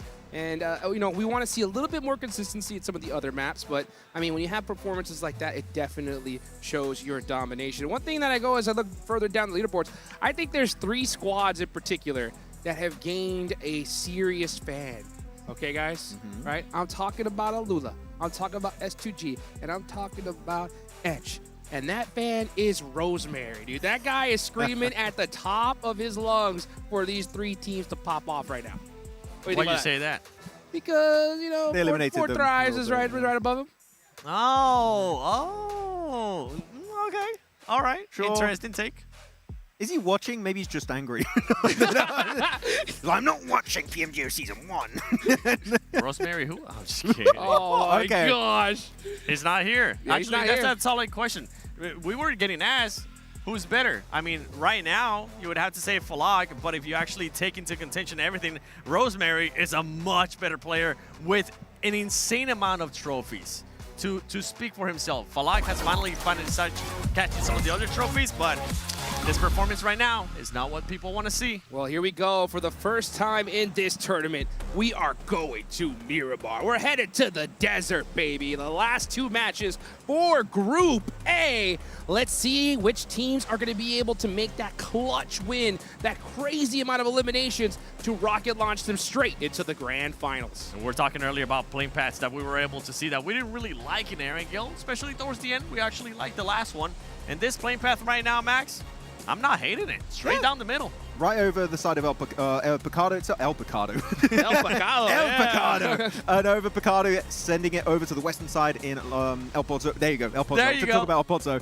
So this is going to be good for Alpha 7, right? And as you stated already here, 7, looking at Alpha 7, they are a team that has, in the past, done really well on the Dusty Dunes. And this could be the map that literally brings them back into the tournament, secures them in the top 6, but they need to get the points on board. And hopefully, no one's going to commit to the hot shot in that city. Realistically, how many points do we think they actually need? In my mind, I'm going to say 9 points. 9 points. Ooh. Give me 15 to be safe. Alrighty. I like the way you think. I was trying to be generous too. I wasn't trying to go too high, but yeah, 15. Give I me like 50 points. I think that We're could not work. in Rondo, sir. Oh, yeah. Oh, I forgot. No recall. No recall indeed, but you know what? It's time to call in our casters with a beautiful circle of Los Leones. Let's take it on over to John Allen and Blake. We've got a city slap bang in the middle. Los Leones, the main feature of this first circle on Miramar. And we'll see how our teams navigate the terrain around them. We're hoping that there's no hot drops. It looks like we might be going that way. Either a little bit interspersed near E-Arena, near Aura to the north, but I think they're going to be able to settle their differences and split off, get a little bit of a looting phase on this game. Yeah, you're over towards the plateau around Power Grid. It's not a terrible place to play, around San Martin as well. So I think that this is not a huge issue for them. The Flash also starting in Los Leones is a good spot to begin in. I think that plane path is a little bit tougher than people might expect it to be. It's down towards the southeast side to start off with. So where are you getting out? And typically, do you want to get out early on Miramar to get those vehicles? you're moving around Los Leones south side, around Puerto Paradiso, around Impala, and then having to wrap around. So it did mean that quite a lot of the north side of the map was unclaimed for quite a while. So teams did have to get a bit of a move on to move into position. Aurora Gaming didn't really have that problem, though. They were able to get straight over towards Chumacera. Everyone knows Chumacera is a great spot to start in. Now, there are a couple of teams that I did want to talk about. The Desk touched on one of them on Alpha 7. I'd like to also talk about Boars, because this is a team that plays really well at long range. Snowex, Vagnazada, very, very good at that. It's why they bring Robs in as well, because he is kind of that CQC guy, the guy that can fight up close combat, but they have Snowex as well as Vagnazada to fill in those gaps, and Terminez is a very good all-rounder on the team as well. So Alpha 7, we are looking for more out of this team. This is their bread and butter. Let's see what they can get done here. Hopefully they'll find themselves at home on the Dusty Dunes. S2G as well, look to lift themselves out of the doldrums, down in 15th place. That is not where you expect to see a team with such big name brand recognition there. For S2G, this is not the result they were looking for. To go home on day one would be a massive blow, if not to the ego, to the wallet as well. Yeah, I mean, for the org, S2G is such a well-known, it's a household name as well in Turkey. So I think for them to go out, like actually in 15th, 16th, go home. I do want to remind everyone that we play these groups out. Top 6 goes through, 7th through 14th, through to survival stage. But 15th and 16th, they're gone. They're completely gone. They'll be taking flights home after this. So for S2G, there's still time to fix this, but it's not looking hopeful at the moment. They definitely can jump up, and quite far, all things considered. We talked about the impact of a single chicken dinner, right? And the point differential between 10th and 6th place is 10 points, right? That's just a chicken dinner on placements alone. And definitely able to try and exceed that with Elim. So yeah, very much strikeable for everybody who's 14th and up, and even to an extent from 15th place. As much as it's difficult, it's achievable. However, that boundary's going to move. Right? Yeah. So you need to be going further than that. On a brighter note, I do think for Miramar, it is probably a better place for the guys on S2G anyway. Solke is a little bit of a strategical thinker. Miramar gives him a lot more time to figure out those next steps, where he wants to take the team. Lost historically one of the best long-range players we had seen come out from Turkey. Dominated back on Vikendi in the day from castle positions. He was the one you really wanted to look out for. So again, I think for S2G, Miramar, this is a good spot to start fixing things, making things right. For 7-2-1, on the other hand, 16 points, you know, it's not been bad. They're getting into some end games here over on Erangel as well, on tough circles. Yeah, I think that when we're listening back to the desk here, John, there is one clear sentiment that's brought up multiple times, which is based off the gameplay so far. That's brought up so much, and I think it is a really big thing to take away from some of our squads, particularly Alpha 7, who have been fairly quiet other than that rondo at the start of the day. 16 points to show for it on the day for 3 of our rosters. Wanting to push a little bit further. Etch, the team that most desperately wants to push further. Okay, hang on a minute. We've got a crash. The Boars are in. Over to 7-2-1. No knocks on the run-up. They're looking to find something, but the first goes down, 2 goes down. Rehan is on a tear today. He's doing so much work. 3 players have fallen for the Boars. They are getting swept aside. Where do they go? Oh my goodness me, there is a roar from the player stage. They are laughing at that push coming through from Boars. It got shut down so quickly. I mean, Rehan is an absolute madman. That was insane. He held, on his building, there were 3 players from the Boars going in. He's just tearing straight through them. On a more important note, that is an absolute miserable push there for Boars. Knowing they're in 6th place right now, they've got 1 game to rectify this. And this is after I made a big hullabaloo about this team being good on Miramar. Well, they won't be able to show it this time around. That is really tough stuff on the bubble, with Furia breathing down their neck. 1 point difference. Goat team, Voin, Chaikere, all looking to try and just push past that boundary. I don't think that Boars end this match in the top 6. Absolutely not. I think for Boars, what they'll come away with is a good springboard to get back into the top 6, but that's about it. But the pressure is going to be so high for them going into that final match of the day. I don't know how well this team is going to deal with it. They're a newly formed squad. They've been practicing together quite a while. This is their time to bring things together at a global. I think that stress is going to get to them. I mean, it would get to me. Hopefully they... not me. Yeah, hopefully they're not you. And will have a cooler head to prevail through this difficulty. Of course, the history of all of these players, they're no stranger to stage pressure. They're not, But no. the shortness of this match set really, really compounds it, right? It's going to be only one opportunity after only a day of games. And that is a very tough pill to swallow. Very likely we see them in to the survival at least. Okay, here's the cross angles, here's the holdout. So it wasn't just Rayhan on the inside. The rest of his team were very much pivotal on holding out that push. Yeah, there was some great off angles coming through, some amazing shots. It's a great setup as well from them. And I think they understood they were going to get pushed at some point. That setup is extremely strong from 7-2-1. So they were very ready for it. But looking over towards the southeast side of the map is where we're going to head, over towards Impala and the crossroads that sit in this location. There's high ground down towards that southeast side, and the sprawling city of Los Leones also included. So this really cuts things up a little bit, right? You have the north side towards La Bendita, but this is kind of barren land. You don't want to sit in Los Leones too deeply because then getting out is going to be hard. Do you want to commit towards the southeast side on that high ground? I don't know. There's some difficult decisions for the teams to make in the future here.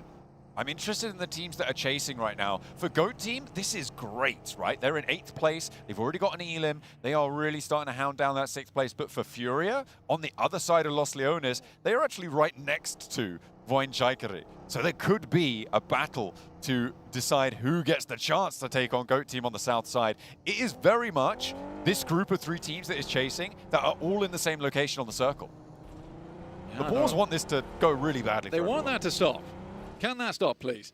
But yeah, I think that even for these teams, Aurora Gaming, they're on the pursuit right now. They're heading up back towards the side of Furia. They're heading through that south side of Los Leones.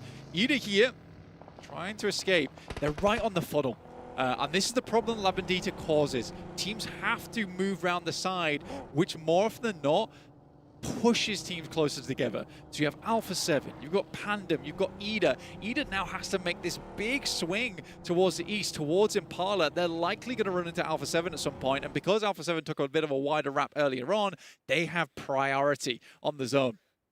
They are just coming into the west ground of Impala right now, and Ida going to be potentially pushing in behind them.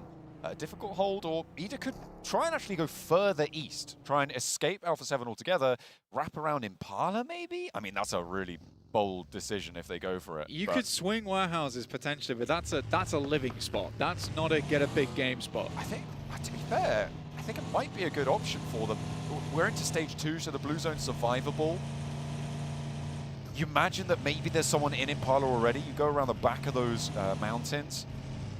Yeah, I think it's doable, but they actually are going to go through Impala and maybe take a similar sort of spot a little bit closer to the zone. Well, you can grab high ground, right? Above church, it's not a bad idea. It gives you a lot of position to scout from, figure out your next move. So I think for Ida, this is not too bad. Let's take stock of the rest of the circle, though. S2G currently playing a 2-2 split across the road. It's not a bad position. It is a bit of a gamble, though, getting away from this spot. As more and more teams come in, they will have more sight lines looking over towards that northeast side. So S2G hoping for that northeast shift.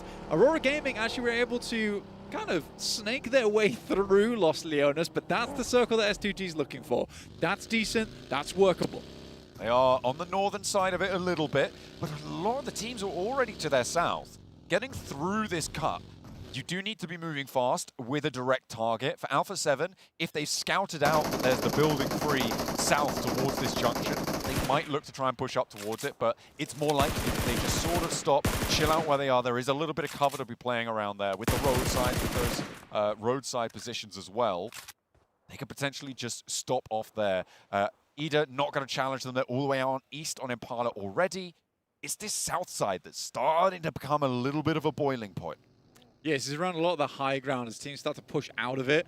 Furia passing by Voin at the moment, quiet as they can, to be honest with you, trying to not alert them to their presence so they get ahead of them, they should take them out earlier.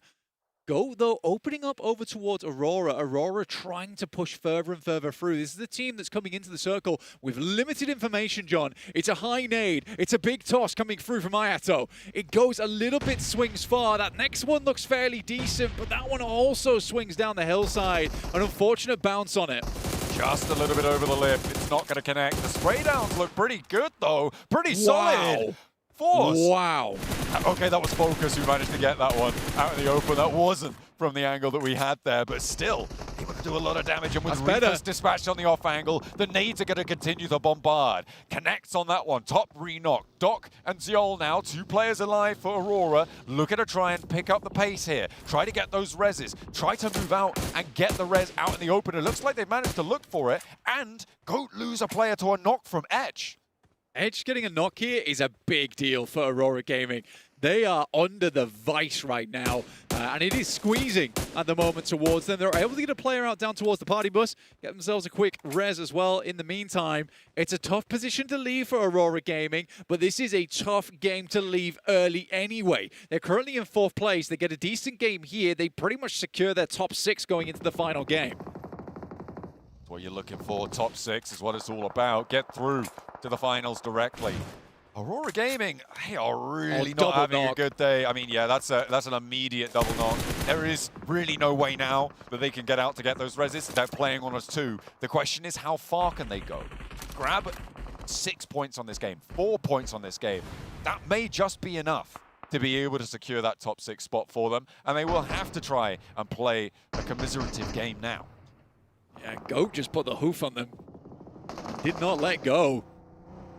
Aurora Gaming unable to get away from it, but yeah, this is a survival game now for the final 2 players in Reefus. Well, his compadre in that location. I mean, it's the only way to go about this. Reefus is a good player to still have up and kicking on the squad.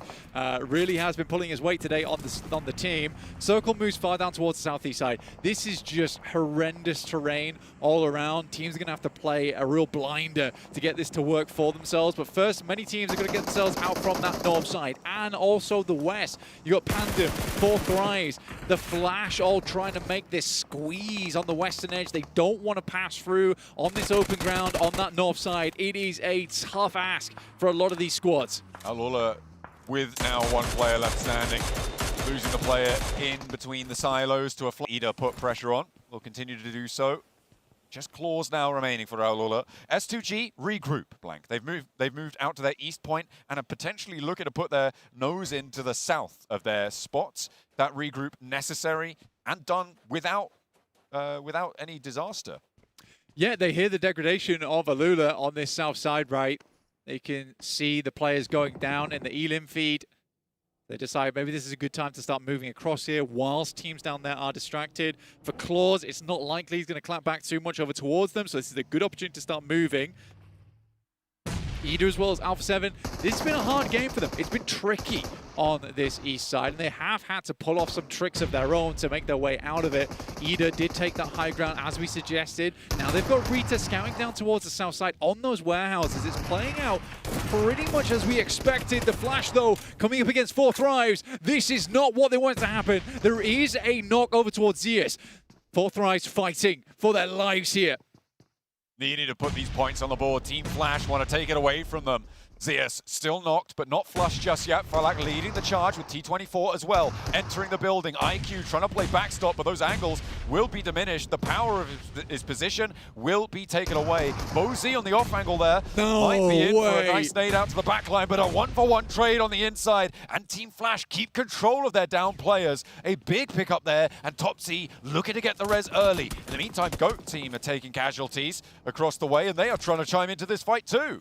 You're right, John. I mean, having the control over towards the bodies is a big deal here, but Bozy doesn't want to let it up. You've also got 721 poising themselves off in the distance, and this is further in towards the circle, so this looks like a death spiral for both teams. 4 thrives now with IQ and T24, but they're knocked down to just the 1. The angles are low, and the points are just getting slurped up from those angles. In comes 7-2-1. With Balak still on his feet, he won't find himself there for much longer. Now T24 has a chance to step up to the plate. Goes for 1. Can he find more? I don't think he's going to be able to do it. And 4 thrives fall on the east point of Los Leones. 20 points found this game, but teams ahead of them starting to gain a little bit of steam, a little bit of action inside of this map, and they continue to go further, marching towards that 6th place position. GOAT is right on the cusp, 28 points. Furia still chasing. Furia really hasn't had to move all that much, though. They've been playing down towards the south side, so haven't had to get too involved in any fights. But they're looking for the chicken dinner this match. That would be ideal for them, but undoubtedly, with the way that the points are stacking up, Boars will be dropping out. And imagine if Boars had won that fight. They would be where 721 is right now. 6 elims, looking good, able to play on this west side. They would be securing their spot, but their crash goes poorly. They do not find that fight a great... That's putting it nicely. Yeah, poorly. Yeah, you're right. You're right. I'm being kind to them. But this circle looks to be pretty kind to the teams up on the north side as well. This south approach is still nasty. And Voinchakari and Furia, the 2 of the teams that are chasing for that 6th place spot, are kind of cut out on this. Yeah, it's an awkward terrain, though, with things starting to dip down towards edge right now. So it's going to be a lot of edge gameplay going forward in this game for a lot of teams. GOAT will be looking to hold out versus E Arena down towards the southwest. Horror really don't need to do much more, but they're contending for it. And now they're up against S2G, and S2G desperately needs these points. Ooh, GOAT do get stopped there in their tracks, but not before they take the bubble away as well in the meantime. They are now in 6th, but by only the 1 point. So it's really, really still very much all to play for. As we hop on over back to what we got on our screens, S2G on the north side, over towards E Arena on the southwest side as well. Trying to make their way in and secure their spot too. Nice. S2G on the hold. Nades flying, and Sky doesn't quite take the full lick of damage. Gotta say, right now, the smoke train came through. Some good bait on the utility, but S2G was patient. They pulled the pins, they put them back in, and they waited for this moment as Horror moved up.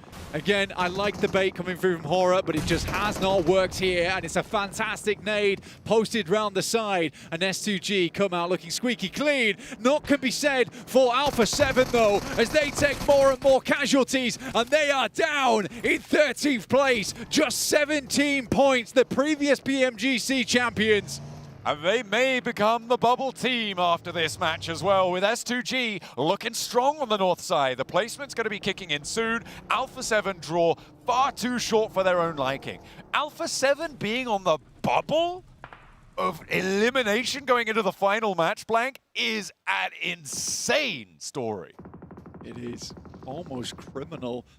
It would be a real shame not to see them move through to at least the survival stage. A team that's looking for the Grand Slam to win at every single big global around the world. It'll be a huge upset if it does come true. We'll have to wait and see. Still 1 more map in us today. The last Miramar to go. I mean, 2 of the teams that we were saying, oh, maybe they favor Miramar, it's going to be good. Boars and Alpha 7 have now both gone kaput. Wash. And it is a wash for both of those 2 teams. They are in a real bad place right now. Boars are happier, all things considered. They would like to go directly, but they're still very much confirmed in towards those survival stages, pretty much no matter what. So it's all eyes on S2G to see if they can take down one of their big brand rivals, right? Oh, yeah. Alpha 7 versus S2G, not for 1st place.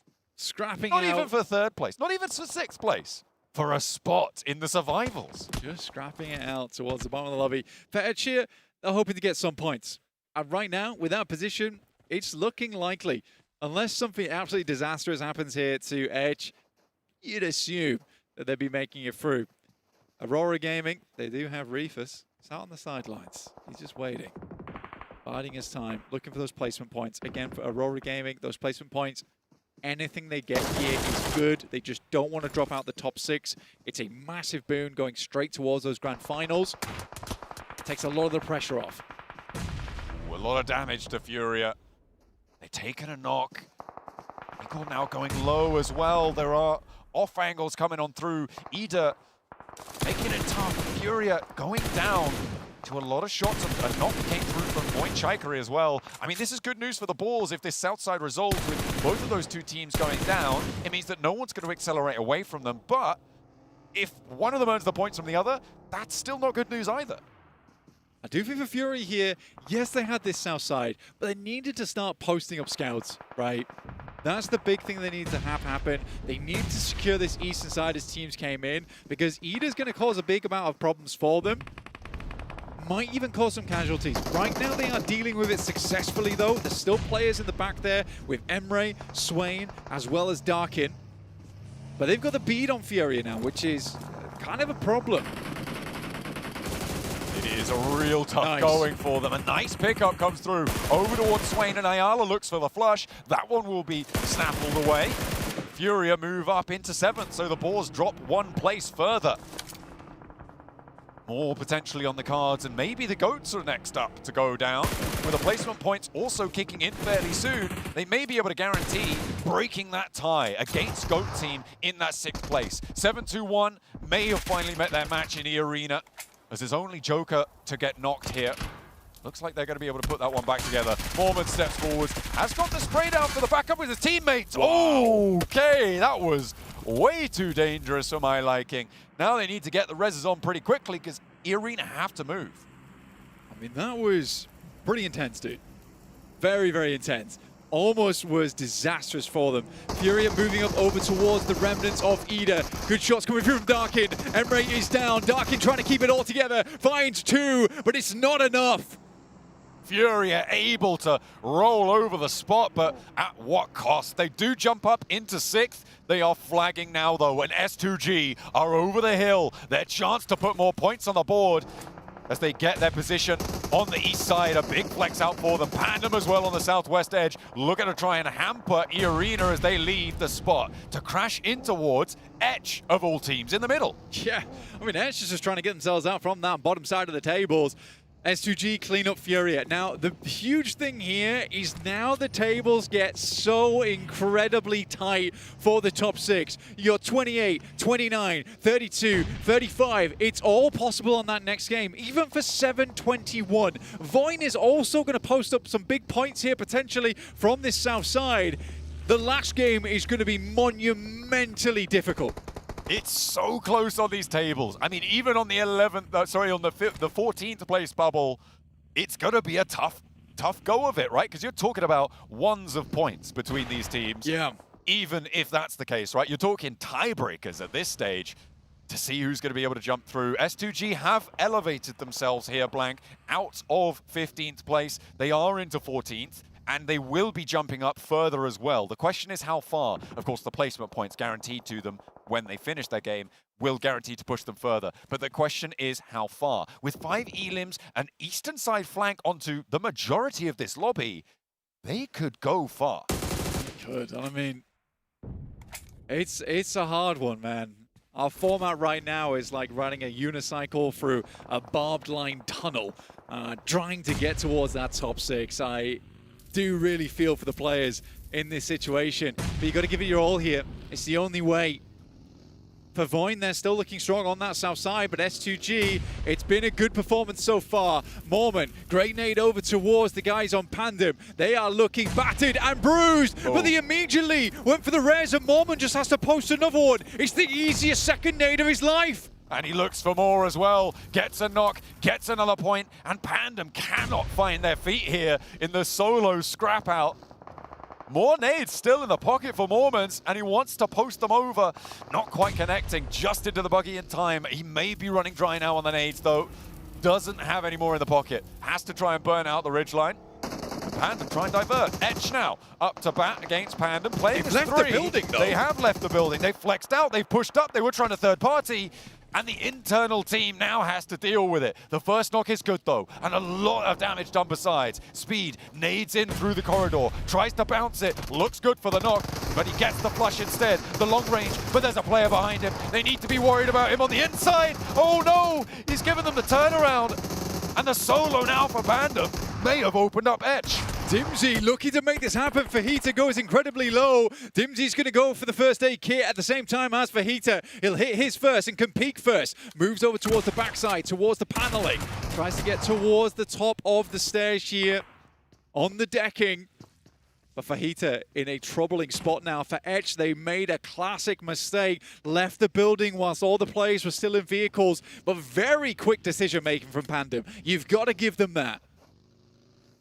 They made that choice and they're going to stick to it. Fajita on the door frame, though, puts them out of their misery. And I mean, this is the best spot we've seen from Etch for a while, as Voinchikari now try to step up, but they've got Reefus to handle. They'll be able to do it. Another team falls, and another set of placement points adding to that tally of Voinchikari. But still, 3 points there for the guys over on Aurora Gaming in terms of placements. Reefus gets them far into that game. Etch stays alive, and it looks like Voin's going to take it all. And for a team that was looking a little bit worse for wear on the tables, they had not many points at the start of the day. This is a real turnaround. Points now at a premium for S2G on 7 elims. A chicken dinner getting a 17 to 20 point game would put them in the running going into the final match for a 6th place spot. And I mean, it just goes to show how volatile this one-day format is for these qualification spots.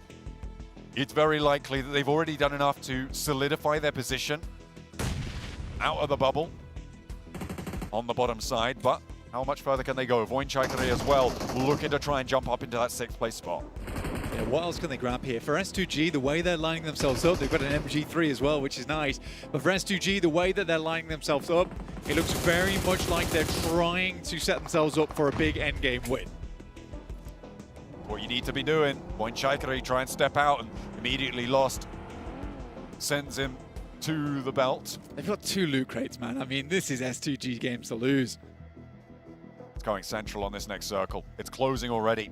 It's going to push everyone out into the open. These buildings will have to be vacated. Fajita proving to be a bit of a thorn in the side here, and potentially ruining the day coming on through with a big knock around the door frame. Now they have to step forwards. Are they not going to commit for the res? I don't think they are. They don't feel like they have time. He's going to get flushed away. The nade not connecting. And there's another angle as S2G roll in. Etch may have been able to snaggle a 2nd place out of this if he plays it well, but he's on the door frame. There's 1, and Etch nearly finds a 2nd as well. Voinchikari now will fall down, and S2G don't need that lineup. They march forward, and they take a crucially timed chicken dinner. Like we were saying, Sol K, give him time to think, give him time to prosper here on Miramar, and he'll make it happen. This is a good game for them. But again, I think for S2G, they've got a lot of players on side, a lot of global experience. That's the veteranship that you need here, where it's looking grim, it's looking dark at the end of the day. The sun is going down, but you're still putting up points. And points, as I said, are at a massive premium right now. They are so valuable to these teams, jumping up to get into that fight for 6th place. The tables are so close, and with S2G adding a whole bunch of points to the bottom of the table, they not only put themselves in the running, they've taken teams like Alpha 7 out of the running, who are now on the bubble, at the bottom of the table. Alpha 7, Blank. Am I saying it right? Alpha 7? You are. This is probably the scariest final Miramar of the year so far for all teams involved. A quick pass through to the top 6, or do you go home right now?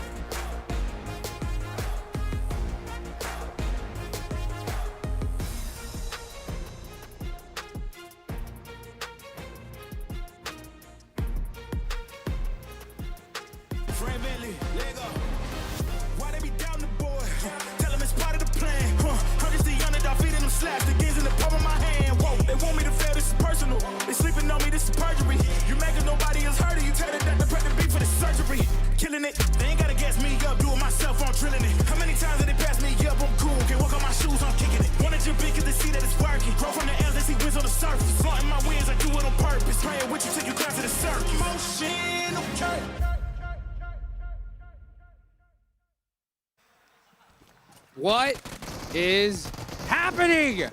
What is going on today? This is absolute madness. First off, okay, before we get into all that, Gotta give the props to S2G, man. I mean, whoa, talk about last-minute clutch. Another owner is doing a little viewer party here, and he absolutely popped off with that win, and I completely understand why. We were wondering if it was going to be Alpha 7. It was a team that was in the bottom 2, Max. No. Being able to just push themselves all the way up now in contention to make it to top 6. Where was this S2G on the first 4 games of today? As you say here, Ultrix, it's about time, because this was literally such a good executed game 2 there. The 3-1 split on a northern eastern compound outside of Impala. They get pushed upon by Hora, and they regroup onto that defense and actually just shut down Hora pretty much instantly. It did not even look like a fight, in my opinion. And then even a third party over to the eastern side, 7 from S2G onto Furia. They're looking so confident, looking to be so aggressive, and the timing is so strong too. So, I mean, yeah, this game alone at least here, 7, does make sure they're not going to be in the bottom 2 after that last Miramar. They're still going to have a chance to either go to survival or maybe end up in the top 6, because honestly, once we end up seeing that overall, due to teams performing so well today, they just have compacted that leaderboard so much, and I can't wait to see how much compacted it's actually going to be. How many points? Is it going to be 1? Is it going to be 2? I mean, look at this replay. We just saw more. With all the nades, he just destroyed all of Pandem with like 4 or 5 grenades in a row. It's crazy moments.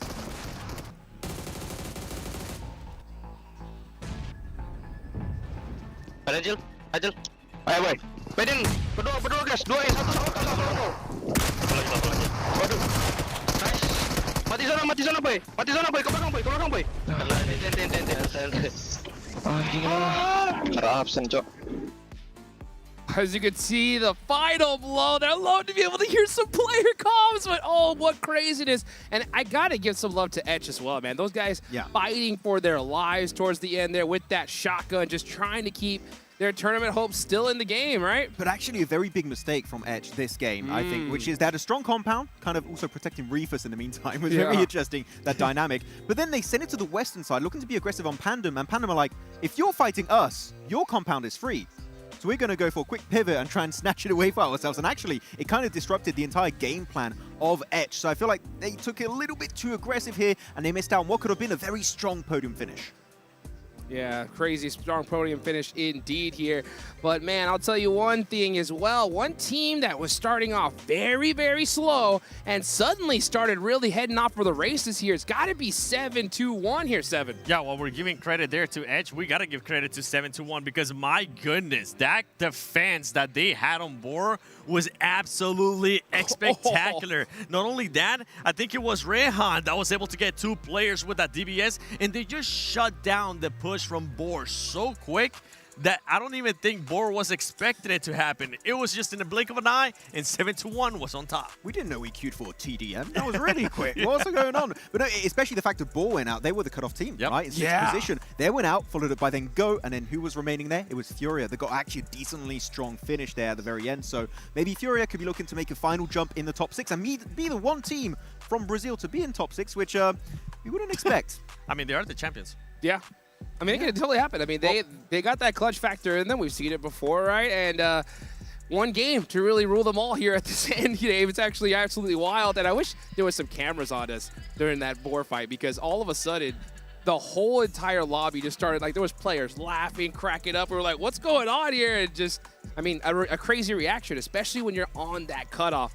We're going into the last game here, guys. And we got to talk about it.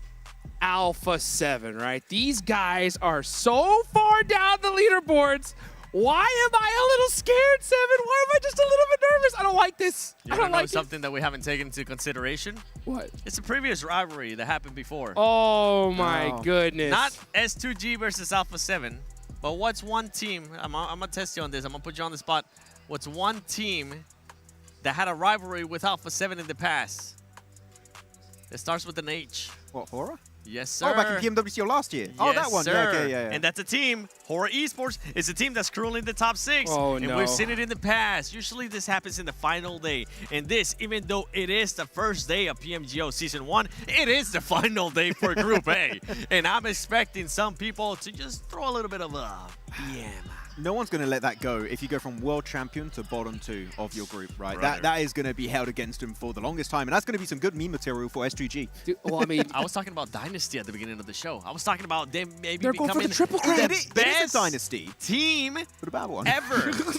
all right. No, hey, settle down. Settle down here, guys. You know what? You make a crazy point there, Seven, right? Because, I mean, if you're going to go and you have so much money on the line here, you got the Esports World Cup right around the corner, right? If you can do something to get the championship team out here now, right? Oh, wait. You're thinking what I'm thinking? I'm thinking if Loops do well in the other group, and we do see Fury make it here, they Alpha drop 7. down. There's only 2 slots for Americas. We don't have Alpha 7 at PMWC. Goodness. Ooh. No defending champion? Ooh. I got goosebumps. I can't lie. I got goosebumps there. At least we have Yangon, so that's a something. possibility. If they... Are they going to get... They already It almost invited. feels, I feel like we're just talking dirty. This doesn't feel right. I mean, that's absolute crazy. I like that we both clicked on that too. I was like, Neuron Alpha activated. 7 might not even make it to PMWC. Huh, interesting. Unreal, guys. This is where it all comes down to. I mean, this new format, I love it. I gotta say, this is just straight chaos here at this moment. I love to see it. Now, the reason why you love to see it is because it's freaking mayhem. That's and we love right. mayhem. That's exactly why. Oh, man, absolute mayhem here. Of course, we're live in Jakarta, Indonesia, going into that last match of Miramar. But you know what? We'll be right back after this short break.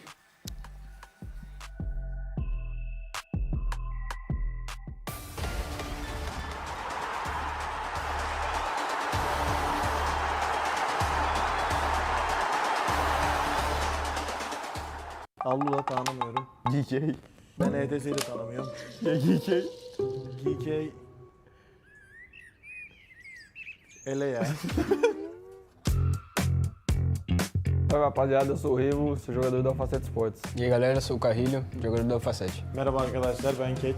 Ben de Scarface. Halo, aku Regi. Halo, aku Rezak. Hello, I'm Falak from Team 4 Tribes. Hi guys, I'm IQ from Team 4 Tribes and today we are doing PMGO Season 1 Main Event Prediction.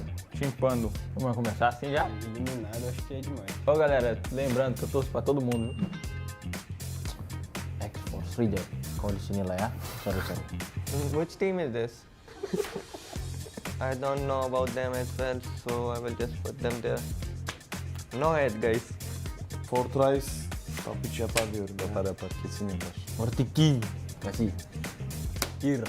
I know about them. They are a very noob team. Place them where 40 noob. Gaming Stars. Ben top 5, top 6 Hemen senin için yerleri değiştireyim. Evet. Hemen yerleri değiştiriyorum şuraya. O LF, top 3. Rapaz, tem muito time, viu? Tem muito time ainda, viu? Team USA. Next team is all. I think they are really a good team, so I will just put them there. Bana Uf geldi. Hemen. Hemen ortaya şu eğlensem mi acaba? Şunları ele sen koy onu. Bigetron. Vitality. Vitality gibi bu. Bigetron. Yazıyor. Aqui? É. Certeza? Não, coloca mais em cima, Fight'tan da kaçmıyor. Bence top 5, top 6 ya şuralara bir. I got Aurora Gaming 100% champion material. Tamo junto.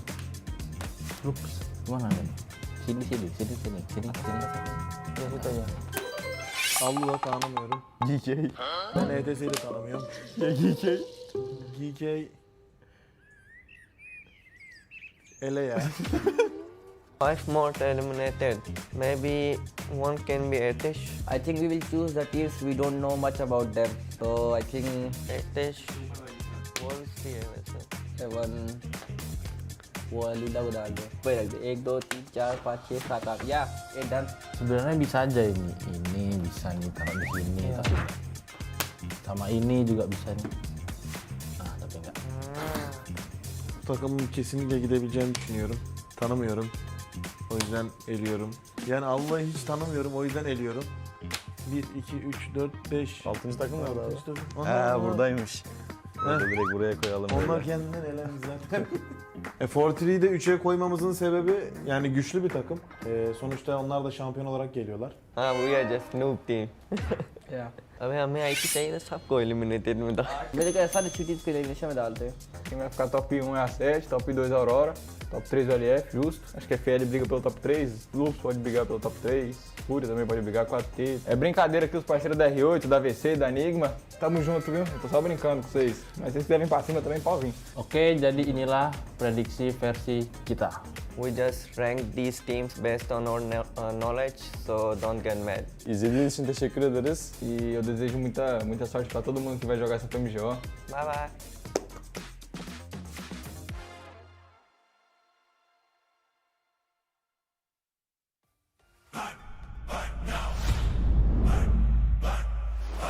Play more than go. Feel the heat from head to toe. A billion drops begin to glow. Flame on and go.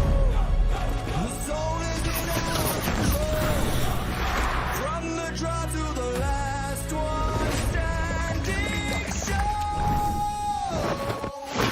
A no-name kid in a high-risk drop, a street food vendor with a victory dream. A midnight warrior looting in the dark. The fuel is passion pushing through the blue. We scan the path at the edge of the gas. A million stories in a single squad. No royal blood, just a drive to our last. The skill, the nerve to on the final gas. Fire in my mind, running through the sky.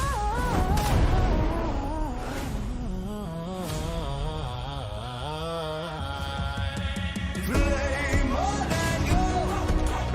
Feel the heat from head to toe. A million drops begin to glow. Flame on and go. The soul is in our control. Flame on and go. The soul is in our control. From the draw to the last one standing show. Flame on.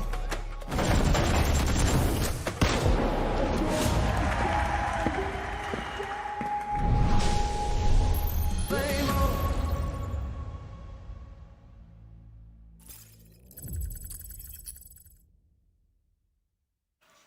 And we're back getting ready for the last match here for Group A, the Group of Death. And we got some crazy squads at the bottom of the leaderboards that have contention of possibly being eliminated right here, right now. 6 teams are going to be moving on over to those grand finals. Now, hopefully we'll get the overall leaderboard soon so we can really break it down. But when it comes to those overalls, just kind of looking at some of those numbers and crunching them, I think we may have top 4 or 5 teams pretty much locked at this point, right? So, I mean, if you're looking to go to the grand finals and you're one of those mid-pack teams on down, there's pretty much only like 1 slot available. So, I mean, just how crazy is this last match going to be? It's going to be hectic. So many teams are going to get so desperate because I think we both agree, right? Top 5 locked in right now. And we saw Boar were holding that point threshold, that entry point to top 6, go out early to 7-2-1, then go overtake it. They go out, then Fury overtake it. Are they still in top 6? I really don't know. Actually, you were theorizing just now, Seven, that maybe S2G could be in top 6, or at least close.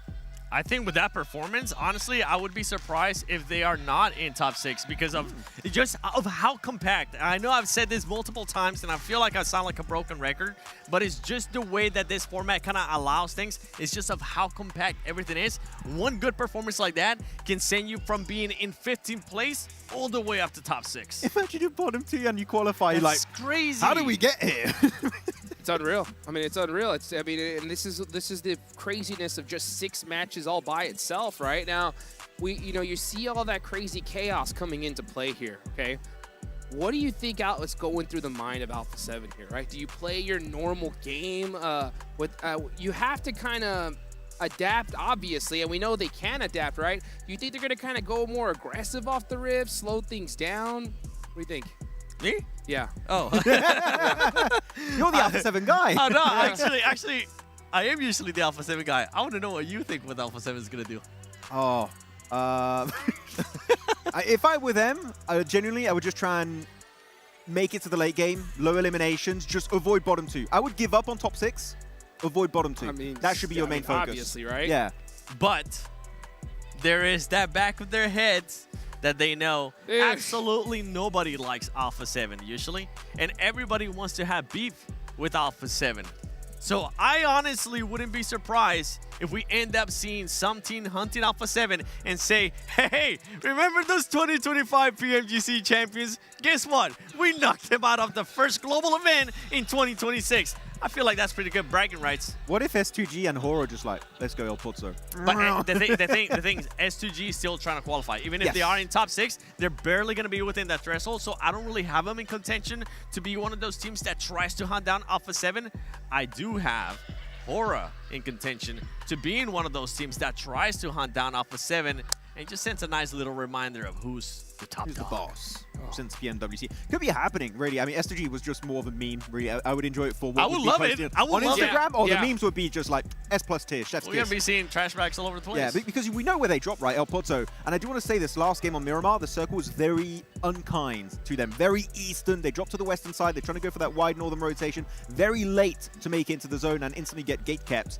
But unfortunately, we're running out of excuses for Alpha 7. That even if you do get a bad circle, this is a team that, as we said, they're the world champions of PMGC in 2025. A bad circle is not good enough of an excuse for them to be in the bottom 2. Okay, now, I was talking to you earlier, right? I was like, man, being bottom 2 in this tournament's crazy, right? Yeah. And you did tell me, right, that to be bottom 2, you got to have a really, really rough time. I was like, oh, there's no way we're going to see a top team ever down there, right? And we actually have that possibility right here, which is wild. Personally, what I'm going to be looking for when it comes to this game here, if we do have a good El Pozo play path, and if they don't drop in El Pozo, then I know for sure Alpha 7 are in their heads, and they're going to be mixing some things up. But you know what? Okay. We'll just wait to see what happens when it comes to A7. Let's talk about some other squads, okay? One team I know you really want to talk about in that mid-pack that's going to be really hunting to get those eliminations here, right? It's going to be Void, right? Yeah, I mean, very reliant on placement points. They've got 2 second places back-to-back, one of those being on Orangle, next to Potato Hill, and now we have this one happening right on the outskirts of Impala, getting the second place, but a lot more eliminations. They were just so passive in the past. They showed a bit of a resurgence, a bit of a showcase of what they can do fragging-wise, and this is the mindset change that I think could be enough to put them up in that top 6, especially when Goat went out early, Balls went out early, Fiora didn't get a massive game this time around, so I think it's going to be maybe Void competing directly with S2G for that final top 6 position. Cool. Yeah. Okay. Well, I respect it. Any other Squad 7 in particular, do you think that could surprise us here in this last one?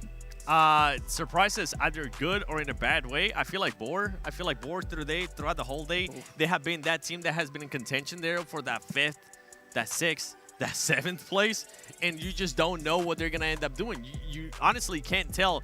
If you were to tell me that team's gonna end up qualifying, I would believe you. If you're gonna end up telling me that team's gonna end up going to survival chance, I will believe you as well, because they're just not having a crazy, insane performance. They're doing what they need to, but in this last match, they need to get that little extra oomph to get them over the edge and make sure they stay within the top 6. I mean, actually, it's very important for Boars to qualify for the finals because they need to be top 4, while the other squad that qualified first place from Western Europe, if they don't make it to the finals, that's the single opportunity to qualify for PMWC. If they don't make it in top 4, PMWC for Boar, it's completely out of the question, which a roster of this caliber from Western Europe, you would expect them to qualify, but that might just be the opportunity for them to miss out on one of the biggest events of 2026. Man, I'm really wondering how this last game's going to go, guys. I'm wondering if we're just going to see that kind of craziness last match that we've seen in other tournaments in the past where just teams just start going bananas and we only got like 20 people in circle number 5. Like, or do we see everybody just turtle up, right? Yes. And just play things? What do you think? You think that's going to be the way to go? I think usually teams play very passive, play very scared when there's just so much on the line. I would say if you're safely away from bottom 2, then you can be a little bit overly aggressive, be willing to take fights, and maybe some other squads would not be willing to commit to. But if you are a few points away from bottom 2, like maybe Alpha 7, really you just got to be avoiding every fight like the plague just to make sure your adventure continues in PMGO Season 1. Yeah, I would love to see where like, I know like the top 3 teams, right? We're talking about Hora, we're talking about Pandem. E-Arena has been able to put up good performances today too. I want to see where actually Aurora Gaming is at, because that's one squad that's what we were saying in the past. They're really able to perform, but we haven't seen that wow performance out of this squad. And I want to see if we're going to end up seeing that, or depending on where they are in the leaderboard leading up to this, if they can maybe try to do a little bit more action, if they can maybe hunt down some teams, or if they're going to maybe try to target somebody else, because I know that's one squad that will definitely do it. They'll send Doc alone in the fray, 1v4. Don't Molotov yourself. No, yeah, that's the one issue. His biggest enemy is his own Molotov. But, I looked at him, and he just went, I don't know what it's happened. like, it happens, bro. Misclick. What can you do about it? But no, Aurora, I think, had actually a really good start because I was expecting them to start a little bit slow, so really good initial kickoff in this PMGO LAN event. But yeah, at the end, only one slot remaining. You got a few teams in contention here, but it's down to the wire, down to a final Miramar to see if you do make it straight to the finals or if you have to make it through the depth of the survival stage. I'm going to take over the host role just for a quick second. Bring it. Jukes, Max, and myself, we're going to go in that order. Predictions. You've read my mind. All right, predictions. Who is going to be getting in and who's going to be getting out? Feel free to say 2 to 3 teams. Obviously, maybe not teams that are already pretty much going to be set going to the grand finals, teams that are in contention. Okay, I'm going to go with the wildest pick I could possibly think from like the bottom barrel of my instinct. For some reason, it's just sparking inside of me, right? I think Etch is going to make it, guys. What? I think there's a chance, right? And this is my thought behind it, okay? We saw them right towards the end show some crazy sign of life with just that one player shotgun play. Sometimes it just takes a little moment like that to hype your team up and get a little spark of belief, right? They're going into the last game thinking that, yeah, we have everything to lose, but at the same time, we gotta just lay it out on the line. And sometimes you see some squads get so nervous, they start playing different towards the last game. If they do that, there is a chance they could capitalize on it and make something happen. So it is the longest of long shots, right? But all that has to happen in order for it to, and it could. If I ever have a business and I need to sell stuff, Jukes, I'm going to hire you because you're going to convince so many people. Because I know right now at home there's somebody just looking at this and hearing this, and they're just nodding their heads like, all right, let him cook. He's selling me onto this right now. How about you, Max? I'm not sold. I'm not sold at all. I'm not there just yet. But I would hire you. There you go. Oh, no, there's definitely some good selling potential there. But no, I'm actually going to go with, I think, S2G. I think that they had a really good game plan here. Yep. It was not just, oh, we had Circle and we ended up winning. No, they defended a compound. They went for cheeky third party to the east onto Furia. The timing was just peak PUBG Mobile, in my opinion. And I feel like if we see even just a glimmer of that on this second Miramar, I think top 6 is definitely possible. I don't know if they're in it just yet, but they're definitely close. And one, even just a strong top 5 could be their ticket for the finals. Mine is going to have to be Boar. Boar, I want to see you just put up a good performances. Today, you have been able to put up back-to-back third-place finishes. I think they have what it takes to just get that little extra umph and keep them within the top 6 in a location where we have been seeing them throughout the most day. And it would be kind of heartbreaking, honestly, for that squad if they don't make it to top 6 with where they've been the whole day. Look, just check out where 721 are dropping and drop on the opposite side where 721 really are Miramar. And it might be okay. 4 thrives? Yes? No? No, not happening. Again, I haven't seen that mindset change in Miramar that had me go, maybe it's happening. For me, it's over. I'm on that Natura copium right now. Oh, that's a big copium. Yeah. She's still supporting Team Spirit to this day. Who? Oh boy, man, this is absolute craziness, guys. You can see these players, they are just really, they're getting iced out right now. Just try to think, right, what do we do? And I hope that this time isn't making them second guess themselves here, because you can't second guess yourself. You gotta go crazy. You gotta go crazy here right here towards the end. So trying to think about, what other stuff that we haven't covered. Hopefully we can get those overall so we can really, really dive into the numbers. But other than that, wild card predictions aside, we got some really great performances from our top squads, right? Yeah. Aura, so consistent on the day. And I got to show some love to Panda, man, right? In their hometown, they've been that kind of breakout squad. And for them to do this, I think it's made their whole country proud. Most definitely. I mean, really proud of coming out from PMGO Indonesia and off the back of Rondo in that last game, able to take it away from McJoe. Very impressive storyline. And it's really fun to see how consistent they've been able to be.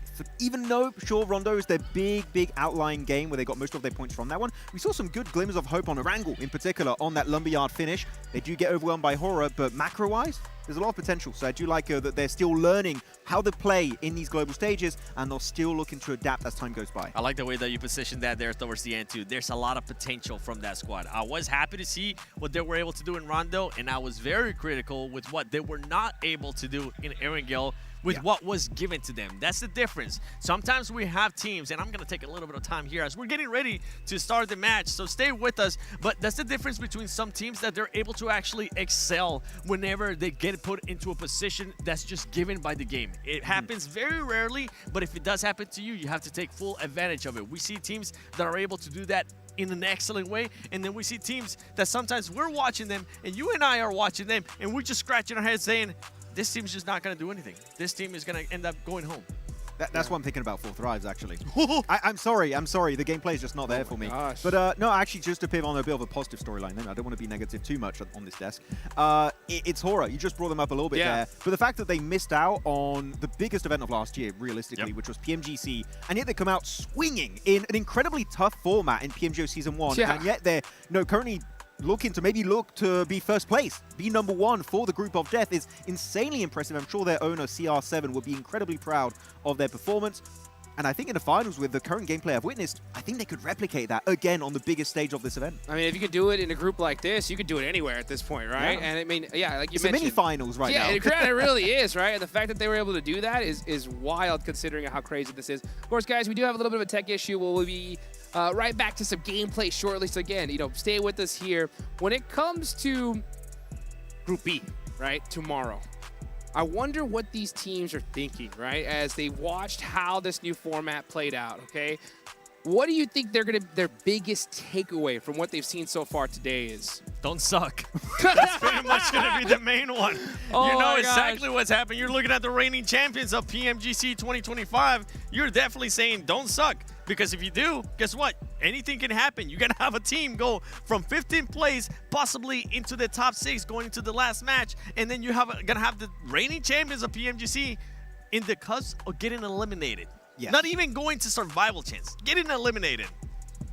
Unreal, unreal. Well, guys, we'll be right back shortly. Don't go anywhere. We're going to hit a quick break and get to that last game in just a minute.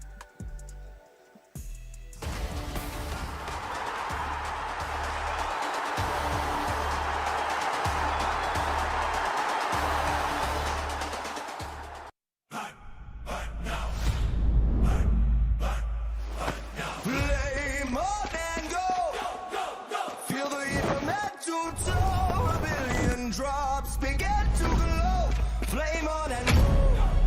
The soul is in our control. From the draw to the last one standing show.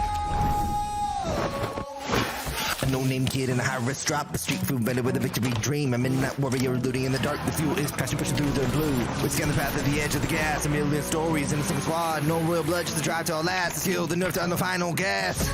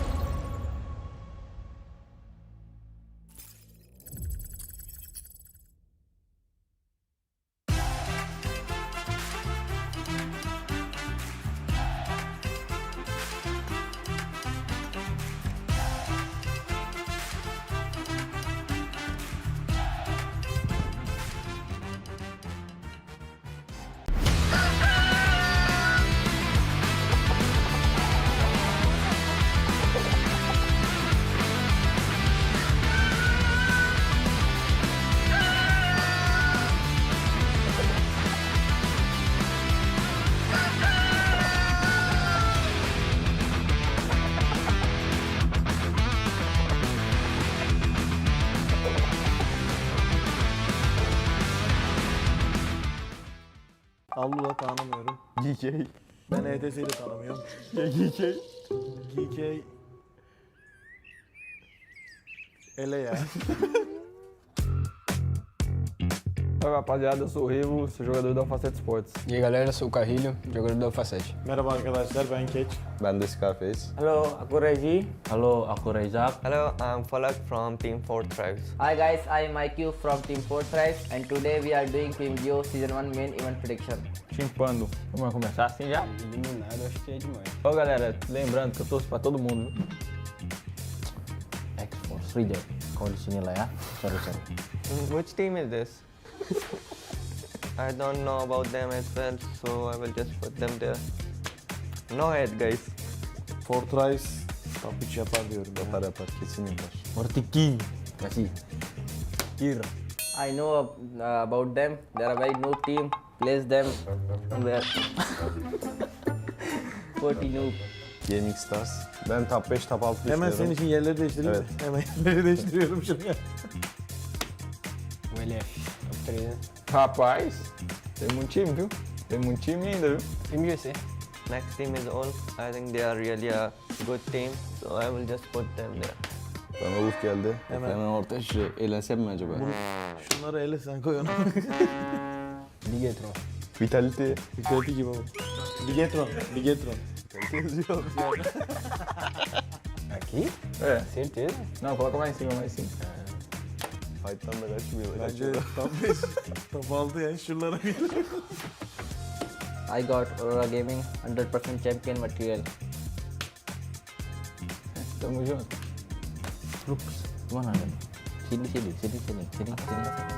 situ aja. Allah'ı tanımıyorum. GK. Ben ETS'yi de tanımıyorum. GK. Ele ya. 5 more eliminated. Maybe one can be Etish. I think we will choose the teams we don't know much about them. So I think Etish. Wolves भी है वैसे. 7 वो लीला उड़ा दो. Wait, 1, 2, 3, 4, 5, 6, 7, 8. Ya, done. Sebenarnya bisa aja ini. Ini bisa nih taruh di sini. Tapi sama ini juga bisa nih. Ah, tapi enggak. Takımın kesinlikle gidebileceğini düşünüyorum. Tanımıyorum. O yüzden eliyorum. Yani Allah'ı hiç tanımıyorum, o yüzden eliyorum. 1, 2, 3, 4, 5. 6. takım nerede abi? Onlar Buradaymış. Orada direkt buraya koyalım. Onlar böyle. kendinden elendi zaten. Fortree'yi de 3'e koymamızın sebebi yani güçlü bir takım. Sonuçta onlar da şampiyon olarak geliyorlar. We are just noob team. Yeah. अबे हमें आई की चाहिए था सबको eliminated में था. मेरे को ऐसा अच्छी teams को elimination में डालते हैं. Quem vai ficar top 1 é a 7, top 2 a Aurora, top 3 o LF, justo. Acho que a FL briga pelo top 3, Lupus pode brigar pelo top 3, Fúria também pode brigar com a T. É brincadeira aqui os parceiros da R8, da VC, da Enigma. Tamo junto, viu? Eu tô só brincando com vocês. Mas se vocês quiserem pra cima também, pode vir. Oke, jadi inilah prediksi versi kita. We just rank these teams based on our knowledge, so don't get mad. İzlediğiniz için teşekkür ederiz. E eu desejo muita sorte pra todo mundo que vai jogar essa PMGO. Bye bye.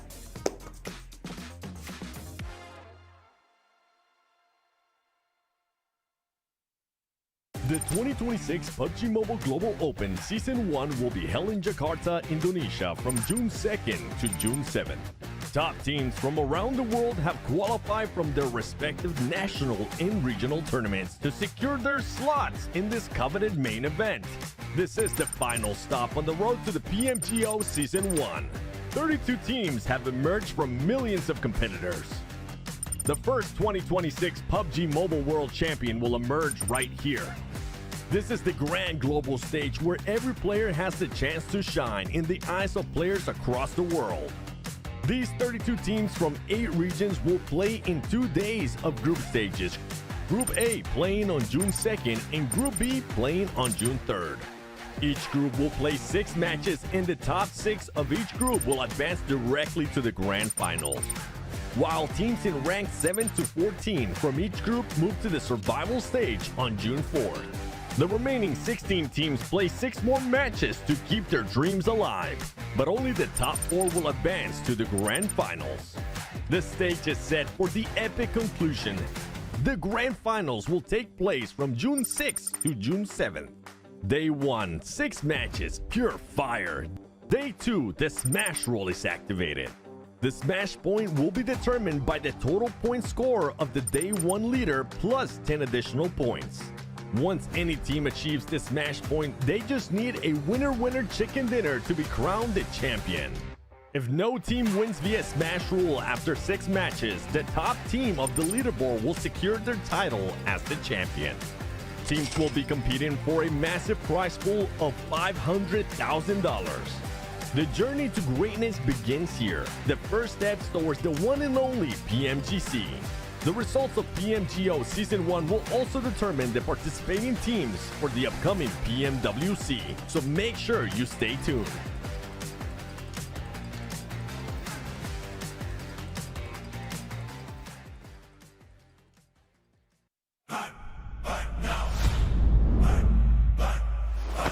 Play more than go. Feel the heat from head to toe. A billion drops begin to glow. Flame on and go. The soul is in our control. From the draw to the last one standing show. A no-name kid in a high-risk drop, a street food vendor with a victory dream. A midnight warrior looting in the dark, the fuel is passion pushing through the blue. We scan the path at the edge of the gas, a million stories in a single squad. No royal blood, just a drive to our last. The skill, the nerve to earn the final gas. Fire in my mind. Ready through the sky.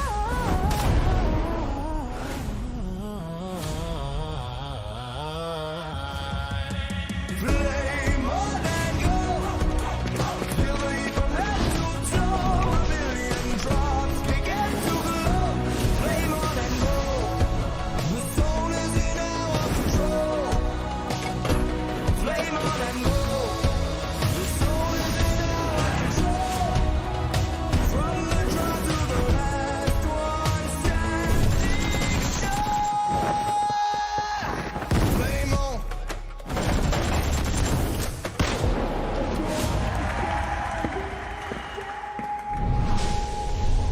Play more.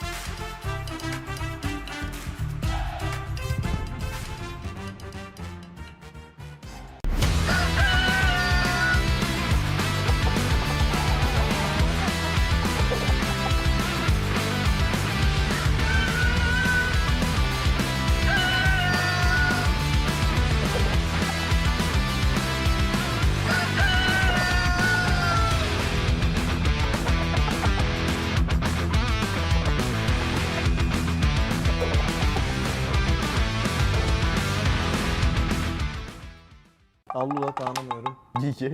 Ben ETS'yi de tanımıyorum. GK. GK. Ele ya. Oi rapaziada, eu sou o Rivo, sou jogador da Facete Sports. E aí galera, sou o Carrilho, jogador da Facete. Merhaba arkadaşlar, ben Keç. Ben de Scarface. Hello, aku Regi. Hello, aku Rezak. Hello, I'm Falak from Team 4 Tribes. Hi guys, I am IQ from Team 4 Tribes and today we are doing PMGO Season 1 main event prediction. Chimpando. Vamos começar assim já? Eliminado, acho que é demais. Ó galera, lembrando que eu torço pra todo mundo. Accross reject. Kau di sini lah ya. Sorry.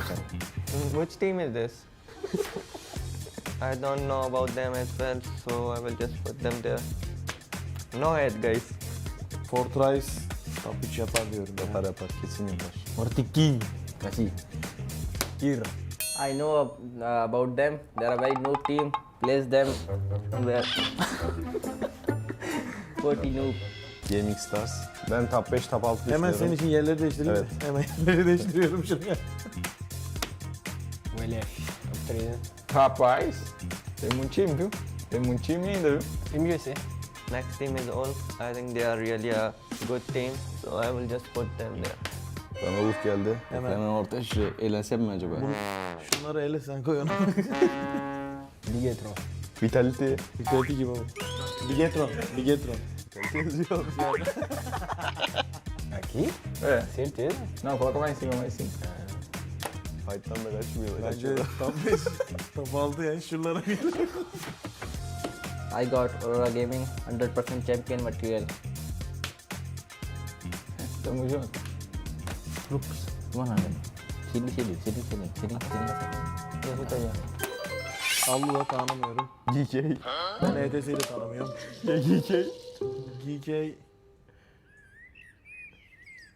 Ele ya. 5 more eliminated. Maybe one can be Etish. I think we will choose the teams we don't know much about them. So I think Etish. One see वैसे. 7 वो लीला udah ada. Baik, 1, 2, 3, 4, 5, 6, 7, 8. Ya, done. Sebenarnya bisa aja ini bisa nih taruh di sini, tapi sama ini juga bisa nih. Nah, tapi enggak. Bu takımın kesinlikle gidebileceğini düşünüyorum. Tanımıyorum. O yüzden eliyorum. Yani Allah'ı hiç tanımıyorum. O yüzden eliyorum. 1, 2, 3, 4, 5. 6. takım nerede abi? Aha, Buradaymış. Orada direkt buraya koyalım. Onlar böyle. kendinden elendi zaten. Fortree'yi de 3'e koymamızın sebebi yani güçlü bir takım. Sonuçta onlar da şampiyon olarak geliyorlar. हाँ we are just noob team. Yeah. अबे हमें आई थी चाहिए था सबको eliminated में था. मेरे को ऐसा नहीं teams को elimination में डालते हैं. Quem vai ficar top 1 é a 7, top 2 a Aurora, top 3 o LF, justo. Acho que a FL briga pelo top 3, Lupus pode brigar pelo top 3, Fúria também pode brigar, 4T. É brincadeira aqui os parceiros da R8, da VC, da Enigma. Tamo junto, viu? Eu tô só brincando com vocês. Mas vocês devem pra cima também, pode vir. Oke, jadi inilah prediksi versi kita. We just rank these teams based on our knowledge, so don't get mad. İzlediğiniz için teşekkür ederiz. E eu desejo muita sorte pra todo mundo que vai jogar essa PMGO. Bye bye.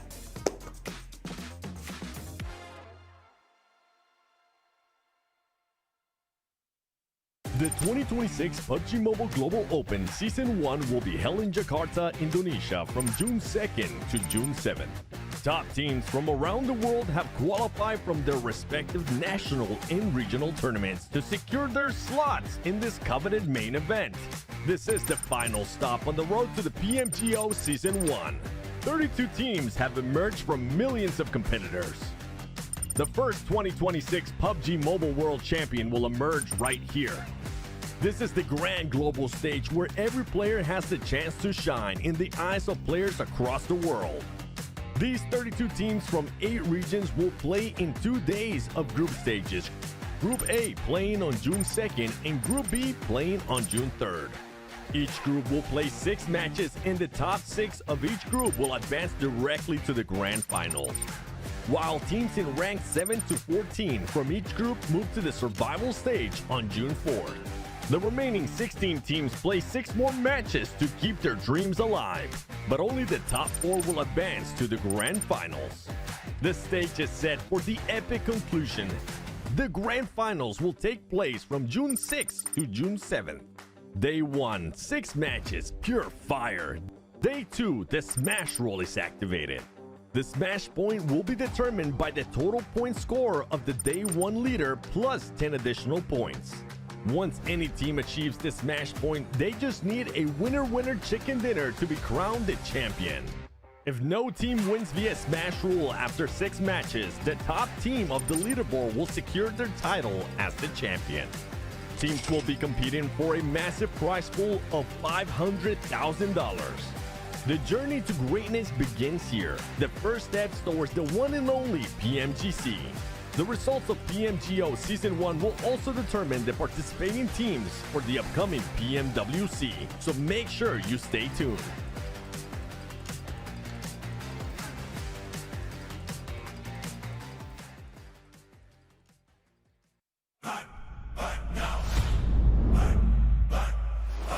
Play more than go. Feel the heat from head to toe. A billion drops begin to glow. Play more than go. The soul is in control. From the draw to the last one standing show. A no-name kid in a high-risk drop, a street food vendor with a victory dream. A midnight warrior looting in the dark. The fuel is passion pushing through the blue. We scan the path at the edge of the gas. A million stories in a single squad. No royal blood, just the drive to our last. The skill, the nerve to on the final gas.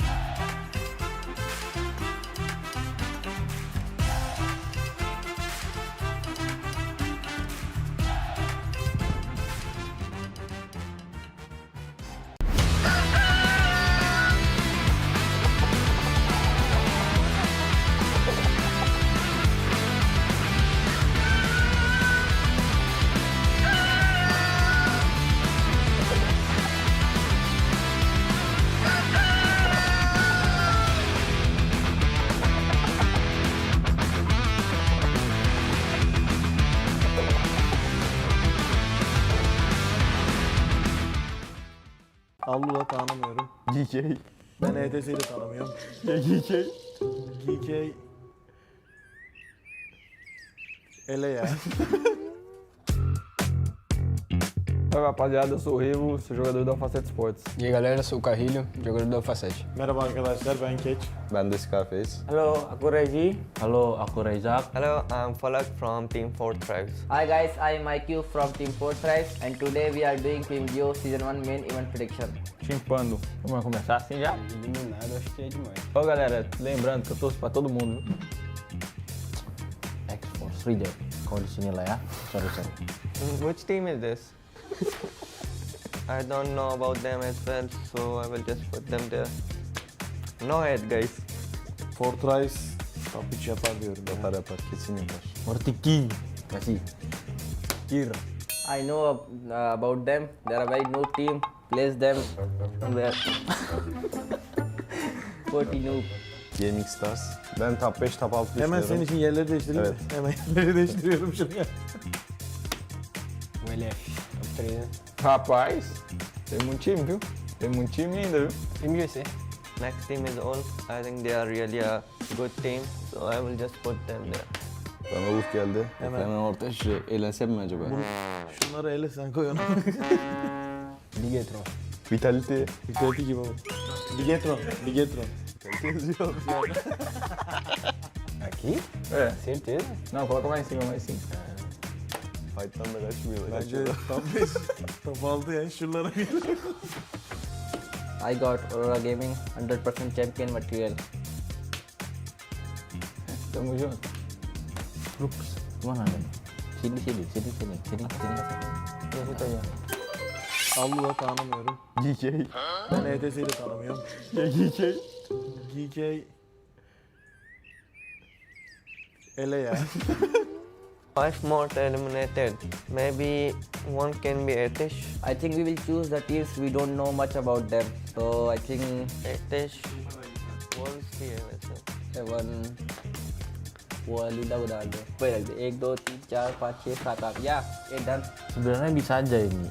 Ini bisa nih taruh di sini. Tapi sama ini juga bisa nih.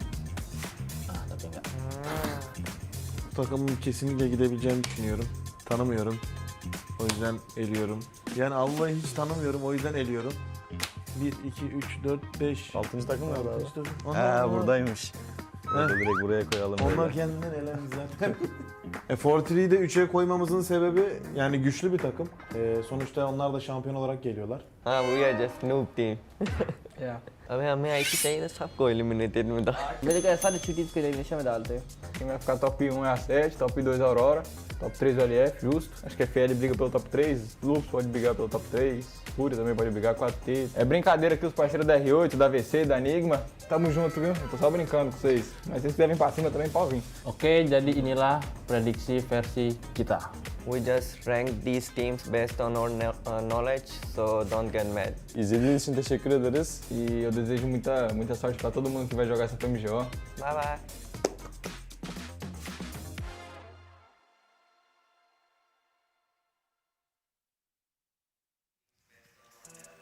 And we're back, everybody. I know you missed us. Here we go. I'm Hot Jukes here with Maxman and the 7WG, guys. We're getting for that last match here in Miramar as we are live in Jakarta, Indonesia for the 2026 PUBG Mobile Global Open Season numero uno. We've got some crazy stuff for those of you guys that just tuned in. Let's do a little bit of a refresher here, right? We're in Group A. There's only 6 matches today, only 1 left to go. We have our champions that we've been hunting down the Triple Crown in second to last place here, 7. Alpha 7. He's referring to Alpha 7. That He's is correct. champions of PMGC 2025. Yeah, not only that, they're trying not to get eliminated, and they're more than likely going to be hoping that nobody is going to be hot dropping them. Yep, they cannot afford any hot drops, no shenanigans right here. They gotta put some points on the board. And you can see these players, they're locked, loaded, and ready to go here, Max. Yeah, everyone locked and loaded for this game. Actually, if you're Alpha 7, maybe you change your drop. Maybe you don't get off pod zone. I'm just saying. That's what I was saying earlier, could be right? a good option because it's a big city where teams could just go on the outskirts and just wait you out. So I would say changing it would be a good option if you really want to play it safe to avoid the bottom Do you think their ego would allow that, though? You think that they actually have it in them to swap? I don't care. Just go away. Yeah, they're smart on. enough. That ego thing for Alpha 7 was like years ago. They're smart enough to be able to go and land somewhere else. They have proved that in Erangel especially. A lot of people would kind of clash with them when it came to Giorgio, and then they ended up landing in Lipovka, and then somebody ended up crashing with them in Lipovka, and they were able to adjust from that. So yeah, I don't think for them it's an ego thing. I think for them right now it's just a survival thing. Yeah, I mean, that's what I'm saying. I don't care what the reason is. You just got to play for your survival at this point. Literally, just try and just survival get chance. through, and hopefully it'll work out. So yeah, it's going to get a little bit dicey for them. There's still an opportunity, right? The point threshold is so close to even the team in 16th position could technically still jump out of the bottom two and make into survival stage, which at that point is what they're going to be hoping for. While in the top 6, only one slot is really truly available. I think you're gonna have Furia, you're gonna have Goat, you're gonna have Balls, you're gonna have normally also S2G. So a few teams all chasing down that one final slot. But as we said, there's only one really available for these teams to grab. Whoever's in that 6th place, stay alive. Stay alive. Run for your life. That's the biggest tip we can tell you. Just stay alive. Stick and move, baby. Stick and move. You got to be really, really careful right here. Because, man, the pressure is on for all these squads. And this new format, man, it is so unforgiving. It's one day to rule them all. And this group is such an intense group. We talked about how some breakout teams are performing so well off the rip. One thing that, you know, every team, I think, before coming into this tournament understood, right, just how important Rondo was, right? I think Pandem truly solidified it, though, right? I mean, today they just said, hey, when it comes to Rondo, if you perform well enough, you're pretty good to go. I mean, you had an interesting theory. We were talking about it during the technical break here. You said that because of how impactful this first Rondo was for Pandem, maybe the teams of Group B, I'm like, you know what, maybe you're going to do even more homework on Rondo to make sure we're ready, which maybe some teams are just going to stick to their guns. Maybe some teams will just say, actually, you know what, we do have to adapt a little bit more. Maybe instead of playing passive in the early stage, maybe we do get involved in Yulin or maybe Stadium or mainly in Neox Factory to go for those early eliminations. So I think some teams definitely are going to be proven and shown that now you can't play passive on Rondo. Otherwise, top 6 is going to be way harder to achieve. Yeah, for teams that are wanting to look at playing passive there in Rondo, just look at what happened to the teams of the likes of what's currently on your screen of 4 Thrives. And for the teams that are just expecting to have just a good Rondo and think that they're going to be able to qualify, look what happened to Alpha 7. This was a squad that was able to get 3rd place at the beginning of the day with 9 eliminations. And after that, they did absolutely nothing. Absolutely nothing indeed, man. I still can't believe we're in this position right here. These top teams so well set. They can have their run of the lobby, and if they want to take out the champs, they could do it here, you know? So I do think it would be smart for Alpha 7 to avoid El Pozo here. Just why take the risk, right? Get to safety, play your game towards the end game, put some points on the board. Oh! He is feeling it here. You know, he had a little bit of an extra break. Those muscles are fully recovered, man. He's ready to hit these crazy flicks. Hey, they had some good fights. He's flexing hard. He's feeling it. That's from a squad that's in top 6. Yeah. That's right. Yeah. Hey, we were talking about it earlier, right? Kind of the rise of the new generation of Turkey, which is very interesting. You see in S2G, they have a little bit of a tough start initially, but here, Ida looking really good for all of Turkey. Yes, indeed. Well, guys, I'm starting to hear that we might just be ready here for the last match of the evening. Here we go. We're going into Miramar. Vamos, baby. This is it, guys. The last match for Group A. Will these teams at the bottom be able to make it out from there? Will the teams in the top 6 hold that spot? We're about to find out. You see El Pozo on the left side of your screen. It is going to be in reach for Alpha 7. Will they commit to it? Will they take the risk of getting hot dropped? These are playing otherwise for a majority of these teams in reality, so definitely not a big excuse for these squads if they do underperform. If you're an Alpha 7 fan, if you're a 4 Thrives fan, if you're any of those fans that like Furia or whoever's currently outside of the top 6, you're going to be hoping and wishing that the circle ends up going in your team's favor, because that's something that hasn't been going, especially if I'm thinking back of Erangel. It didn't go to Alpha 7's favor when they ended up going Giorgio, and then the circle went literally the complete opposite.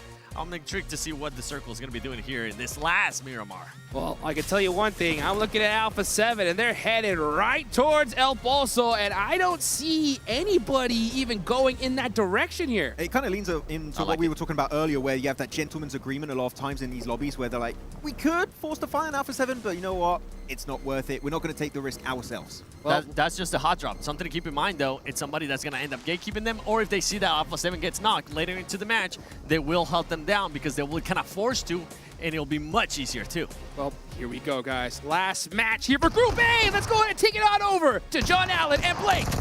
We're straight into the thick of it as well. It's Pandem versus Boars on a hot drop in the Hacienda. Already Pandem have taken 1, 2, 3 knocks. The Boars are looking to rinse them. They have really taken umbrage with the fact that their first game didn't go so well. Let's see if they can convert on here against one more player from Pandem. He's going all the way to the top floor. He's going to get out of dodge, allow his 3 teammates to get flushed. Heads topside. And again, for Boars, you really do wonder if this is a maybe targeted drop for them. Because for Pandem, they've got nothing to lose here. They're not feeling super warm coming into this match. And I'll say, off the back of like a very, very long break there as well, Pandem, they're not chatting. They're probably just happy that they're in the top 6 here. For Boars, it means so much more, and they decimated them. They absolutely ran through them, although in those final moments, there were 2 knocks. Snowix was very, very low as well. Magnazada was still at full HP, but it was maybe a little bit closer than the numbers may indicate there, having to go for at least 3 reses on the side for Boars, but they get their 4 points. They get their position in the circle, which is up towards the north side of the map. Blanket is focused up towards La Cabrera, that sort of area, out to the east of it as well. So great start for them to be able to have access to the northern routes. Yeah, this is really good stuff for Boars. Getting a 4 limmer at the start here, pretty much for Boars, that's as if they ended last game on 32 points. I'll put it that way.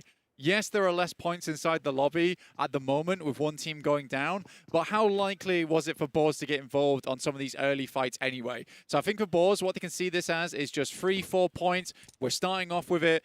32 points. It's not that far from the bubble here. Voin, they haven't had an amazing day up until that last match, right? I don't think it's unlikely that Voin potentially has maybe another mishap here. For Aurora Gaming, I think it's a little bit harder to state. For Ida, they've been really good so far. Does Boars try and get up above that? I don't know, potentially, but I think that the main contender for them is probably Voin here. I mean, you've got to worry about Furia as well, and actually S2G behind them. So, sure, they may have their sights set higher up on the table, but Furia, I feel like they've been certainly much more consistent than Alpha 7, but they've been pretty solid in a lot of these games, sort of in a similar track to Boars, and it's reasonable that they're at the same scoreline, right? I would probably limit it to Furia for me. For S2G, I think that there's a lot riding on the line here, but as we've seen today, it's also been one of the situations where up until that last match, not great, right? And I think for S2G, like Max said, yeah, they made some good rotates, some good micro rotates, but at the end of the day, they started on that north side. They started out in that open area. It was I think when you look at that position, in terms of the micro rotates you go for after that, those are fairly set in stone from that spot. There's not much variance there. So for S2G, it was kind of a paint by numbers. They executed well. All right, they got the colors all in the right spot, but that's all I can say. Hopefully they can find a couple more numbers to paint in on this match and see if they can make their way in. On the circle, Alpha 7 did move up north quite early on this blank from El Pozo on their drop. They are now north of La Cabrera and continuing to march their way in. We're on board with Ida as well, or we were rather, as they make their way into the east of El Pozo, actually towards Crater Fields. And we'll see if they can keep themselves together and keep themselves in the top 6. It's looking pretty likely that they will. Have a good time there. Al-Ula, we spotted them earlier on. They are on the bubble. They are drawn, tied, dead heat right now with Alpha 7. And in contest for a spot to make it into the survival stages, as well as Etch, who were able to do what you said that Voin Chaikere and S2G did, have that good game in the last match. Well, good is a matter of perspective. Yeah, it is. Definitely a matter of perspective. The best game they've had so far by far. I think you're right. I think you're right. But in a similar sense, though, Edge getting that game is a really good point to bring up, John. because before that, Edge was on 4 points. And what we were looking at there was pretty much Ula being the only real contender for that bubble position. Now you've got another team into the mix. This makes it all the harder now for Alpha 7. They know they need to perform. They can't just leave things up to chance. There is a real big possibility that Alpha 7 drops out and we don't see them go through to the grand finals, let alone the survival stage. It's crazy. It's crazy that this is the world in which we live. But previous results would say otherwise. Yes. Well, yeah. I mean, for Alpha 7 now being up in the top spot on the circle is pretty solid, I think. They're going to be out of dodge for quite a while, and it may be the case that getting a 5-point game is going to be enough, right, to see themselves. Yes, exactly. I like you say, up towards the north side, east side of La Cobreria right now for Alpha 7. It's a great spot to be, especially with the playing path that came through. There's a lot of teams on the south side that are pushing up. Them starting in El Pozo, funnily enough, maybe saves their run. It's a ballsy maneuver from them. We gotta make that clear. I think in any other world, I would have betted on Alpha 7 not going El Pozo. I think that the fact that they stay there is insane. It could potentially have been a gambit, drop out towards El Pozo, see if other teams are going to drop near you, and then if not, go for it. If they do grab vehicles and try and skirt out towards the northwest side or La Cobreria even later on, could potentially have been the call. And as soon as they saw no one was near them, they just go to their normal drop spot. So, I mean, there are options, right? There's quite a lot of roadside drops and vehicle spawns you can drop on around that area and get out pretty quickly. But you have to commit to doing it. Goat team on the northeast of them. That seems to be a bit of an issue right now for them. We do get a knock coming through from the arena, taking down shots over towards Ida, which is actually quite a big deal. This team is on 39 points. And with how close the lobby is right now, that might not be safe with the teams chasing you. For S2G, that's just 9 points. For Furia, that's just 7. For Boars, similarly, they're in the same boat. Again, I think if you're on 38, 39, you're not safe. I think the only safe teams right now are E-Arena, Pandem as well. That seems to be the case, absolutely. And Pandem on 46, yeah, they're feeling okay. You need 4 teams to pass them. What have you spotted? What's going on? The circle! Alpha 7 are sending it right now. They are as swift as can be because they need to ride out. This is a wild maneuver from the circle, really throwing a spanner into the wrench early on. But yeah, we do need the Riders of Hell from Alpha 7 to move like the wind to get into position. This is a very important moment for them. But where do they go? That's the question. Do you go into La Cobreria? I don't think so right now. Playing up towards the north side, there's a lot of an open expanse there up towards the ridges and the towers that sit up there. It is just so central, though. Furia are going to take that gamble, right? They're going to go into the settlement and try and play this one out. Again, Furia, a team looking to try and jump that bubble. So potentially really important decision for them to be making, as well as a load of other teams around that danger zone. Well, I think when you look at La Cobreria, I think it's okay to play the south side. I think it's a little bit more possible to leapfrog buildings and then get out over towards the west than it is other compounds. I mean, cities like Los Leones. Once you're deep into Los Leones, you ain't leaving. Alpha 7 looking to try and hold down the east point of La Cobreria. This compound may very well be highly profitable for them. This area will have oversight on all of these teams out from the east, but other teams are going to pick those points away as they go. Those bones will be bare before they get to Alpha 7's position. 7-2-1, they've taken a knock, they've lost a player as well. 4 thrives, want to add those points to their tally. You've got Boars sending straight in from the east, going straight into La Cobreria as deep as they can. They lose one. And moving straight on through. They do indeed lose one. They're trying to keep up pace, but Furia are taking points into their tally as well. That's leapfrogging them. There is going to be a lot of position shuffling on these tables in the coming minutes. That's your direct competitor. Nice nade from IQ. Bounces right over the top of the railings and bonks the player from 7-2-1 right on the head there. 4 thrives, they don't want to go down quietly here. 20 points. 20 points is not safe. Not just yet. A little XIHC push Alpha 7 into the bubble, and Four Thrives want to take down 721. A nade up top doesn't connect, but Falak's on the ground floor. The nades from up top, IQ staying on that high ground is good for it. And Four Thrives rack up some points to look themselves to be safer and safer as time goes on in towards this survival stage. The question is, where are Alpha 7? They are in the midst of this, but the eye of the Maelstrom may not be the points they need.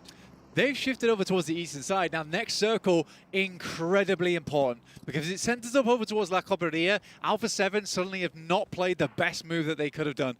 I think what they wanted here was to profit. A lot of eliminations, a lot of squads coming their way. It wasn't meant to be. So now they've got to hope for an eastern shift. It heads down towards the south. Horror has the high ground, and now life gets hard for a lot of teams. Oh, that's nasty. The compound that they can move up towards on that north side, they can hold out fairly well. It can be assaultable, but generally the way you see that be assaulted is from teams from the north who are pushing in towards the circle that's south of this. When you have all of the teams already towards La Cobreria, they're going to slow each other down on that ascent, and Horror's position is all of a sudden much, much safer. Is someone going to try and challenge them for that? I could see someone like Team Flash move in from the west. Furia take down one player from Voin and match the points. So they're making life harder for Voin coming through here. Ida also down to just one player up and alive. Emre taking the brunt of the shots, but this is not a place you want to go down right now. 2 players alive and one of them bleeding out. It is devastating for Ida, and as you said before, they are not fully confirmed in. Aurora starting to peek over that 40-point threshold, looking to get closer and closer and potentially push Ida into the harm's way of all of these teams biting at the heels of those top 6 spots. Aurora was not on many fans' experts' prediction list just because so many people realize that this team starts slow.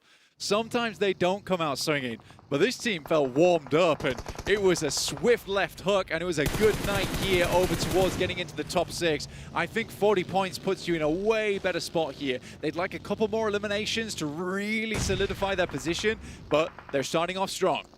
Etch managed to get a point as well. They're getting closer to Alpha 7, who still have yet to enter the scoring, and they're now all the way on the northeast side, Blank. They haven't taken the initiative to move. Maybe they've squandered their northern advantage here. We'll have to wait to see what decisions they make, to see where they go. I imagine it's a next circle decision set for them. Up towards their north, you've got Voin Chaikari as well. 0 points so far, three players alive. They are probably the team that is most in danger. I think that at the moment, they're the team I'm most worried about. I'm worried about Boars. I mean, they've got Aurora knocking on the door right now, and Reefus probably isn't the player you want to open the door to. I'll tell you that for nothing. But he is a bit on his own right now. He is a bit separated from the rest of Aurora, who are now coming to regroup. So maybe you wanted to open the door now, and it's going to be a little bit harder to do so at this point. With the regroup happening, nobody else actually controlling the west side of La Cobreria. Team Flash yet to move into a position to do so. They're allowed in. They're going to play on as 3, and La Cobreria will see them alive for quite a bit longer. 3 salesmen now at the door of Boars. Good shots coming through from Alpha 7. And Aurora looking to sell the nades over towards Boars. The shots are coming through thick and fast. Who is on the receiving end of it? Aurora, they take one down. One player from Boars is also knocked. It should be okay. Actually, none of them are knocked. This is completely fine for Boars. They're living life well at the moment. Aurora is backed off. It's an important moment here for Boars. Now up to 6 elimination. Aurora down to 1. So they got the 2 eliminations over towards Aurora. They managed to find 2, just the 1 player now standing, and it is out to the west. Seoul still alive for them, and Aurora just wanting to track up these points time and time again. They're on 41, and again, we think that looks safe.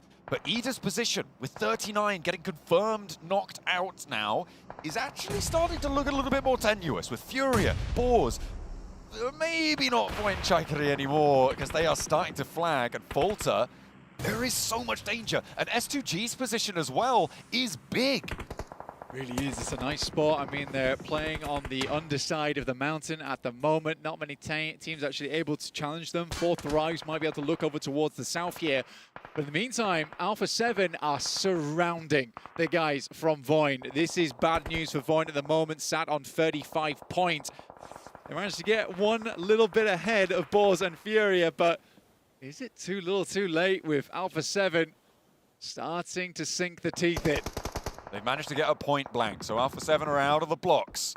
Fourth Thrives, though, the ones to take the first knock over towards this high ground position. For Alpha 7, I mean, going down here would be terrible. Alula could actually potentially play on this east side and third party this specific engagement against Alpha 7. They could move up north if they scouted out this spot. Difficult, given that Fourth Thrives sit there on the high ground around them, but it would be a brilliant opportunity for them to take down the east wing of Alpha 7 and potentially Alpha 7's chances. I think for Alula, it's really hard because Fourth Thrives have vision, S2G should have vision, Alpha 7 will have vision soon over towards them. They've got to be really careful on their approach. I think for Alpha 7, though, they're struggling in the sense that they'd love to batter Void out of the way. They are resilient at the moment. Setting up the fortress now, and Alpha 7 just cannot find any cracks in the wall to slip on through. Team Flash on the southwest side with Irina as well, lining one of the craters on the lip of it, trying to move forwards. Both teams need to get a bit closer to it. At the moment, Team Flash, though, seem to have the advantage. Irina do only have 2 players as well. Tourniquet with a nade cooking, does take some damage, lobs one back over, but doesn't go for win. Instead, tries to send it to his teammate, doesn't connect either way, and Tourniquet, it's not going to work out. Okay, Horror, they managed to find that shot, because they are flowing in from the east side and still holding out on that high ground position. Yeah, Horror has so much vision on this one. Flash, unfortunately, not in the best of spots to jump over towards that top 6. There's still a chance for them, but it'd be a massive game. We know they are capable of it, the undisputed best rookie team in the world from last year, but they still lack that experience. They still need a little bit more on board. Boars just took a knock from Furia, but it looks pretty resible. That's over in the main city of La Cabrera. A hard southeast shift. I mean, this is S2G, right? Are they going to be able to jump from the bottom 2 to the top 6 in just 2 matches? It's a 6-game set. This is doable. How does Alpha 7 make their way out of this? Because realistically, for them, it is an Eastern Wrap. And if they go for an Eastern Wrap, they run directly into Alula. Their direct competition on the leaderboard. Oh my God, for Alpha 7, this is a nerve-wracking moment for fans alike. You got Team Flash as well as Fourth Thrives also a little bit worried here. There is not a lot of points in it, even though they haven't really been in the conversation for bottom spots. With 2 teams towards the bottom starting to step up, that starts to get more hairy. But with Alpha 7, ride or die. Let's see what they've got. Over the road they go. 3 players across, 3 players alive. There is an off angle, there is a crossfire. Oh my God! But a flying shot shuts down the opener for Alula. And there is no answer just yet. Alpha 7 find one and potentially a lifeline. The nades are big. Oh, there's a huge answer though. The bombardment pours in. It's right on top of them. It's forcing him over, and only one now. Alpha 7 starting to crumble under the pressure. Oh, they're going so low. Oh, Revo's down. It's only one, and he's left on the far side of the road without a paddle. How do you go? Alpha 7 are in the bottom 2. Alula jumps up. This is the worst case scenario for Alpha 7. I called it earlier. No! One player was behind. No! He's been taken out. The PMGC champions are down. Alpha 7 throw it all away. A bad crossing from La Cabrera. What a disaster, devastation for Alpha 7. They did not look both ways. Man, it is disaster. A rough position to be in. For Alpha 7 to go down this early is just a moment in history we will not forget. Oh my goodness me, but we have to refocus on the 6th place bubble as well, because Void Chaikri are down and out. They tried to make their crossing. They were in a similarly sticky position on that north side of the road to Alpha 7 just now. and they have fallen. Furia, Boars, S2G, GOAT team, all now on the hunt. The Boars, how do they make it out alive here? They need to get more points. Furia, similarly. Furia is able to extricate themselves. Like I said, they went in early to a position where they could leave La Cobreria. It was a smart play from them, a play that Alpha 7 could have easily picked up themselves, getting further into this game, but they banked on those eliminations early, and they just did not come their way. I'm still reeling. Goodness me. What a disaster. From the high ground, we're taking a look at Hora lording it over. This is actually so huge for all of the teams now fighting for that bottom bubble, right? It means they're so safe. There is really not too much that Etch can do. They have a solo survivor. There's not too much to worry about down there now. So for Team Flash, they can breathe a little bit easier. For Hora, they're looking to try and finish this one out in style. I mean, for Hora, like I said, 60-point day in a global is incredible. 10-point average, you do not know exactly how hard that is to pick up when you go up against the best teams around the world, especially in what many have dubbed as the group of death. It is, I mean, it is so on the money, right? The group of death kills the global champions. Nobody is safe in this group. It is insane. Our second bottom finisher will also be locked in as Etch falls. Now the fight between Ora and Team Flash. Beneath them, it looks like Team Flash is starting to crumble, but they've still got a little bit of fight left in them. The off angles are there. A wind's peeking up from behind the headland. 1 for 1, they look to trade, and okay, they find Bozy, they bring it back into control slightly. Sleepy shuts it down, and it's good night for another team. Team Flash will fall, but they are in 14th, and that is good enough. Hora not ending the show early, it seems. They're here for the encore. 61 points on the day. Boars with an impossible exit. They open with a knock. Rob's priming the nade. There's a little bit of time on this one. Ayato pulls out one of his own. It goes close. It's a little bit of damage, but not quite enough. He has a Molotov, drops it in. Ayato sends another, but Boars, Rob's jumps back into it maybe. It's a little bit too far out. So now he's looking for one more, and that heal hasn't come through for Ayato yet. And there was a third party as well from Ora. They managed to find the knock onto Vagnazada, so Boars are playing as 2. That high ground dominance now being leveraged to the south side. Rob's into the fight, looks for one. Stoics has his back. Rob's playing the door frames perfectly, yet to take damage. He steps in for another. He's looking for more. Stoics is at his back. Both hot on the heels of the GOAT team, and they are going to push them back once more. GOAT still on 1 player. They still have 1 on the off angle, but it looks like Furia may be in with the assist. 2 players for Boars, and they are now up into 6th. The close quarters king reigns again as Robs and Snoix makes it happen. They're in towards 6th, but Furia close behind as a 4-man. And they're looking to close them out. Luckily, Boars have a place in the circle to play. The 4 Thrives, they're taking to Furia right now. It's the fight back and forth. Furia looking to try and put a little bit more pace down as 2 players stand in their way. 4 Thrives, if they go down here, are going to give Boars such a gauntlet to run because Furia will get so many points. But it's IQ on the high ground, and Furia are getting swept aside. 2 players have fallen. It's even numbers now on the northeast. Furia, Chief, still alive, looking to lead the tribe to victory. 4 Thrives ahead of them. IQ cannot get his teammates up, so it's 2 players up right now. They can finish off some flushes here, though, John. That's the big thing. Igor off in the distance. Boars yet to move. They know they just need to look for more placement points right now. Ora have managed to transition all the way up and into S2G's base, making their life a lot harder. S2G have lost a player in the meantime as well. Still with 0 elims. This fight has to move. The Boars have to move. Everybody in a linchpin spot has to move. But S2G can stand their ground. The question is, will they be able to do so under the pressure? I mean, the real question is, does S2G get 6th place? Do they push through? With a chicken dinner, it's very possible. We've been talking a lot about Boars right now, but there's still a big chance here for S2G. 10 points alone would put them ahead of Ida, for instance. Boars will drop down once again as those flushes do come through. Igor looking over towards Boars has a rough idea of the team over there. It's the team they need to take out. But 4 Thrives are still just over the ridgeline. Boars have to go. They're going so Oh, you're slow. wild. You're He's going wild. for the spray. He's not got ammo. Blanky's out of ammo. He's got nothing left. 1 bullet and the Boars have thrown a lifeline in towards Sleepy. Go for the spray down. The first to fall, but there's still more left.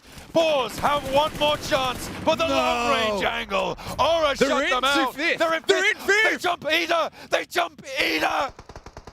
I cannot believe what we're seeing in this final match. The variance is absolutely wild here, and the atmosphere is electric.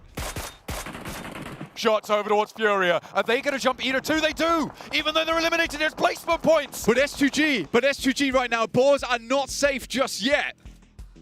With 9 points of a difference, S2G, 4 players alive, 4 teams remain. Only 1 Elim, but they can be quiet as a mouse and still take this one. Horror as 3 is the last lifeline here for Boars. They're on 12 Elims this match. It is an insane result for the first place team to pull out on the last match of the day. Kamikaze, they need this point. They need this point.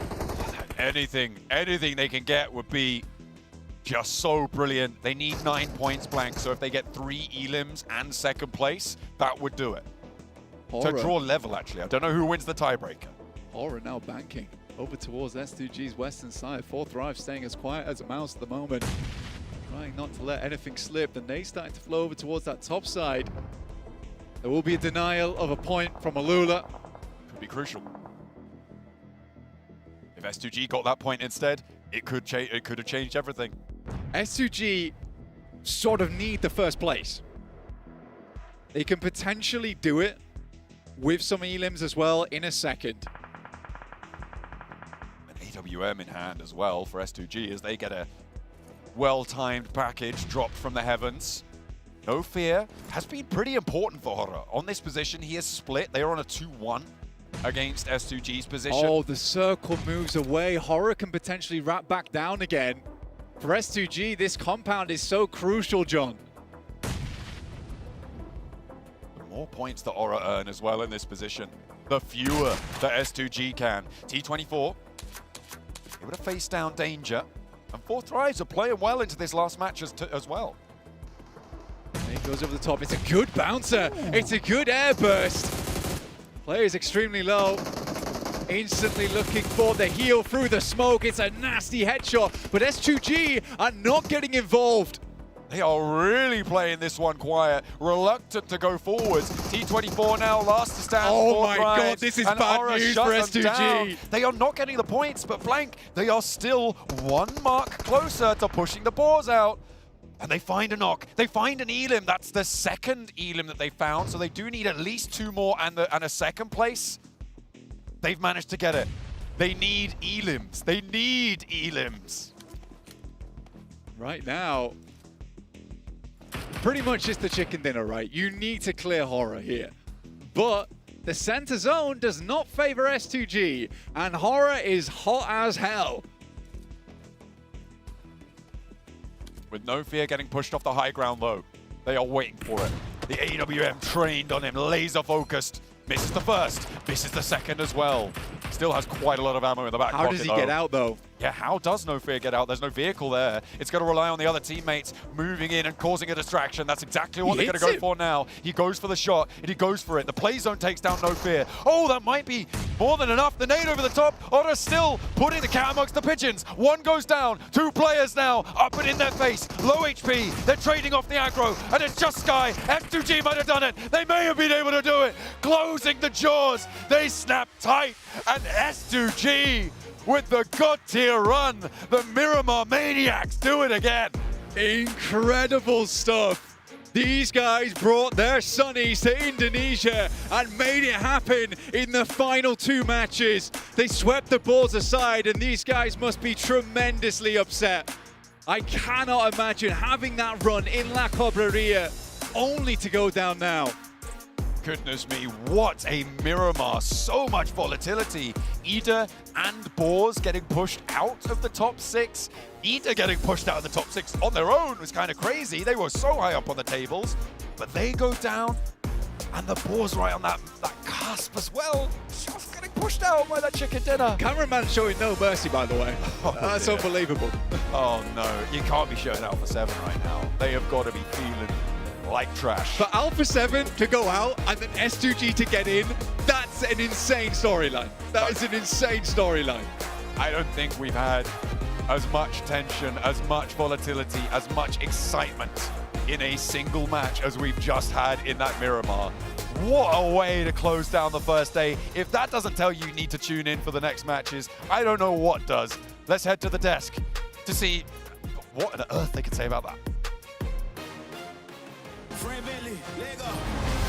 Why they be down the boy? Tell them it's part of the plan. I'm just the underdog feeding them slaps. The gains in the palm of my hand. Whoa, they want me to fail, this is personal. They sleeping on me, this is perjury. You making nobody else heard of you. Tell the doctor prep the beat for the surgery. Killing it, they ain't gotta gas me up. Do it myself, I'm drilling it. How many times did they pass me up? I'm cool, can't walk on my shoes, I'm kicking it. Wanna jump in cause they see that it's working. Grow from the L's, they see wins on the surface. Flaunting my wins, I do it on purpose. Playing with you till you cry to the circuit. Motion, okay. We have just witnessed PUBG Mobile history, guys. The most shocking, awe-inspiring finish we have ever seen here. Nobody could have predicted this last game. The crowd went dead silent, erupted back and forth. What craziness did we just witness? We just witnessed a team go from the bottom of the leaderboard to possibly, if I'm not mistaken, if my math might be right, going directly to the grand finals. We'll have to wait for confirmation to see if that's going to be the case for S2G. But what a turnaround, Max! I mean, that's the volatility of a very short format. 6 games to make them count and maybe secure a top 6 position in the finals. Well, unfortunately, you might be in the bottom 2, which we know one team being in the bottom 2 was Alpha 7 from Mount Everest down to the Mariana Trench. They do get eliminated of PMGO Season 1 2026. Nobody saw that coming. Not only just that, they also put themselves in what could possibly be Alpha 7 might not even qualify to PMWC, but we will have to wait and see what happens tomorrow with Loops Esports, and if they do make it to the finals, where they end up placing in the finals. There's a lot of stuff that has to go right for it to go wrong for Alpha 7. We'll have to wait and see if that's going to be the case. I'm bringing a calculator tomorrow, guys. We've got John. Yeah, that's right. Yeah, we need to get this man to work here because this was just absolute insanity. I mean, we talked about off the rip here the dichotomy between S2G and Alpha 7, but I know you want to talk about something, Max. I mean, Boars, one of the most insane step-ups this game. They had so much to play around. They went for a hot drop in Hacienda del Patron onto Pandem, one of the lobby leaders here in the group of death, and they win it outright, go into La Cobreria, dominate everyone over there, survive. They clash with Furia because they had no more bullets in the magazine. So many things lining up perfectly for them to actually try and push themselves back in top 6. It was a really, really good attempt, so Boars deserve a lot of respect for that game. Oh, you gotta risk it to get the biscuit. They definitely did, man. But S2G, back-to-back chicken dinners here at the end is insane! Absolute insanity. The rivalry between S2G and Alpha 7. Now, I mean, it's just S2G clutching it up in a huge major way. Just get ready to see a lot of trash bags with Alpha 7 logo all over. Oh my all over goodness. Turkish social media, because that's definitely going to be happening. And well-deserved for S2G, if that is the case. Yeah. I mean, we thought they were down and out, guys. We thought they were down and They were out. in 15th place before our first Miramar. Before match 5, they were in 15th place. We weren't even talking about them. That's how bad it was. Yeah, we just gave up completely on the S2G legacy here that they set themselves up for initially with Jakarta winning PMGC years ago, 4 years ago. And we're like, okay, it's not happening here. But then they literally their first Miramar was a lot more impressive, and the step up, especially I think the team synergy, their defense against Hora, then the push onto Furia to the east. If we see this S2G in the finals, they could be looking to take home that trophy. Oh my goodness, guys. I mean, what a way to end the group of death. I mean, straight up shocking news here, guys. I mean, this is gonna just have ripple effects, right? For so many different events. I can't believe it here. But you know what? We saw some crazy stuff here. You know, what other teams are you happy about watching here in this last game, Max? Al-Ula a little bit. They got a good fight onto Alpha 7, and we didn't see really much from this team, and actually them taking down Alpha 7 secures their own position outside of the bottom 2, so hopefully that's going to give them a bit more confidence heading into the survival stage that they can do something and be in the top 4. A bit harsh. I was a bit harsh on them. Not Al-Ula. The team I'm going to talk about right now. Okay. 4 Thrives. I was super harsh okay. on 4 Thrives at the beginning of the day because they just weren't putting the performances that I expected out of them. And then in this case, in this last game, they put themselves into contention to possibly even try to qualify directly to Grand Finals. So it's actually good to see, and this is something I want to point out from 4 Thrives. It's good to see them being able to snap themselves out of whatever is going on with their mental, because this is something that we've been seeing through this team over and over again. If Rando doesn't go right at the beginning of the day, it's just a full spiral down, and I'm glad that we see a spark of a light there at the end of the tunnel for 4 Thrives. Exactly. I mean, I don't think this was a great game from 4 Thrives, but the fact that they committed to a play compared to their hesitance we saw in the first 5 matches of today is good to not see that happening in the last game. So I am more hopeful with the survival stage, of course, but survival stage is still going to be incredibly stacked with the best teams of some of the best teams of Group A and B joining the fray. So it's still not going to be easy for the Pakistani squad to make it to the finals. Top 4. Top 4. Yeah, that's right. It's always a good sign to see, you know, a team like that be able to pull something out with so much pressure on them as well, right? So it is definitely pretty inspiring for them. You know, they still got a lot of work to do, but it's a good sign. It's a good sign nonetheless, right? One other team, though, we definitely got to talk about here, guys. We got to talk about Aura, right? Aura popped off here in this tournament so far. Straight consistency, and I think for all their viewers and supporters, I think they're pretty happy here after this one. I was having flashbacks of PMSL CSA for a minute. I was like, oh, they've won so many games around these mountainsides of La Cobreria, and you know what? They've delivered once again. Sure, they don't get the chicken dinner, but they're just so consistent on these particular circles with that area. So looking at them, I just hope we see that continue into the finals, because right now it's so good to see Nepal back and doing this well.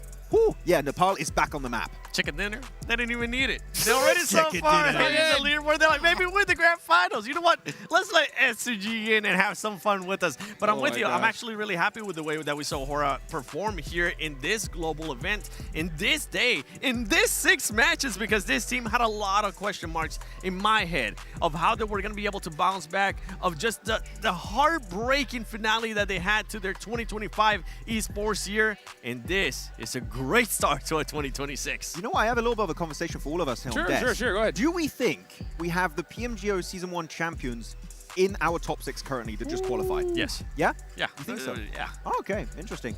I don't think so. Really? I don't think so just yet. I'll have to see what's happening with Group B, but I do not think I've seen championship caliber gameplay from our top 6 just yet. What team was it, the one you predicted? I don't want to talk about it. No. Come on. It's on your Instagram. Follow him on Instagram. What is it? Which team are you talking about? I don't know what you're talking about. No idea. Okay. No. All right.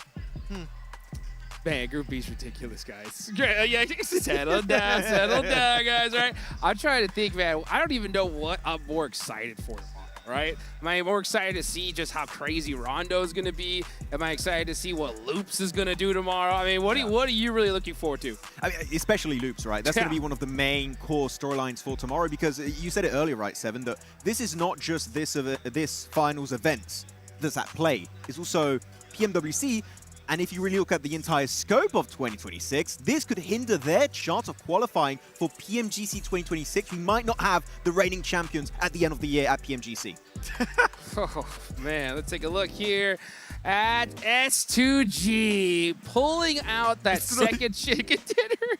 It's not even that crazy stats. It's just they were just playing it safe. They were just playing to get the win, and he ended up working out. But was it enough? That's the problem too. Yes, they got the win, but was 4 eliminations enough to get them to the top 6? I have a theory as to why they didn't go full aggro mode. There were so many teams leapfrogging each other around the top 6. I think they lost count. They're like, we don't. How many do we need? Yeah. Because it was like, yeah, go. Then it was good side of Balls going up there. Yep. Then Fury trying to catch up. Ida getting pushed down. They're like, how? I don't know.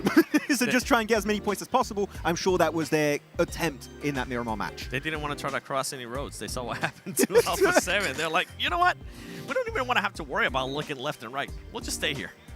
That's probably the biggest takeaway from this tournament, right? Always look both ways before you cross the road here. Lost being able to clutch it up here with the MVP, 3 eliminations, 417 damage as well. I mean, you can tell the look on their faces, right? S2G just so stoked here towards the end, and all these players are starting to get out. We saw some hugs among them, but Man, dude, just seeing that devastation on Alpha 7's face was wild. But look at this top 4 players here for match 6. Boars, right? Look at that. 7 eliminations. I didn't What a know way to Robs, finish. I didn't know Robs was from Nepal. What's that? The fact they went for the hot drop, I love a team willing to commit to an early fight to make sure they can qualify in any kind of format, especially here to be top 6. So they were so desperate for those points. They fully sent it onto Pandem, into Hacienda de Patron. I feel like we have so many teams, right, that regret not going for the early fights. They did not want to regret it. This might be it. This is it. There you go. Oh. Ooh. Oh my gosh, I got faked out. This is yeah. match ranking. This is match ranking. Okay. I was like, what are we screaming about? Sorry. We're not there yet. Hora, 21 points on the board, just solidifying their dominance here for Group A. S2G with the chicken dinner, not even in first place, 14 points. That's going to be good enough, though. And you know what? Like we talked about earlier, right? It's good to see Ford thrives as well. Put something on the board here towards the end. I just hope they try and build a bit more confidence off the back of that last game, right? Whatever situation you have coming your way, just commit to it as a full squad. Even if it's a bad play, it's better to commit to a bad play as a team than going for good options but trying to spread around the map and doing too many things at once. I feel like this is a really good lesson being taught from them. Though, looking onto the second page of our rankings, Ida, the 0 point, pushing them out of the top 6. I thought they were locked in, but apparently not. Once we saw them get pushed out, I think all of us just looked at each other and be like, there might be a chance that just more than one team pushes up to the top 6. And that's what I'm excited for. I want to see which top 6 are going to be going to the grand finals. We definitely know who's going to be going home. Survey says... S2G makes it in 4th place. Aurora, Furia, Pandem, E-Arena, and Hora are going to be going to the grand finals directly. It's a 1 point difference between Furia and Bo. And Bo had one of the biggest games, I think, in their career. They were going absolutely mental from the hot drop until the fight in Hacienda del Patron. And unfortunately, things just did not work out in the end. Furia overtake them by 1 singular point. 1 point. Are you kidding me? I mean, Boars, they executed that as good as you possibly can, right? They got that early on eliminations there. They had the MVP of the match in this last match, but it just wasn't enough. This is what we talk about, folks. This is why we get so critical on teams. As we look to that second page, and there is one name that shouldn't be there, guys. There's just no way. There's just no way. I can't believe it. It could be there. It just shouldn't be in the position that they're currently in. In the bottom 2, they're going to go back to the hotel, start packing, and head home because your reigning PMGC champions have been eliminated from PMGO Season 1. We had a discussion earlier, Hotchuk, just for the memes, and I was a bit mean about it. We said, like, if you're going to be in bottom 2, you're going to be a no-name team. Yes. Oh, well, okay. I'm so glad Did you just curse? Alpha 7 in a way? I'm just kidding. That ain't no-name team, baby. That is a serious squad here. Let's take a look at the Group A MVP. And, of course, it's going to be a player from Hora. I mean, well-deserved. No Fear making it happen here. I'm happy to see No Fear. I was getting used to seeing Sleepy and Sky as well. Not today. I'm just talking about in previous events. We did see Sky get an MVP for one of the matches. But right now, for No Fear, having 3 players that can perform like that, that is exactly what you want to see. And this is also what I'm saying. I'm not saying that this is the squad that I have them being as champions, but this is why I do have somebody from Group A becoming a champion. I'm sure No Fear is our MVP, but I feel like we do have to highlight that it clearly is a team-wide effort from the entire team. I think especially Sleepy, you said Sleepy, usually we do see the guy doing so well for himself, but yeah, team-wide effort for the entirety of Hora from Nepal looking good, as we have our top 6 squad that will be representing Group A in our PMGO Season 1 Grand Finals. There you have it, folks. Those are your 6 teams right there. We saw No Fear as the MVP. All these squads are going to have No Fear of Alpha 7 going for the rest of this tournament. That's the one I get here, guys. It's unbelievable. If this is your first time watching PUBG Mobile Esports, right? This is one of those tournaments where you just got to tell people, you know what? You got to check out the rest of this one because this thing has had twists and turns that none of us expected. Yeah, this is absolute cinema right now happening in PMGO Season 1. I'm enjoying the content as we look at the future, looking at tomorrow. Our 16 participating teams of Group B. And one team that we already said many times, because Alpha 7 are fully out, Loops, they have so much to play for in tomorrow's 6 games. Unreal. Unreal. I mean, the chances of being able to knock Alpha 7 out of the Esports World Cup is Crazy. Unbelievable. 7. I know you. I'm absolutely speechless. What's What do you going through want me your to talk mind? about? I mean, literally. I mean, I'm in the same boat. I can't believe this. To be fair, I didn't have Alpha 7 winning this tournament. I was a bit skeptical of what happened with them in South America because they were not able to close out their tournament when they were very far ahead. Yeah, true. And I think the performance here just goes to show that there might be something going on there within that team that we just might be aware of. And I wouldn't be surprised if for some reason in the future, we might end up, they're used to it, we might end up seeing some roster changes. We see them a lot with this squad. I know the answer, guys. Mafioso ain't here, all right? What can I say? Mafioso's in the building, they make it. He was the lucky trinket. That's what he did. You know what I'm saying? He was there when they end up winning the whole thing. And then now I don't see him, and I'm like, hey, where's Mafioso at? Boom, they don't make it. I could put the whole house on these guys making it to survival stage, right? McGrellion and Squash are like, we're ready to get hired again. If you want us, we're free. Unreal, guys. And of course, we got to give a big shout out to the Infinix GT50 Pro with that real liquid cooling system. You can see it. It is absolutely sick. And of course, with that, you're going to get that beautiful 120 FPS that you need at this point to play that high level of PUBG Mobile Esports, guys. Oh, wow. What a crazy, unbelievable day. I mean, what else to say, guys? It's wild. I said that like so many times, and I just can't stop thinking it. Now, I cannot believe what just happened in the last 30 minutes. That one of the craziest turn of events. We're not going to have our PMGC champions making it through, and S2G, one of the craziest comebacks here. Able to not just make it in right in top 6, but making it even over the team of Aurora, which I did not see coming at any point in time in these last 2 games. It's like... I'm excited to see what's going to happen tomorrow. Tomorrow is going to be so exciting. We knew that this was going to happen. We knew that we were going to get surprises. Nobody, and I mean nobody, if we would have had a bracket to see which teams were going to get eliminated, nobody would have picked the reigning champions of PMGC. Nobody. Nobody. I don't know what else to say, guys. Everyone right here lost their prediction big game, by the way. Everyone was wrong. Everybody was wrong here.